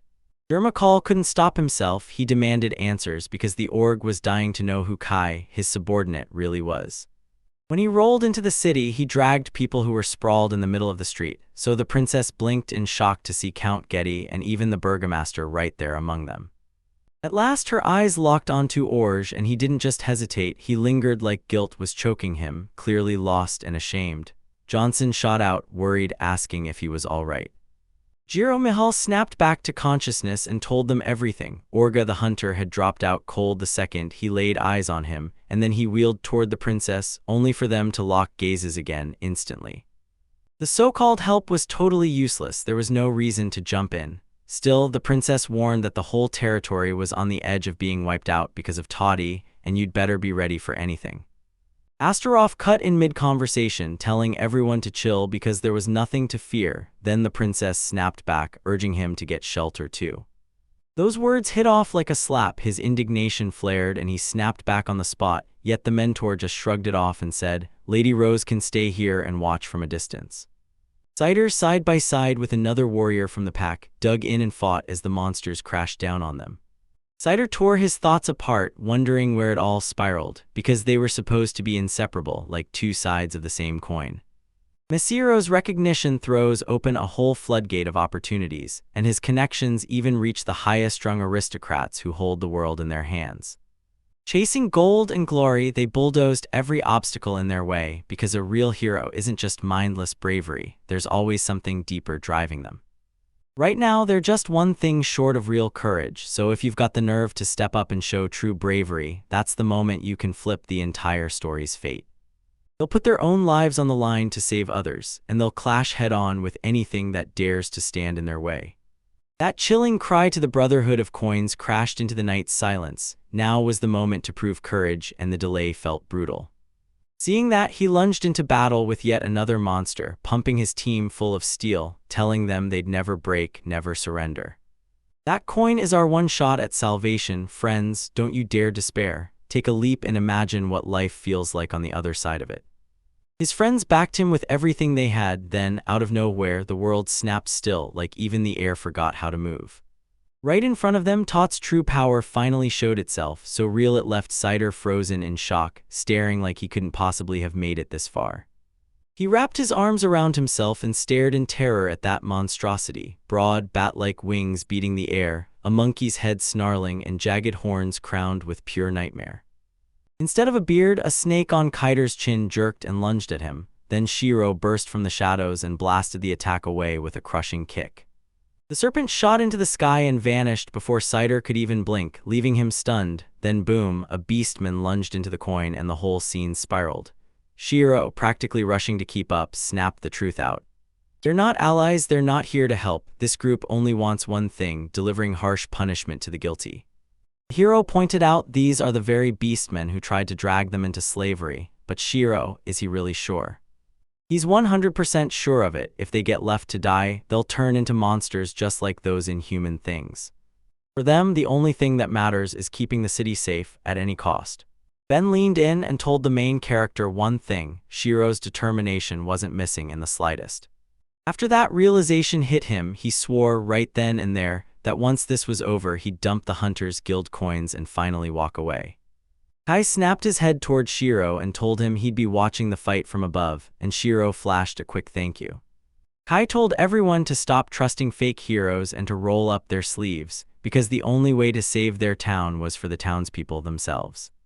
The second round kicks off and the beast people, coins clutched in trembling hands, slam forward, charging straight into the monster's attack. People across the city stared up as blinding flashes ripped across the sky. Outside, washed in the pale glow of twilight, Johnson, Princess Anna, Astarov, and Fafnir met face to face. The fight reignited with brutal energy. When the princess looked up, she gasped in disbelief as beastmen crashed into the Tao Dai army and fought them tooth and nail. The girl dragged in front of the mayor was named Sarupa, and she blared out that if the spring got destroyed. The moment the monsters finally backed off, she shouted for everyone to lock in and pour every effort into it, and then the people started swinging with everything they had.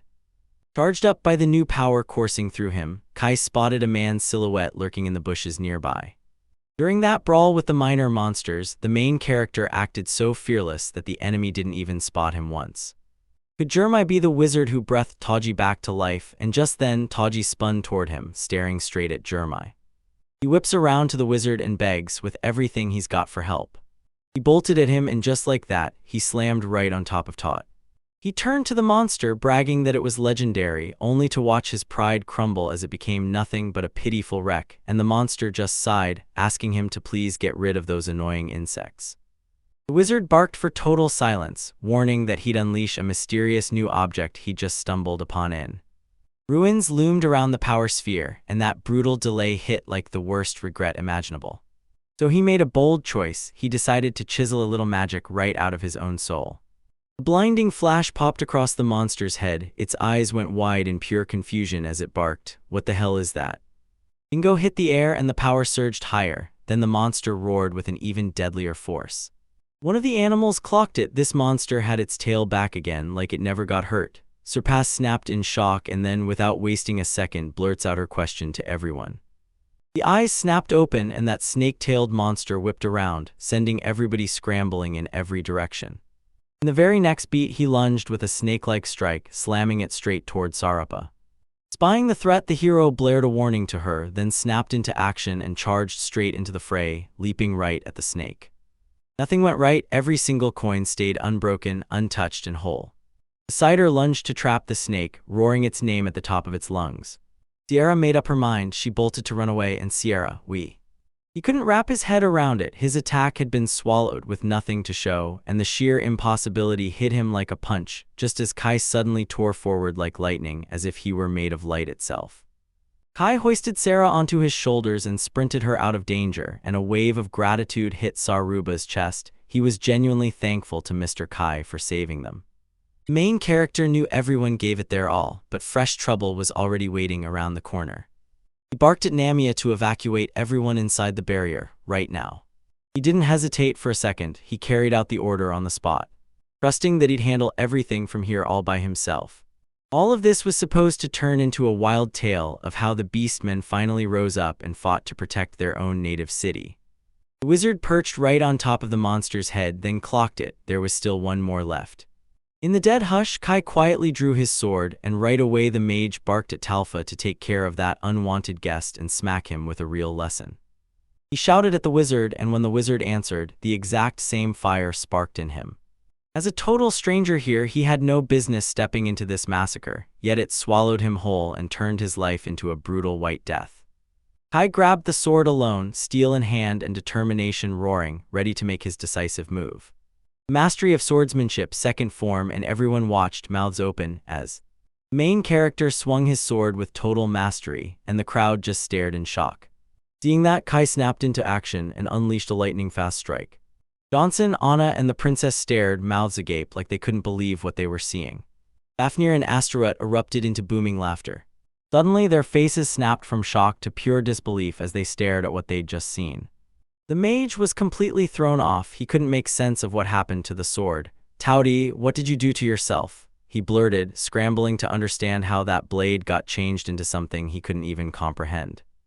The monster went stone still. Kai drew in a breath and said, when the news of Towdy's death hit, the sorcerer froze like the dark beast had been yanked out of its own strength, suddenly looking lost and utterly powerless. A thunderous blast ripped through the battlefield, and when the smoke finally cleared, all that was left of that giant monster was a lonely puddle. Drenched in that pitch-black liquid, the wizard stared in total disbelief, trying to wrap his head around how the main character shattered Towdy with one single blow. Irritation surged through him, and the main character jumped in again to crash the duel. Kai snapped in, cutting the mage off mid-breath, and warned him not to dare imagine anyone would pity him for his naive, foolish mess. Breathless, he threw his hands up and begged to end the fight, admitting he'd been beaten, and deep down he didn't hate Kai at all, because the moment he looked at him, it hit him hard. A real monster was standing right in front of him. The wizard plopped right in the middle of the puddle and swore to the protagonist that he'd finally spill every last secret he had. Right then, a divine sphere was tucked behind him, and inside his chest he was already cooking up a plan. At the exact deciding moment, he'd pull his trump card, and with the power of words, he'd face that enemy on equal ground. Kai leaned in like his life depended on it, and he didn't miss a single word or detail. With a grin, the hero declared he already knew the sphere was tucked behind his back, then fired off a warning to use it the moment the enemy started transforming. The wizard shot up out of nowhere, roared to everyone, and promised that right then, he'd erase the main character's life as payment. The wizard snatched the sphere, pressed it to his chest, and solemnly declared, "I'm summoning Germ." The ruthless monster was ordered to hand over his very consciousness. From the sphere, tentacles burst outward in every direction at once, then a mask snapped onto the magician's face, and his teeth sharpened into fangs like a predator's. His eyes flashed white out of nowhere, and the wizard erupted in joy, soaking up his newfound power like a god, while the main character was left reeling, unable to. Power coursed through him, yet Kai just stood there, stunned, because why wouldn't the opponent finally cool off? At the same time, the sorcerer snapped his command and sent the monster in to attack for Because there wasn't time to waste, Germa told the right hand to detonate. Then the main character stood frozen as magical blasts rained in from every direction, hammering Kai, while the wizard screamed that the monster had to die. Kai snapped his blade out with a strike, smashing, grabbing, tearing apart, then slammed the brakes on every energy cluster the moment his sword came up. Even a curse, just the spirit's word, is nothing more than packed magical energy. If that power fizzles, the mage is no threat at all, and Kai, Stonecom, straight up asked if that was all the guy could do. The wizard gawked at his own hands, stunned. His magic refused to listen again, and his power had vanished right when he needed it most. After all, this was the real, true might. Fury flared as the wizard charged the main character, screaming that he couldn't make sense of why his power had stopped working, and Kai stayed ice calm, telling him, because. A bland little explosion shattered the silence, blasting the air with roaring noise and lighting up everything with searing flashes. Right when he had the opening, the hero slipped behind a huge tree like a shadow, and right then, Krakkoites spun around. Right as Wells burst into the air, he shot a hard stare and warned them that messing where they shouldn't would bring the punishment, no matter what. The assistant didn't even flinch from the master's words. He backed every word like it was law. Then the main character snapped his order: pull every scrap of info you can get from the mage. He'll unleash this power on his own terms and turn the enemy's life into living hell, no questions asked. The master's command gets obeyed no matter what, and what's written above is the law for all of us. After the battle ended, pure joy swept through everyone. Kaya just leaned in and asked, "So, are we heading home yet?" With a warm, radiant smile, the princess stared at Kai and confessed she was truly, genuinely happy to have a guardian like him. The princess got a stern reminder that this won't last forever. Rosemary even stepped in, telling her, "Don't worry, I know exactly what's going on." And still, against all odds, it was completely worth it for Kai to be right beside the princess, because she didn't hesitate for a second and stayed at his side. Lai stared, thinking, Rosemary isn't just playing careless. Sometimes crazy words spill out of her mouth and it leaves even me stunned. In his mind, their last conversation crashed back in. Kai remembered how Rosemary refused to risk her friend while he was still dreaming of shielding that carefree world of childhood. After everything that happened with Rena, just how deep was his attachment? Because Rena mattered to him in a way that shook his whole world, and he also cared about Rose, so these feelings. Even after 100,000 years, those old feelings still echo in Kai's chest. He finally lies down to rest, wrapped in his assistant's care, and decides he'll stay in the middle of every event until a new guardian shows up, just a small detail. He's still out here, surrounded by friends, living life on his own terms, because that's the whole story. Fafnir snuggled right up to the owner and, with a sly little grin, asked if he liked this tiny one. Kai took one bite and froze because the dish totally blew him away, and he admitted it was insanely delicious. Everyone dropped into a deep, peaceful sleep without a single worry lingering. In the grand castle of Aramgard, right in the beating heart of Amelia's kingdom, all the action kicks off inside a huge, echoing hall. A young man in a dark cloak strode through the gallery, his long, light hair catching the shadows like starlight. A gust tore through the air as a girl with long black hair and a flower in it barreled forward. Rana Grot, Kai's old friend. She told him Rosemary had already found Kai, and the two of them took off for bars. Kai's childhood pal Kitch Steinberg, a top-tier magician, was completely stunned by the news, and Rena just shrugged it off, saying she learned it all from a letter Rose sent. He snatched the leaf and studied it closely in his palm, like it held the answer to something huge. His eyes landed on that familiar handwriting, no question about it, it was Mrs. Rose's. After skimming the letter, he knew for sure Kai was really going with Rose, and Rena couldn't hide her worry for both of them. And the last line hit one more thing: they were headed on a journey to bars. She bolted off to assemble a crew for the trip, but Titch lunged to stop her, only to stand there looking completely helpless, like a kid beside her. Once she clocked what was happening, would they really be marching straight to the bars right now? Rena promised that the moment she transformed, everything would be fine, and Kitcha snapped at her, "Hurry, come with me now." A sharp thought snapped through his head. This time for sure, they were about to get hit with yet another brutal scolding from the teacher.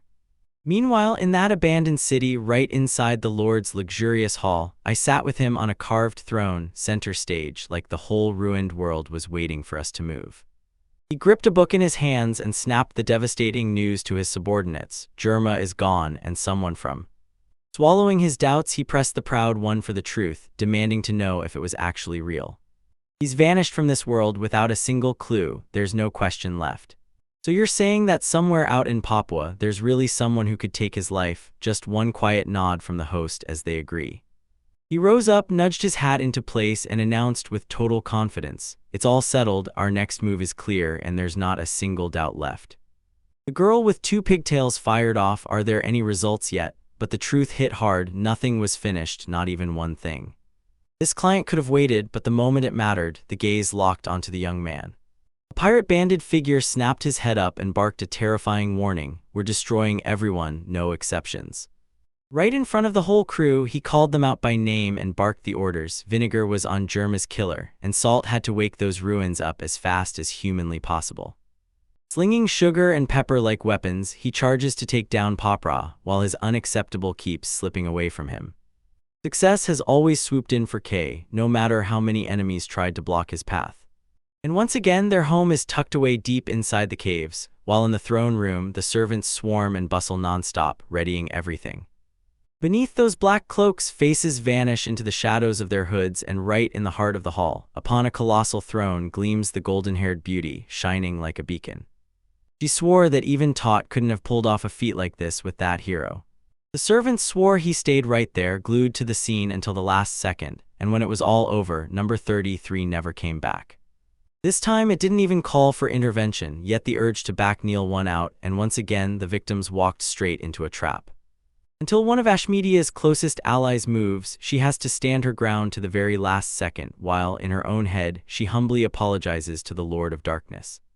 She snapped upright and demanded everyone's attention, because the hunt for the victim can't stop or the ruins will never awaken, and only one special person can become the key victim to trigger the ancient powers. The servants snapped to attention the second the order hit the air. Pearl begged to be guarded from the afterlife itself, swore she'd finish her task before the day was over, and promised she'd soon reunite with the king. Deeper and deeper into the dark, divine beings from Babylon stride out of a lavish palace and finish a full inspection of the ruins. A lion-like creature with glasses and wings blared the news, "We found a gate to unleash our demon army." First, he'll dive into that world all by himself, then, only after he comes back, he'll crack open the gate for Lady Tiamat because he wasn't some innocent bystander, he was one of the army's evil fighters. Pazuzu, cloaked in plush, regal finery, sank onto the throne and snapped, "Hurry," because the weight was driving her crazy while the Temiat's army was already gearing up to carry out her every command. Joy lit me up because they were finally going to track down Kaikun and Rose Chin. The Shio faction's leader snarled that anyone who dares to challenge them will get crushed, because they'll leave not a single enemy alive. Nil promised us no matter what hit the fan, she'd still stand her ground for our media team. Tiamat flashed a sly grin and declared, "All right, let the game begin."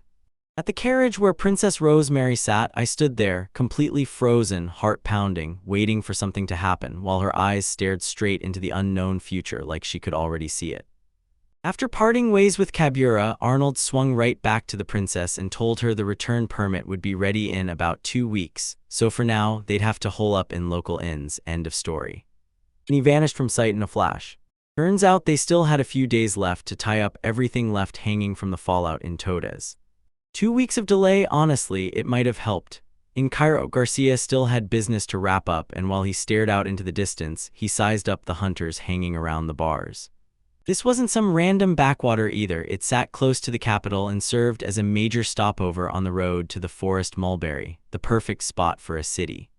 Hunters from every corner of the globe flocked to Hors for one reason: hunting never lets up, and once they're there, there's always something waiting to be done, with the Hunters Guild serving as the lifeline that links adventurers to quests and keeps everything running. Dreaming of tearing across the world with no chains holding him back, Kai realized the one thing he had to get was a hunter's license, because it would hand him easy pay and, just like that, the freedom he'd been craving for ages. Rosa and the others were probably already planted in the city, so Johnson didn't waste a second. He decided to register as a hunter ASAP, then stood by the window and stared out at the massive square. In a room buzzing with hunters, the air crackled with every mood. Some were kicking back with beers, others were trading loud laughs, and one guy sat stone-faced, digging through crucial info. Then, right in all that chaos, he spotted Kai. Hunters get sorted into 6 ranks, from rookie to the freakishly powerful rank S, and to climb up, they've got to crush assignments and missions again and again, leveling up every single time. To climb past rank C, he's got to smash through extra trials, because the second the hunter hits this. From this point on, he could pick jobs straight off the guild bulletin board, only the ones that matched his rank, so Kai strode up to the counter, gave the bell a gentle press, and with zero doubt announced that he wanted to become the hunter. Did he even have the right to register here? A classy girl in an elegant hat strode up to the counter with total confidence.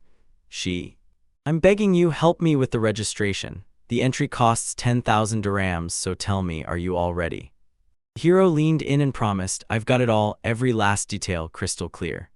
Buried in the depths of his box of stuff, he suddenly remembered it. The amount he needed was supposed to be there, and the girl. Stunned by what he just saw, he couldn't help but wonder what kind of crazy thing was coming next. The girl leaned in and asked, so you really carry a box full of stuff around? He swore those powers weren't his style at all, saying the girl must have just messed up, and he flat out refused to believe something that insanely rare could have ever belonged to him. He stretched every last cent to cover the registration fee, then watched the girl like a hawk. She bowed politely, apologized, and confirmed she'd received a full $10,000. Negligence never stays quiet, call it out, and problems explode on you right away. Rare artifacts and killer skills must stay locked away, because the girl of the polar winds knows that truth better than anyone. At the ball, the girl tiptoed up to the hero, then politely asked to pick his brain about his gift and who he really was. All Kai had to do was brush the objects right in front of him, and boom, every essential piece of info flashed onto them on the spot, and he was 100% sure his signature ability was locked in steady at exactly that perfect mark. With the sealed God's gloves on, he pushed the gift's compatibility back to its starting level, and carved out an average strength rating like he was setting the rules. Once he whittled the artifacts down to 12, he slipped on a ring that hides every ability, just in case.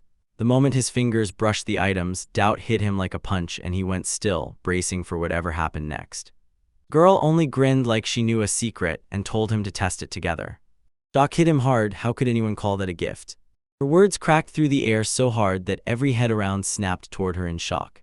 The girl cringed and apologized for blurting the results way too loudly, and Kai laughed it off like, relax, this was totally expected. But then, boom, one of the hunters snapped and yelled for everyone to look, calling him the real contender for the title of most worthless in the world. The girl snapped at the hunting league to stop messing around or she'd run straight to the branch manager, but the hunter brushed it off, saying Mia takes everything way too seriously and has zero reason to defend that merchant. The girl was hit with crushing shame after she carelessly spilled someone's private details. Letting everyone think he was weak was the smartest move. It kept the chaos off his back, and when he calmly faced the girl, he soothed her fears and told her not to worry. Between the lines, it was clear he was thankful to her for passing the info, because when Mia asked whether he actually enjoyed being teased, he stayed calm, smiled politely, and told her to go ahead and complete the registration. She blurted the results so loudly it echoed across the room, then bolted over at once to apologize, and on the ability board her strength flashed clear as day, 12 points. I got exactly the strange situation he was hoping for. Good thing he had a fake wedding ring on his finger, because if he needed to, he'd have the perfect excuse to shut down any argument. After he turned on the ability enhancement ring, he completely forgot to take it off, so once he caught the mistake, he yanked the accessory away and demanded they run the test again. A bunch of random hunters just happened to overhear the whole conversation.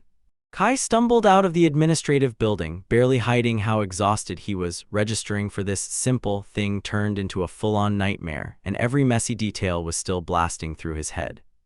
Today, Mia told him the registration was finally done, but for the last steps, he'll still have to show up in person a few more times, and she handed him a temporary registration card to prove it. A soft whisper hissed in his ear, warning him to lock this power and that special ring amplifier away in secrecy, because showing it off could spell trouble. Stumbling through the city streets on my way home, because I had no other choice, then, out of nowhere, he showed up. Only now did it hit him like a punch what the administrator's warning was really trying to say. A little earlier in Johnson's private office on the guild's top floor, everything was already going down right there in real time. Class B's hunter shot her a stunned look. Why did she have to watch over this Class A hunter everyone's whispering about, the one with the exact same name?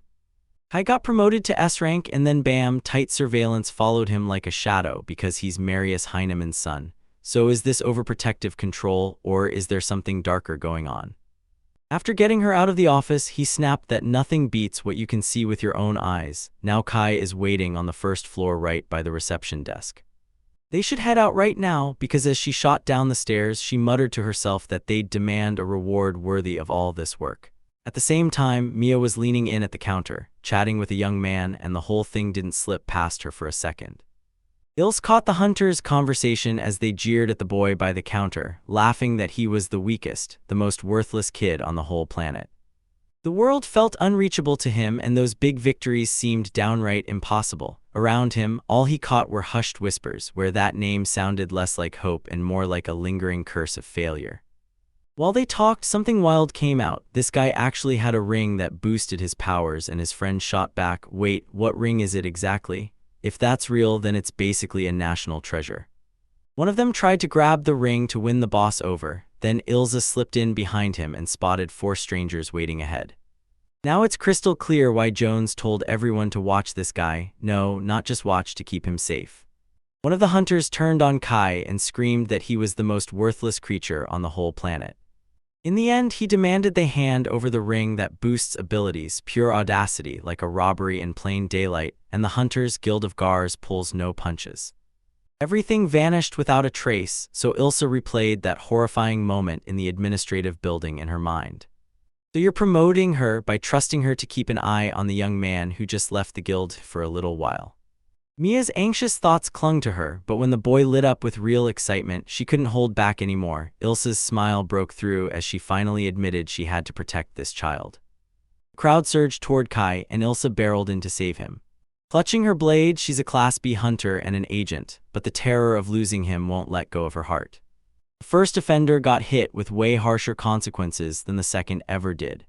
Ilse slammed the brakes, whipping her gaze around in total confusion, because the whole situation still made zero sense.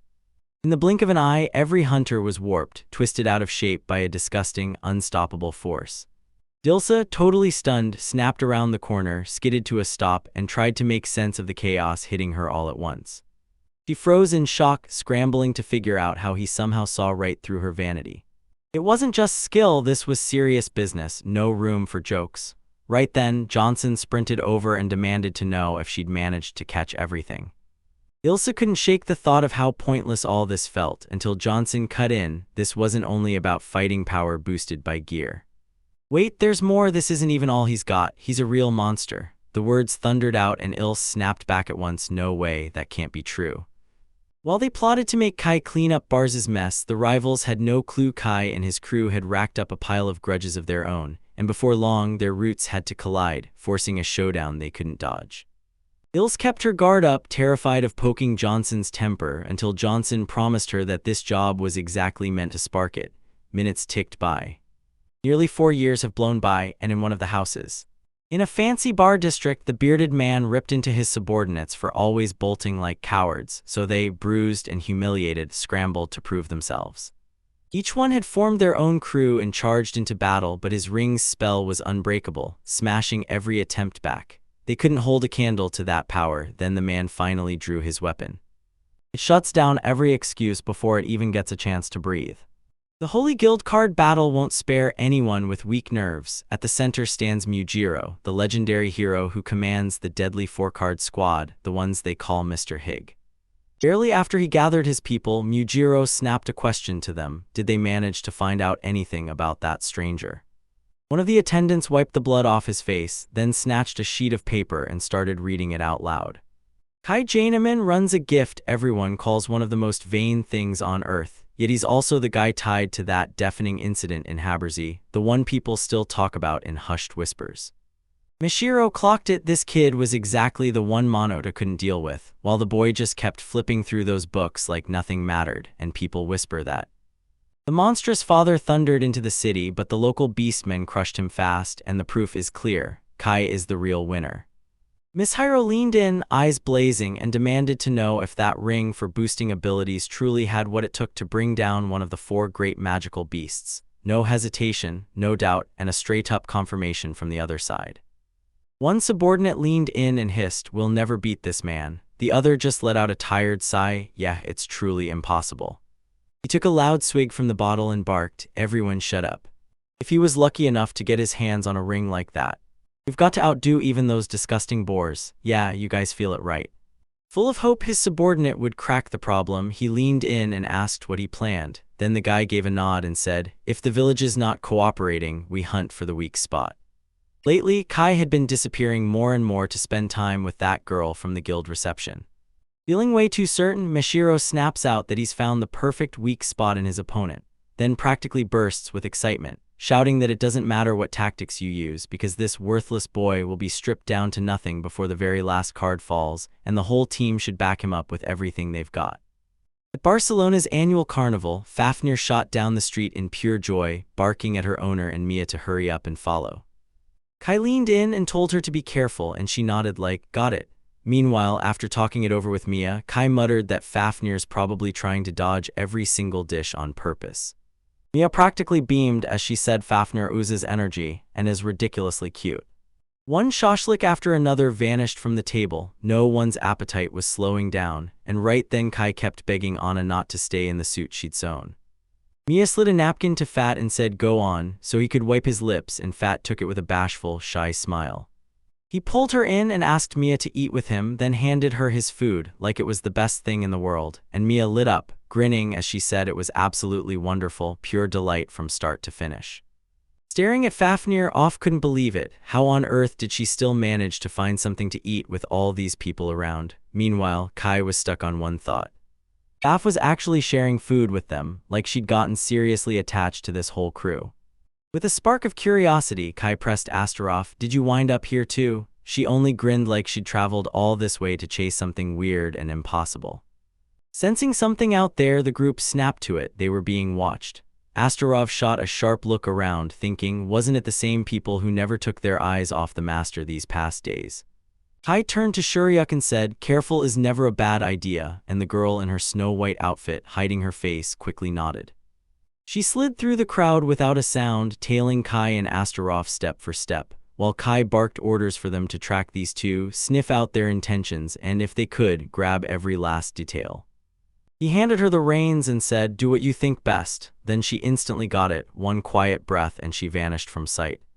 The carnival roared on, drowning everyone in flashing colors and non-stop noise, while the whole crew strolled through the fair at an easy pace, soaking up every attraction. Meanwhile, Fafnir went wild, diving into treat after treat like he couldn't get enough. I locked eyes with Mia, and the moment felt like a spark flying in the dark. With a shy flinch, she darted her eyes away, and right then, a hushed, tightly held evening settled in.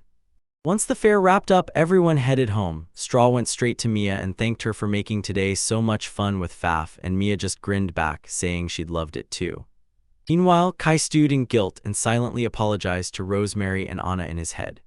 Anna rushed to the party for Rose, but Rose's condition was rough, so she kept right beside her and never once thought of bailing on a friend for fun. Meanwhile, Kai threw Faf on his back like it was nothing, and when she saw he had her, Faf wrapped him up in a soft, grateful hug. Mia only just noticed that it was. It felt like she had a younger sister. Kai even saw it in a flash, when Faf spotted a carnival poster on the wall and instantly started pouting, swearing they had asterisked to go.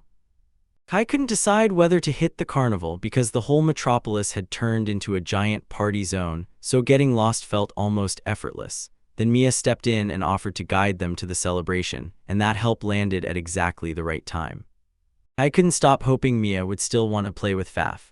Of course, he clocked it fast. She didn't just want to talk, she was desperate to talk to her. Kai's attention snapped. Our main character asked, "What did you say?" Miu froze in pure horror the moment the words left her mouth, then she bolted to fix it, insisting that every time she talked to Kai, he somehow seemed younger to her, as Kai, Claire.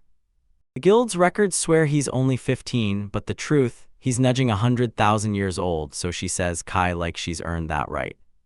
Realizing her place was on the far side, she urged them to split up. She softly brushed her palm over Faf's sleeping head and whispered a sweet good night. She waved at everyone and beamed, shouting, "See you tomorrow, Kato." Mia was all fired up, cheeks flushed, and she strode straight toward the house with total confidence. Astaroth stared as the sunset painted the sky, and the color looked painfully bright in that glow. The moment those cheeks vanish from your sight, there's no time to envy them, just pity, because Kai still has no clue what just happened. Did Stan get what a Stan meant? Mia strolled down the path, humming soft and steady, and two pairs of eyes followed her like she was the whole world. Moonlight drapes the sleeping city like a spell. Meanwhile, in a huge hall packed shoulder to shoulder with tables, Kai clenches his fists and snaps. So that's what you're doing with these cursed cards, using hostages to blackmail me. All the friends and helpers crowded around one table, sipping tea slow and easy as nervous glances flew between them, while Shuri sat right there, leaning in and hanging on every word. With everything lined up just right, it felt like fate had already locked in the outcome, like it was all going to happen exactly that way, and the main character couldn't stop thinking it through. Fear grabbed Rosemary and Anna by the throat. Kai looked nothing like himself, and he was downright terrifying. Rose couldn't shake the feeling, were these really the same hunters that had been tracking their trail? For the past few days, the main character could only breathe out heavy sighs, until he finally forced the words out. Every time the enemies lunged in, he tore them back with ruthless force. Astaroth paused to sip his tea, then smirked. So these guys really won't quit, huh? He said he didn't take their lives just to buy silence, though maybe that would have been the smarter move, and Kai's words rattled Anna so hard she couldn't stop replaying every thought he just dropped. Sariak just reported that those people had kidnapped Mia Campanella, yeah, the girl who cut things off with that woman right after the festival, and when they caught her, she was clutching a ring with little ears, the same one Mia bought at the carnival. Kai gaped and demanded to know if she really just stood there, watching it all unfold, without so much as a move. Sariak isn't the kind to freeze and wait for someone else to tell him what to do. Chaos. What's she cooking up? The girl drops to her knees in front of the main character, dead quiet. Just like that, Nemesis burst onto the scene, one of the Alliance goddesses, sworn to Kai's command, and strode up to him, demanding permission to step in and shut this down. Behind her, her people kept eyes on both the hostages and the maps, and the captives were guarded for real, so there was nothing to worry about. Dariak's fury flared, and she snapped that none of it was necessary. Then, without a second wasted, she swore she'd sprint in right away to help. With gratitude burning in his voice, he promised, "Don't worry, I'll handle everything from here on out," and that pledge wasn't the first time people had heard it. The Guild of the Four Saints, meant to guard their own people, turned into a nightmare, and their crimes rattled the whole kingdom. Rose wasted no time and pushed to send troops fast to end the criminals' chaos. The fact that none of this was necessary crushed him to the core, and it burned him that Mia got pulled into it because of him. So guilt didn't break him, it hardened his resolve, because this was his responsibility, and he was going to face every consequence himself. Nemesia only smiled. She'd already guessed her mentor would say exactly that, because no other answer even made sense. With a deep, steady respect, she bowed to the main character and said, "Women have always treated robbers as ancient enemies, so cruelty like that never gets forgiveness." She strode up, asking for permission, dying to craft her own script for wiping the cards out for good. Sirik didn't have a clue what Nemesis had up her sleeve, but if her move could drag those cards straight to hell, he'd back her all the way. He rose to his feet and thanked everyone for their warm words, and you could feel it. This moment was about to become real. Then a maid slipped into the room and handed Kai a leg. Just a bit earlier, Mia strolled down the path humming her go-to tune, but her mind wouldn't let go of Kai day after day. He was all she could think about. Adulthood crashed into every single thought she had about her younger brother.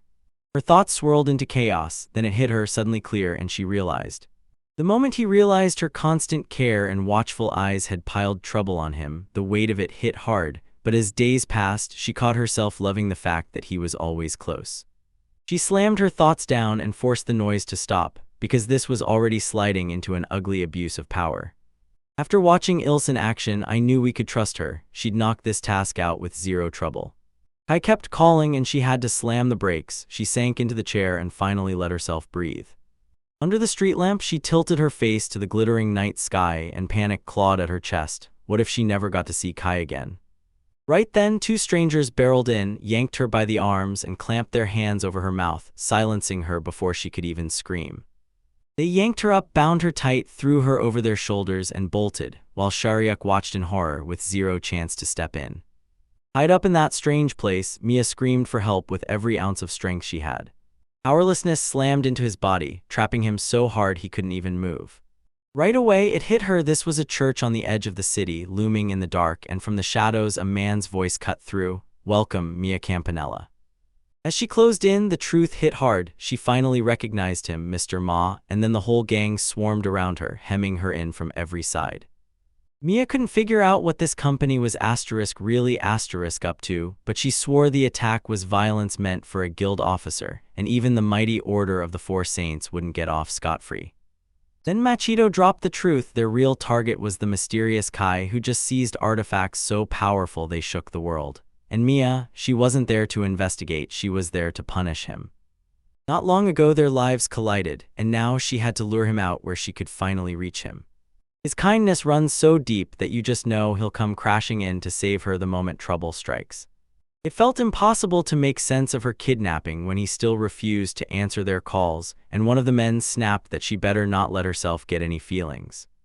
So why now? Everything's been crystal clear for ages. She's been dating Kai, and they were already gearing up to drop the news of their engagement any day now. Between her and Kai, it was real love, so she couldn't believe the thugs were spouting all this nonsense. Mia remembered it like it was yesterday, Kai at the registration desk, her tossing out that she wanted a ring to boost her status, and how she told herself work would suddenly go easier. But is it really that simple? While that thought hit her, the villains were already sneering at her, clearly clocking that her confusion wasn't fooling anyone about.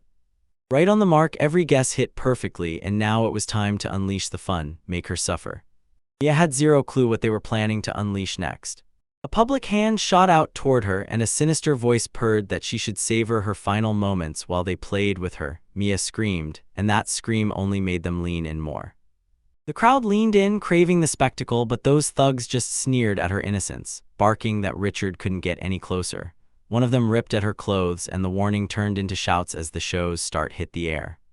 Miss Hiro's grin turned cruel as he blurted out that he was dying to finally see Kai's face, because he wanted to savor every second of what happened to his mutilated, dead beloved.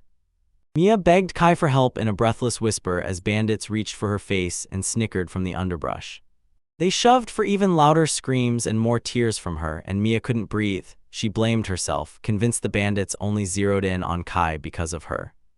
Total and complete her fault. Mia, red-hot with rage, spun around and smashed a punch into his back. She barely caught her breath before her head smashed into her nose, and yeah, she learned that lesson the brutal way. Don't you even think about touching her, those bandits already caught on and now they're moving. Rage exploded in him. He lashed out and struck her across the cheek, shouting that she was foolish, and the moment Mia staggered, she lost her balance and hit the ground. Through her tears, she begged Kai for forgiveness and swore he'd better never show up here again, while the bandit grinned and said instant death would be too kind, calling it gentle as he relished every cruel moment. Suddenly, the guy clamped down hard on the bandit's hand, pinning it tight to his own body, and the audacious attacker just froze, blinking in pure shock like, "Wait, how did you get this close?" On the floor, Mia spiraled into her own thoughts and realized the last thing she wanted right now was to feel him standing beside her. Seeing Kai again felt impossible. Still in the darkest corner of her mind, a raw longing for him flickered to life. The robber died and rage exploded in him so hard the church roof shattered into 1,000 flying pieces. The main character yanked the robber's arm off in one brutal swipe. Chaos detonated instantly, and the crowd roared his name, yet nobody had a clue where he came from or if they'd ever seen him before. As soon as Mashiro barely made his way out, he snapped orders to bring the main character straight into the ring, while Kai hurled the severed hand into the crowd. Right in the crush of the crowd, he leaned toward me, breathless with excitement, and apologized for keeping her waiting. She finally showed up in Snow White, and it all clicked into place like the world exhaled. That white cloak turned into an invisible shield, sealing her off from anything coming for her. Charms and magic slammed off her like a wall of force, and Kai let out a soft touch on her cheek, realizing too late that he'd pulled her into his mess. With freedom in hand, they had all the time in the world to fight. Bandits clutched their sabers and swords like their lives depended on it. Robbers surged in from every direction and slammed into him all at once. Kai stood his ground, parrying every strike blow for blow without blinking one of. From the crowd, someone yelled, "How's he even gonna take on all these people by himself?" I still can't wrap my head around how this useless guy got strong enough to pull that off. That was the ring's real power. Once the craving to own it hit Kai, he surged with a whole new kind of strength, and then a ruthless hunger for power drove him to wipe out everyone. Mishiro clocked the bandits' moves, locked eyes with their leader, and decided to fall back just this time. I told him Masahiro had sent an invitation, and now he's rushing off to wherever it leads. The letter bearing the shadowy signature, Kai Gaineman, finally landed in his hands. Mia Campanella is already here, now sprint straight to the abandoned temple in the southeast of Bars. They're swapping it all for a ring that hands over power, and resisting is a terrible gamble, because one move could put the hostage in danger. The moment the bandits caught the danger, they snapped into action and slammed everyone with threats. Astaroth realized this crew struck fast together like one ruthless unit. Calling her Nemesis, he admitted he had zero clue what she was planning, yet he'd still show up wherever she summoned him, while she calmly told him the whole thing was going exactly according to her plan. He told his friends to back off, this was his fight, and he planned to take it head-on alone. Sword in hand, the blade jammed against Mashiro's back. He stayed ice calm and asked if Magic, the head of security, was standing right in front of him. Mashiru really thought he could walk out of here without a scratch after he managed to piss off Kai. How does that even add up? They asked him again, does he honestly think he can slip out of here unhurt? Cornered with no escape, he whips around and drives his sword straight at Mahiro's hand. Masahiro shot him a sideways look, then a sharp pop cracked the air out of nowhere. I didn't even have time to figure out what just happened, Mashiro. With the girl wrapped in her cloak, he burst into loud laughter and declared that everything had just flipped. Mashiro shot his jeweled rings toward the main character, held out his hand, and asked if he'd noticed that strange ornament. Then he smirked and claimed, right there, that the real power of the teleportation ring was finally in front of him. Kai's ring, the one that can crank abilities up to a whole new level, is about to land in Mashiro's collection, while Kai grins to himself because Mashiro has no clue which ring is real and which one is just a flawless fake. Masahiro barked at the main character to rip off his gloves and toss him the ring, then he shoved a knife to the girl's face and growled that if Kai didn't hand it over, she'd die right there. The pagan nodded, then without rush started peeling off his gloves. Behind that door, Astaroth and Nemesis crouched in hiding, and Kai tiptoed forward, then slowly slid the ring off his finger before saying, "Asteroid and Nebula, so tell me, won't he regret this choice, and will that deal really hit the satisfaction he's chasing?" Behind that door, their eyes locked, so tell me, is the master really about to slip off the very gloves that once tamed the god of the seal? The door blasted open and Asarov shot straight to the mentor with news that the girl had retreated, while Kai only gave a quick nod like it was the obvious move. Miss Hiro's eyes widened because she definitely didn't see this twist coming. The protagonist just admitted it, a truly unrestricted fight was rare as lightning, and it had been ages. And right on cue, Asarov sneered, dragging the other clumsy ones through the mud. Kai shot Nemesis a determined look, and she vanished, dissolving into the floor until her body became pure shadow. Suddenly, a stranger swooped in out of nowhere, yanked Mashiro's arms away, and snatched Mashiro's girl before he could even blink. Raging at the ambush's cowardice, Kai hurled the ring at him, shouting through clenched teeth, "So you think you can lecture me? You took the hostage and now you're calling me a traitor bold." Miss Hiro snatched up the ring, eyes blazing wide, and the assistant just confirmed it. No question, this is the real ring. It was that cursed ring that turned this worthless kid into a monster-level threat. So Yashiro snapped his hand up and screamed through the whole castle, declaring he was the strongest in the kingdom, even if the world had other plans. I realized deep in his bones they were just like him. People who just ride fate's luck don't earn respect, and even Cider, with all his faults, wipes the floor with those pitiful nobodies. Miss Hiro snapped right away, calling him a cheeky puppy and demanding he shut up. Cider stayed calm and said, "I don't need the main character's help anymore, Miss Hiro, you're safe now. None of this danger is headed your way." With pure grit in their bones, the crowd demanded Kai give everything he had, then pressed in on the boy in a tight, unbroken ring as relentless torture crushed him. With a ferocious battle cry ripping through the air, the hero launched straight into the fray. Kai stayed ice calm, locking in on every detail of the duel like a master swordsman who'd already won in his mind. The school was built on single-use tech, and a crowd came crashing toward the main character from every direction at once. That first deadly strike slipped past everyone's eyes, and the people around them didn't even get a chance to understand they were dying in the blink of an eye.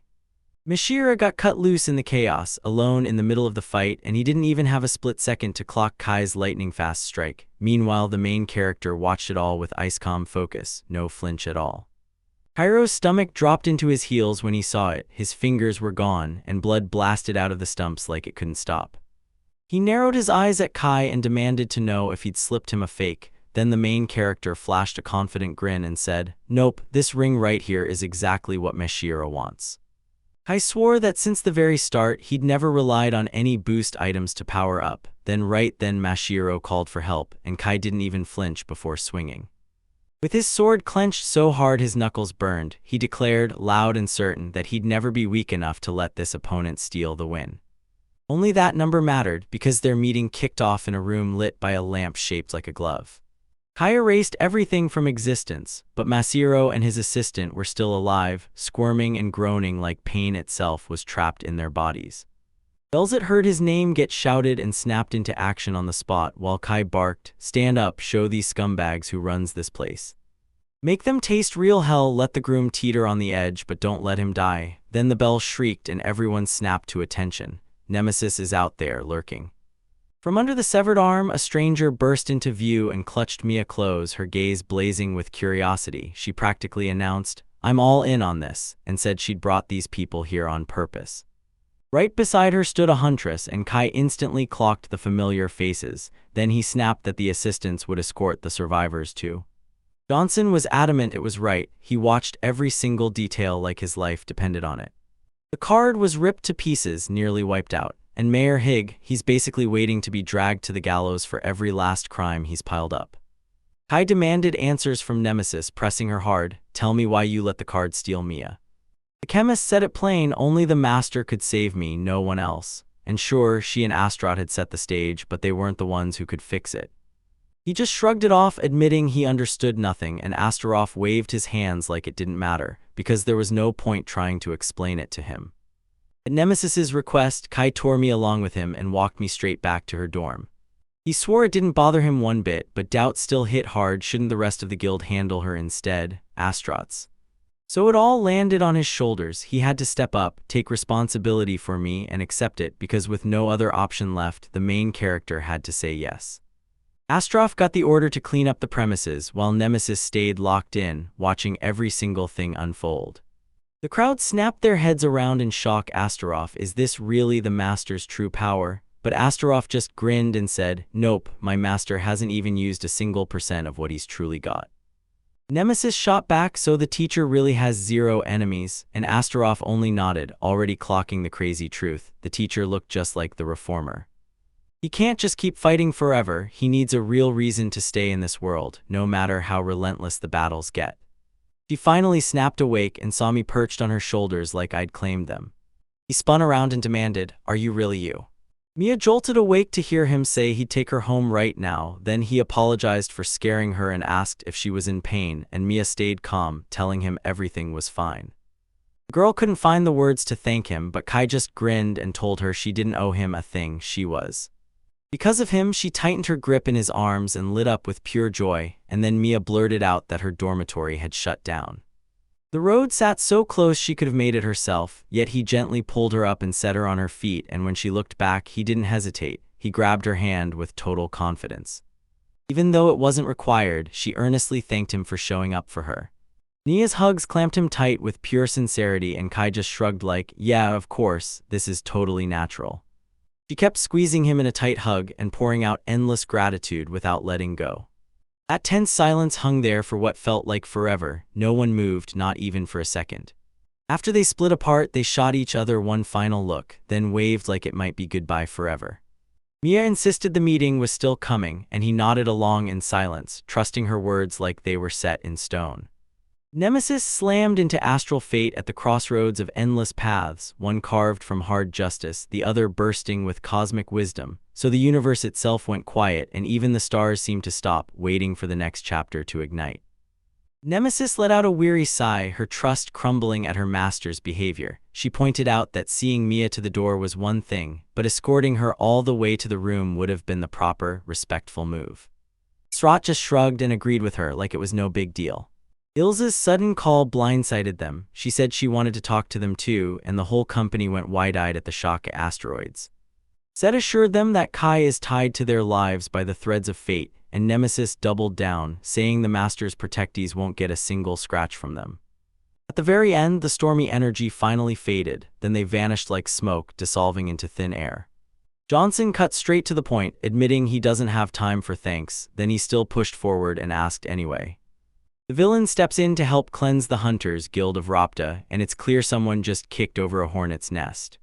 Turns out their surveillance got sniffed out almost right away, and Kai's power is on a whole different level, no exaggeration. Even with terror clawing at everyone's chest, it's exactly that fear that ended up saving Mia. Johnson finally admitted why. He recognizes this guy, the son of an old friend. Nobody knows what's changed in him, but one thing's clear, his heart still feels the same. And yeah, he swore she felt the same way too. Kai and his friends could never do something evil. Right then, Kai had already spun back around. As soon as Anna spotted him, she yanked Rosa out of danger with a quick warning. The princess stepped in and swore that everything was finally settled, smooth, and under control. Just like that, everything swung his way, and even with all the chaos stacked against him, he still managed to pull off the order. Kai's non-stop noise is a disgrace to any royal guard. He's completely blind to what he's supposed to be doing. The princess snapped that Anna's guard was just a temporary royal watchman she had begged her to recruit. Then she spun back toward Anna, eyes wide, jaw tight, like she couldn't sleep a wink all night. Anna shot back that she couldn't just leave Rise hanging, waiting for Kai, because Kai always does things his way without asking.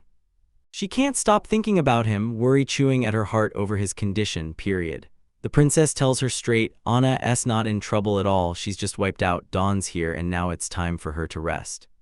They both climbed into bed, and right before sleep took me, I thought, T trusts Rose with her whole heart, no questions asked. But did trust between them truly ignite and grow? As morning finally rolled in, Anna strolled into. Her rage was a bullet train at full speed, unstoppable. She seethed with fury at that girl. The demand to take his words back hit like a blade, cold, sharp, and with zero room to bend. She stared him dead in the eye and demanded to know if he truly thought the king and the rose were the reason everything in the kingdom had gone to hell. The princess begged her to calm down, but Anna's resolve didn't budge. She was dead set on fighting. The main character swore to his own heartbeat that he'd do it again, no doubt at all. Poverty and brutal oppression ripped the country apart, while corrupt nobles and rulers, drunk on power, crushed everything in their path, doing whatever they wanted with zero resistance. The king and Rose's rule crumbled, and because they couldn't lead their people right, the whole kingdom turned against them. No excuses could ever cover up their failure to govern. Anna shot a suspicious look and demanded, "Do you really think we can't do it, Rose?" Caring for her people comes first, always, so when the princess snapped, she slammed her voice toward Anna and ordered her to cool off right away.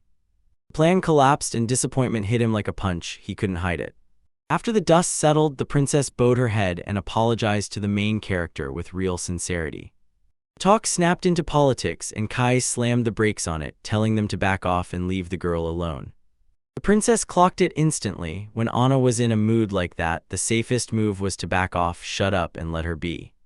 Fafnir burst into the room and declared it was snack time, and the princess jumped on the idea at once, urging Kai to finally take a break. The princess lit up at the chance to treat everyone, then swore she'd bake a mountain of warm, fragrant cookies. Right now, Faf has to rush in, because the princess just realized the tea is gone and the cookies are left high and dry. He faced the main character and begged for forgiveness, apologizing for what he'd done. I asked her to go get Anna to buy some plain, regular tea. I swore he'd tell her everything himself, no shortcuts, no delays. At last it all clicked. The princess was starving for a chance to put their skills to the test. After settling her mind, Anna strolled through the city streets, taking her time as the world rushed around her. Standing on the bridge, she froze as a child's voice rang out clear as a bell somewhere close by. By the monument, something glittered and pulled the eye, so the child bolted right up to the statue and, spinning to the grandmother, blurted with pure delight, "Here it is, Ares." In this kingdom, the holy god of war, Ares, hands down the blessing that decides who's truly virtuous, and that gift is what makes every person's real worth shine through. After he told his grandmother he dreamed of getting a legendary gift and becoming a knight, she lit up with genuine approval. "That's wonderful, may Ares bless you. If you don't get blessed, they call you a failure and a traitor, and behind your back they hiss that your gift is the most worthless thing in the world." People from the East who lack divine blessings get branded as a lesser kind of race, and they're forced to live beneath the rule of those chosen by superior morals. Born into a legendary bloodline of sacred knights and aristocrats, she was raised from childhood to believe the kingdom of Earth's noble ideals were the real measure of virtue. The bigger her dream of becoming a real knight got, the more doubts started crawling into her heart. So tell me, are these beliefs actually true, and whose words are haunting her memories right now? The monster lunged out of its spot and the girl's eyes snapped onto the slave trader's shape. There it was, the brutal truth of Earth's kingdom where prejudice rules and injustice grinds everyone down. That night, her real pride and joy wouldn't let her sleep, and the contradiction terrified her more than anything. Meanwhile, the slave trader kept shouting like the client's presence was the whole world. The rabbi had to get up on his feet, so he rushed over to apologize. Anna kept thinking, wasn't it the knight's job to stand up for people? She was absolutely sure, if only she'd had more experience back then. Everything just to keep Rose safe. Once she might have turned a blind eye, shutting her eyes to what was right in front of her. But now, she's thinking for herself, defending herself too. Still, tell me, what happens the moment she sees that same person in her arms? The slave trader's whip snapped through the air and the whole square erupted in outrage. How dare he raise his hand on a child? Anna lunged in fast, seized his arm, and jammed his strike from happening. The slave trader blew up with pure rage. What happened next? He snapped that no one was allowed to mess with how he advertised his product, and then he honestly asked what could possibly be wrong with whipping an animal with a whip. Humans stay humans, animals stay animals. Then suddenly Anna is here. She threw herself in front of the beastly light's child, turning her own body into a shield. The slave trader clocked the girl at once and blurted out that she was from the kingdom, while in this fur trader crew they'd already pinned her with their careless labels, calling her just a merchant and a brute.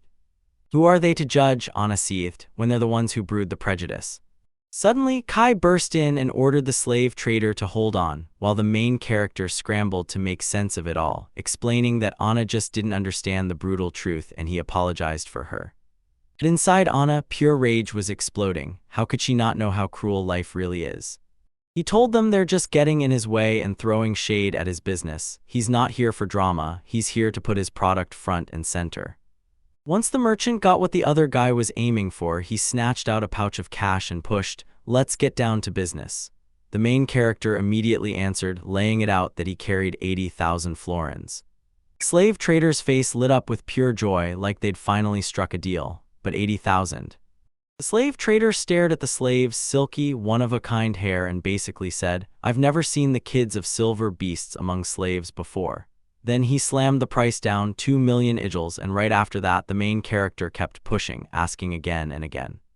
2 million, yeah? Kai nodded hard, promising he'd pay up later, because for now the slave trader had to watch the kid like a hawk and keep her safe, no harm allowed. The slave trader slammed 30 days on him, demanding $2 million, because if Kai missed the deadline, that 80,000 deposit would be locked in with the trader for good. And Kai didn't even hesitate for a second, he just said that. The deal was sealed at last. The slave trader himself stepped up and officially confirmed that our arrangement was finished. Right up to the moment of the transfer, that kid stays nothing but a hot ticket prize, then the trafficker snaps around and bolts, disappearing into the chaos. With the last word, he snapped a smile and thanked the buyer for the purchase. Huddled in anticipation of the day of reckoning, everything was ready to explode. Yanking him up by the collar, Ace screamed that he'd basically bought a person like they were nothing but a thing you could pay for. What nerve swapping people outright before the kingdom's knight steps in. Kaya couldn't wrap her head around why this girl was furious about beast people getting crushed by oppression, because honestly, the anger at discrimination was completely justified. Still, her logic stayed thin, and the main character clocked it as the quickest route. In the kingdom of Amelia, slavery was legal, but the second anyone tried to snatch someone by force, it became a punishable crime. Taking that step could throw everyone into real, life-or-death danger. Was this exactly what Anna had in mind? Because the thought wouldn't let her sleep a wink. I believed the safest way to shield a kid was to shut everything down with cold cash. After a few tense minutes, the hero finally loosened his grip and let him go by the collar, and the girl immediately promised, "I understand everything." Because Roz demanded it, he set off to track down her favorite tea. Too bad he knows absolutely nothing about teas and he's flat broke with zero money in his pocket. Anna's fury hit the ceiling. Are we really buying this? He's tossing money around like it means nothing just to snag some mystery slave girl. What a total fool. People kept saying fixing this country won't be simple, beating the tough times isn't as easy as it sounds, but you can still take pride in him because he played it smart and put our interests first. The man finally took the lead then. For the very first time, he looked at Anna and said her name, praising her for making the right call. That kind of attention hit her like a spark. Feeling suddenly closer to him, Anna urged him to speed up the shopping so they could get back to Rose sooner. Inside the palace walls, they spilled every detail about what happened to the princess, and when she finally heard it all, she knew the rescue would cost a jaw-dropping 2 million orals. Then Anna turned to her and said, she swore she was right there when it all went down. Every second unfolded in front of her eyes. She backed the idea of buying the kid with zero hesitation. Kai stared at her, stunned, and blurted, "Are you seriously a masochist?" That kind of trouble could spark a huge scandal or even put her life on the line. Anna pressed again and blurted, "So what exactly is a masochist?" Rage boiled in the princess's chest like a kettle the moment he admitted he couldn't touch the treasury coins, but he desperately needed a huge amount in just 30 days, and when he finally asked for help, she snapped, "Sure," because he almost never does. The idea was already sizzling in her mind. Uncle Hunter's family relic, the resurrection ring, can be sold with zero impact on the inheritance tax. Kaya asked if it was a gift from the uncle who raised her, and then she just nodded, while Kaya and Anna both shook their heads, refusing to admit it. The princess boldly declared she has the perfect escape plan for the main character. Every 4 years, the sacred martial arts tournament explodes to life in Luzahali. In this kingdom, nothing hits harder than this tournament. There's no bigger showdown. You just have to push through to the final, because the prize is basically within your grip. After spending some time at the Holy Martial Arts Tournament, the main character suddenly realized, too late, that he'd walked right into the princess's cunning trap. Right here, he threw in his application to join the fight and got a preliminary selection pass labeled D98. On the ride to the tournament in the carriage, Kai pored over the rules with laser focus, and the moment he saw the match format, his mood soured, because all it takes is one bad call for the road to victory to feel nearly impossible. The rules say murder means instant disqualification, but the princess swore up and down that everything would be okay because Kai wasn't going to lose. Even after everything, she decided to sell her uncle's ring. Kai warned her again, just like he'd said before, that it was totally impossible, but the main character had her own stubborn idea. Blind trust has always ended the same way, poking irritation right in the ribs. The tournament drew a huge crowd, and then boom, Kai felt a brutal aura crash over him from somewhere nearby, only to spot it coming from a tall, sturdy dude in a t-shirt. I couldn't stop wondering, did the main character really have the kind of power that changes everything? The second he saw it, he knew. This feeling hit him like the first time he ever met Namia. The stranger demanded the main character's name, and before he could even blink, he shot back, "Kai Heinemann." The man heard it, and Lisa finally learned the guy's name, Zach, and that his crew is called B31. Then Kai swung into action and showed her what he could do. He flashed the card and announced, "I've got D98.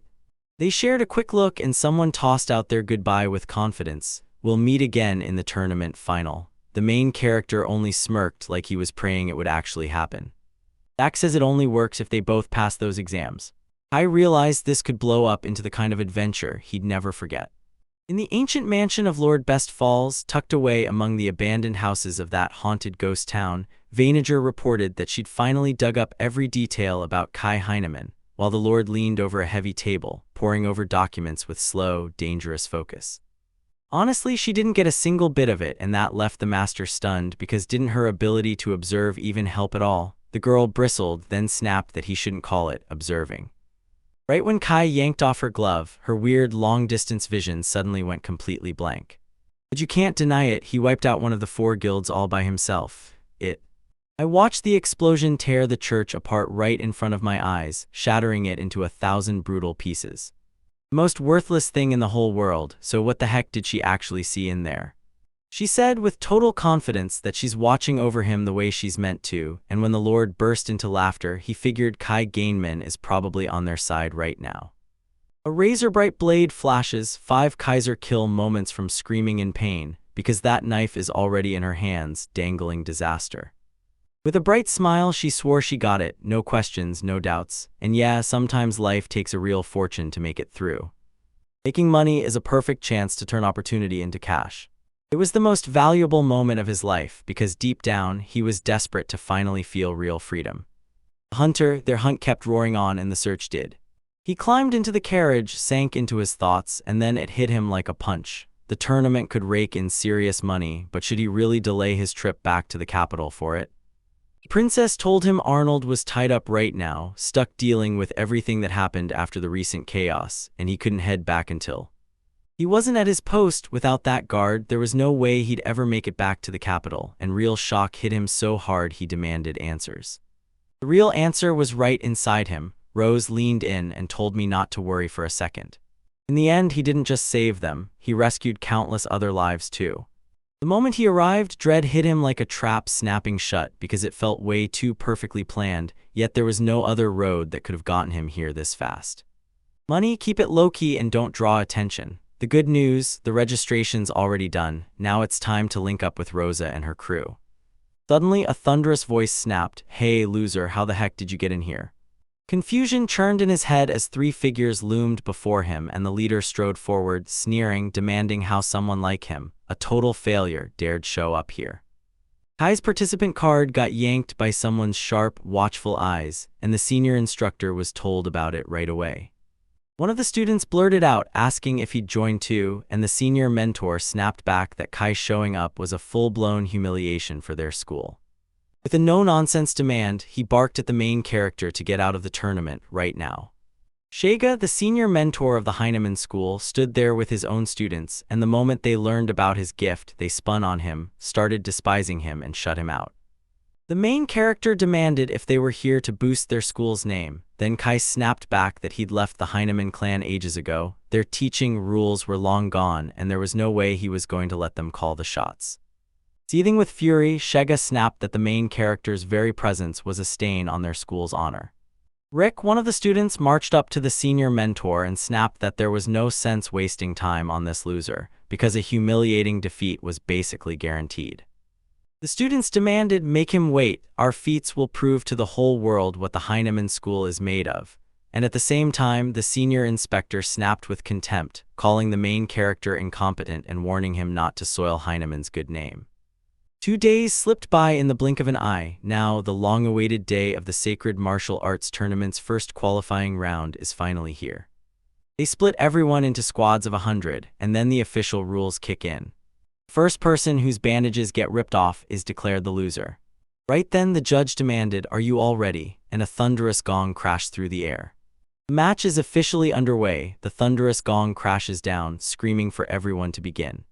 Several fighters tighten their stances, breathing hard, ready to explode into action. Before the prayers even had time to die out, someone whipped a naked blade into the light. One fighter swore he'd hand over a bandage for 10,000 gold coins, and the other guy nodded instantly, paid up, and bought it. Mostly fresh-faced newcomers and wandering souls rolled into town, all ready to kick off their journey. Kai stood among the participants, and in his head he already saw victory. He only needed to wipe out every opponent right here.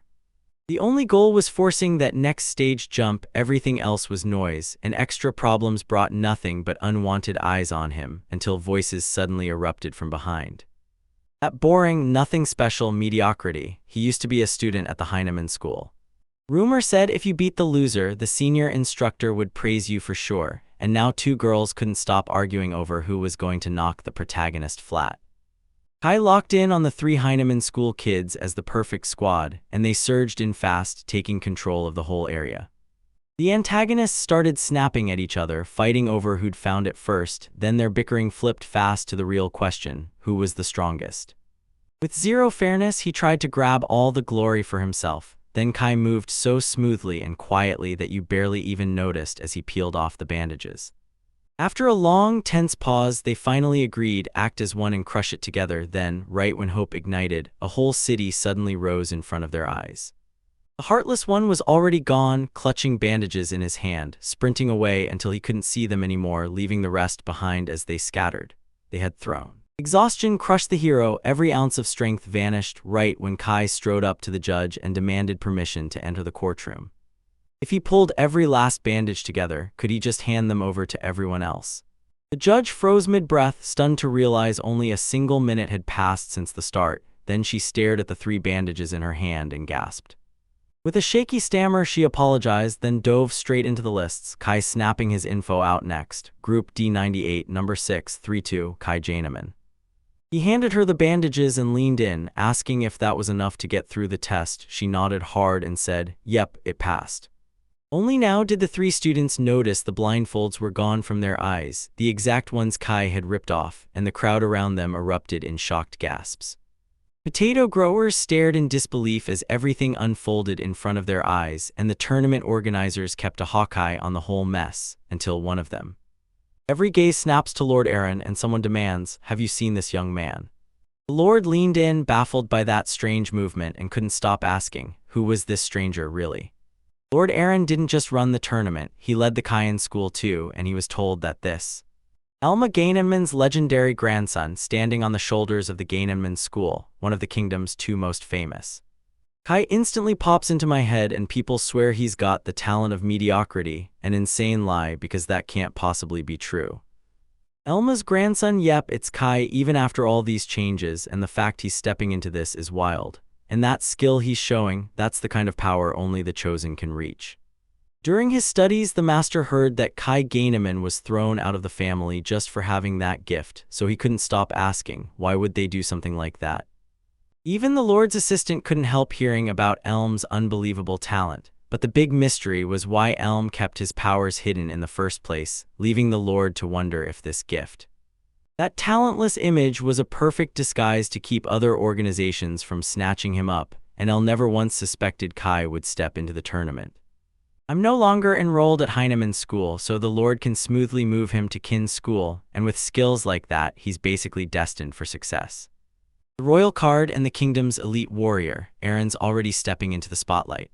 At first, it looked like the young ones were gutted by this tournament, but then it hit. Among the players was a real secret champion lurking in the crowd, and the finale is about to shock everyone.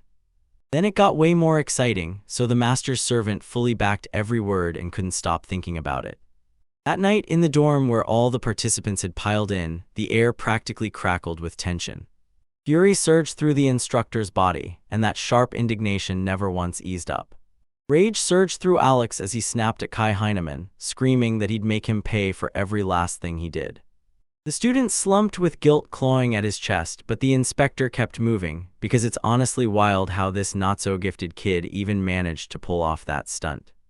The young guy suggested the main character should use some object to snatch their bandages, but one of the girls snapped, Kai cheated for sure. The other girl even demanded they check him for lying, yet they were shut down and refused. Rage flares angry. One of the students marches up to the teacher and complains about the injustice. Some untested upstart keeps mocking their hard work. Then he laughs it off and insists they should all team up, track that guy down, and hammer him with a real lesson. He roared for a brutal punishment for that treacherous deceiver, and right then Riku cut in and shut everyone down. Then he spoke. With a leap into the air, he decided to square up against Kai himself, an honest duel, no tricks, meant to crush the deceit this guy was hiding. The crowd stared in shock as the ones who were exposed had to scrub the shame off themselves. When the bandages finally came off and the Heinemann school was brought up, the boy nodded. Riku was right. Rick let out a cold, ruthless promise. No matter how this guy sobbed and wailed, he'd smash him so hard he'd never crawl back up. While at the Heinemann school, a brutal power struggle was tearing everything apart as the main and secondary factions fought tooth and nail to become the next master. Just expose Kai for his disgraceful behavior and cut him down. Once he's gone, their main clan instantly surges ahead. Their glory will rocket straight up to the heavens. The head instructor gave Rick's shoulder a gentle squeeze, smirked just a little, and told him the qualifying round is where everyone's big hopes are pinned. Then Rick's pride surged like wildfire. He flashed them a proud smile and told them, "Don't rush, this victory will be mine real soon."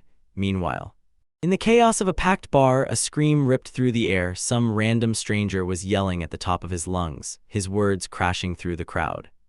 Kai Gaineman will have to personally pay this price himself.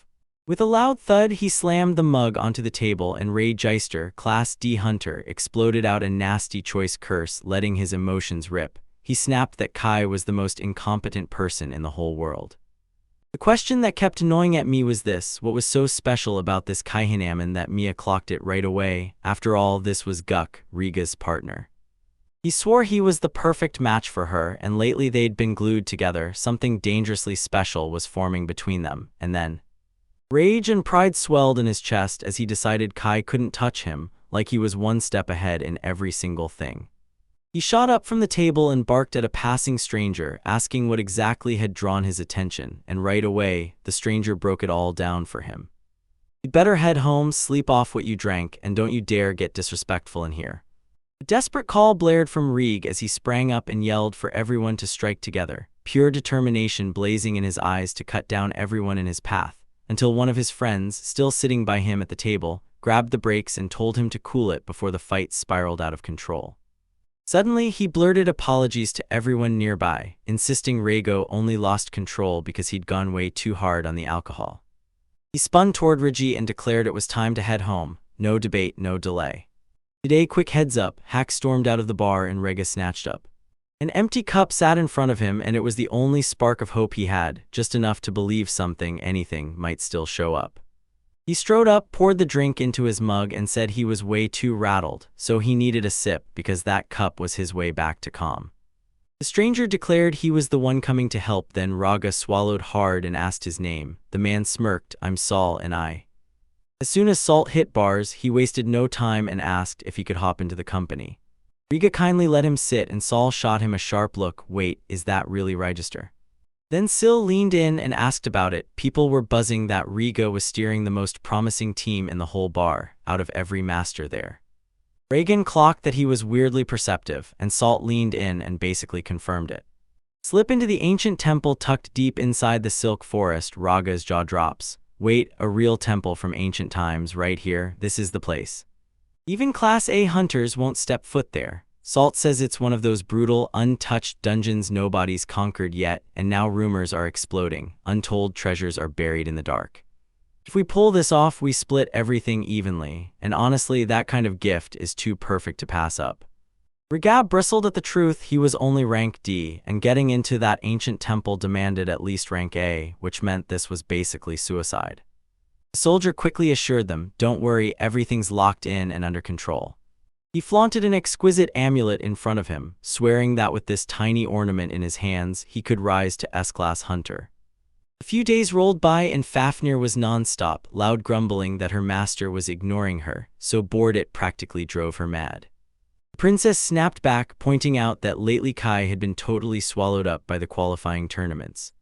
Kai shot Fafnir an apology, and the princess chimed in that they wanted in on the journey too. At this event, the main character's presence would pull eyes on him like a spotlight, right away.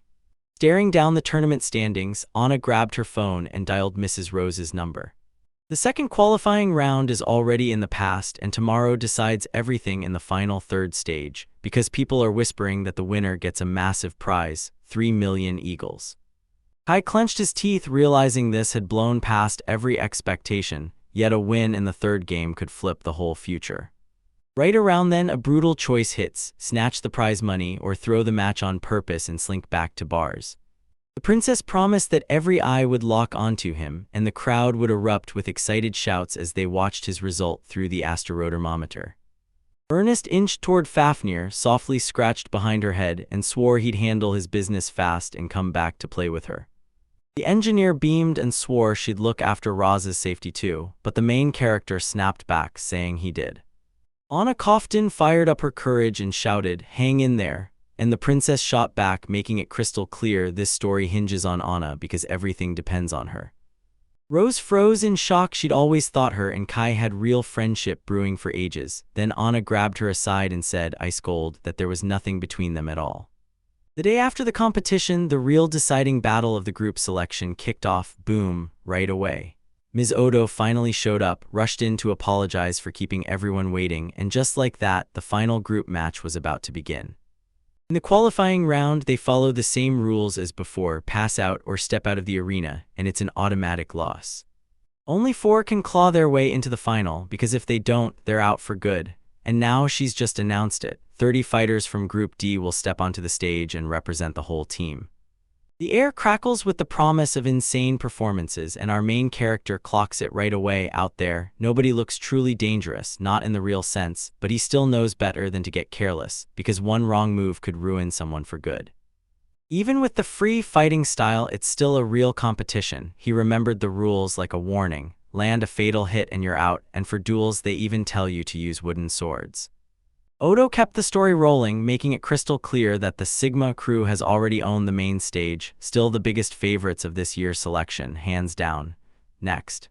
Right in front of the crowd, a rep from the Heinemann fencing school steps up, carrying the pride of Master Elma's dojo to showcase the legendary technique taught by his mentor, and the spotlight's going straight to our main character as the winner of this electrifying spectacle. I spotted him the second he stepped in. He just blurted the last participant's name, Kai.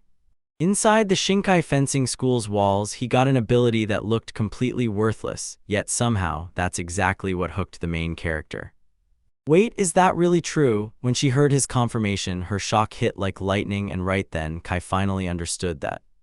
Even the rest joined in and laughed at him too, because something like this had already happened before. Sigma shot the host a sharp question. Did her work somehow cheapen the gifts the participants poured their hearts into? Fly didn't hesitate. She immediately backed Sigma. It felt like open contempt for every single person who'd already made it through the selection. She bowed an apology and dropped her head low, like she was begging forgiveness. He fired back for her, saying the hosts only said the truth, so there was nothing to apologize for, and then he tore into that worthless guy, insisting he shouldn't even be here. Sigma pointed out that this guy's weapon looked way more like a shark's tongue than a sword, and Fly burst out laughing, saying, "Yeah, on the outside, that's exactly what it is." Rage boils in his chest. Who dares to talk back? He's about to make them all regret it. Meanwhile, the host grins and says, "The fire's already spreading. Group D qualifying's final round is starting." The hero finally cracked the perfect setup, pitting the fiercest rivals against each other until they started dropping like dominoes out of the competition. With a sword in hand, the opponent charged ahead, yelling for the loser to keep their focus and not fall apart. He tried to stay cool and steer around them, but a thought kept nagging. Maybe it'd be easier to act like he just accidentally walked too far. He shut his eyes tight, chasing that prize in his head. He needed it so badly it felt like he was desperate to breathe. With a lucky star shining over him, he's got his sights set on forcing Zack into the Royal Guard ranks. Right about this time, the next opponent charged in fast, sword poised, already smug about his win, because Kai stood there with his eyes shut, but then Kai snapped to the truth, and you could tell this fight wasn't going to be that easy.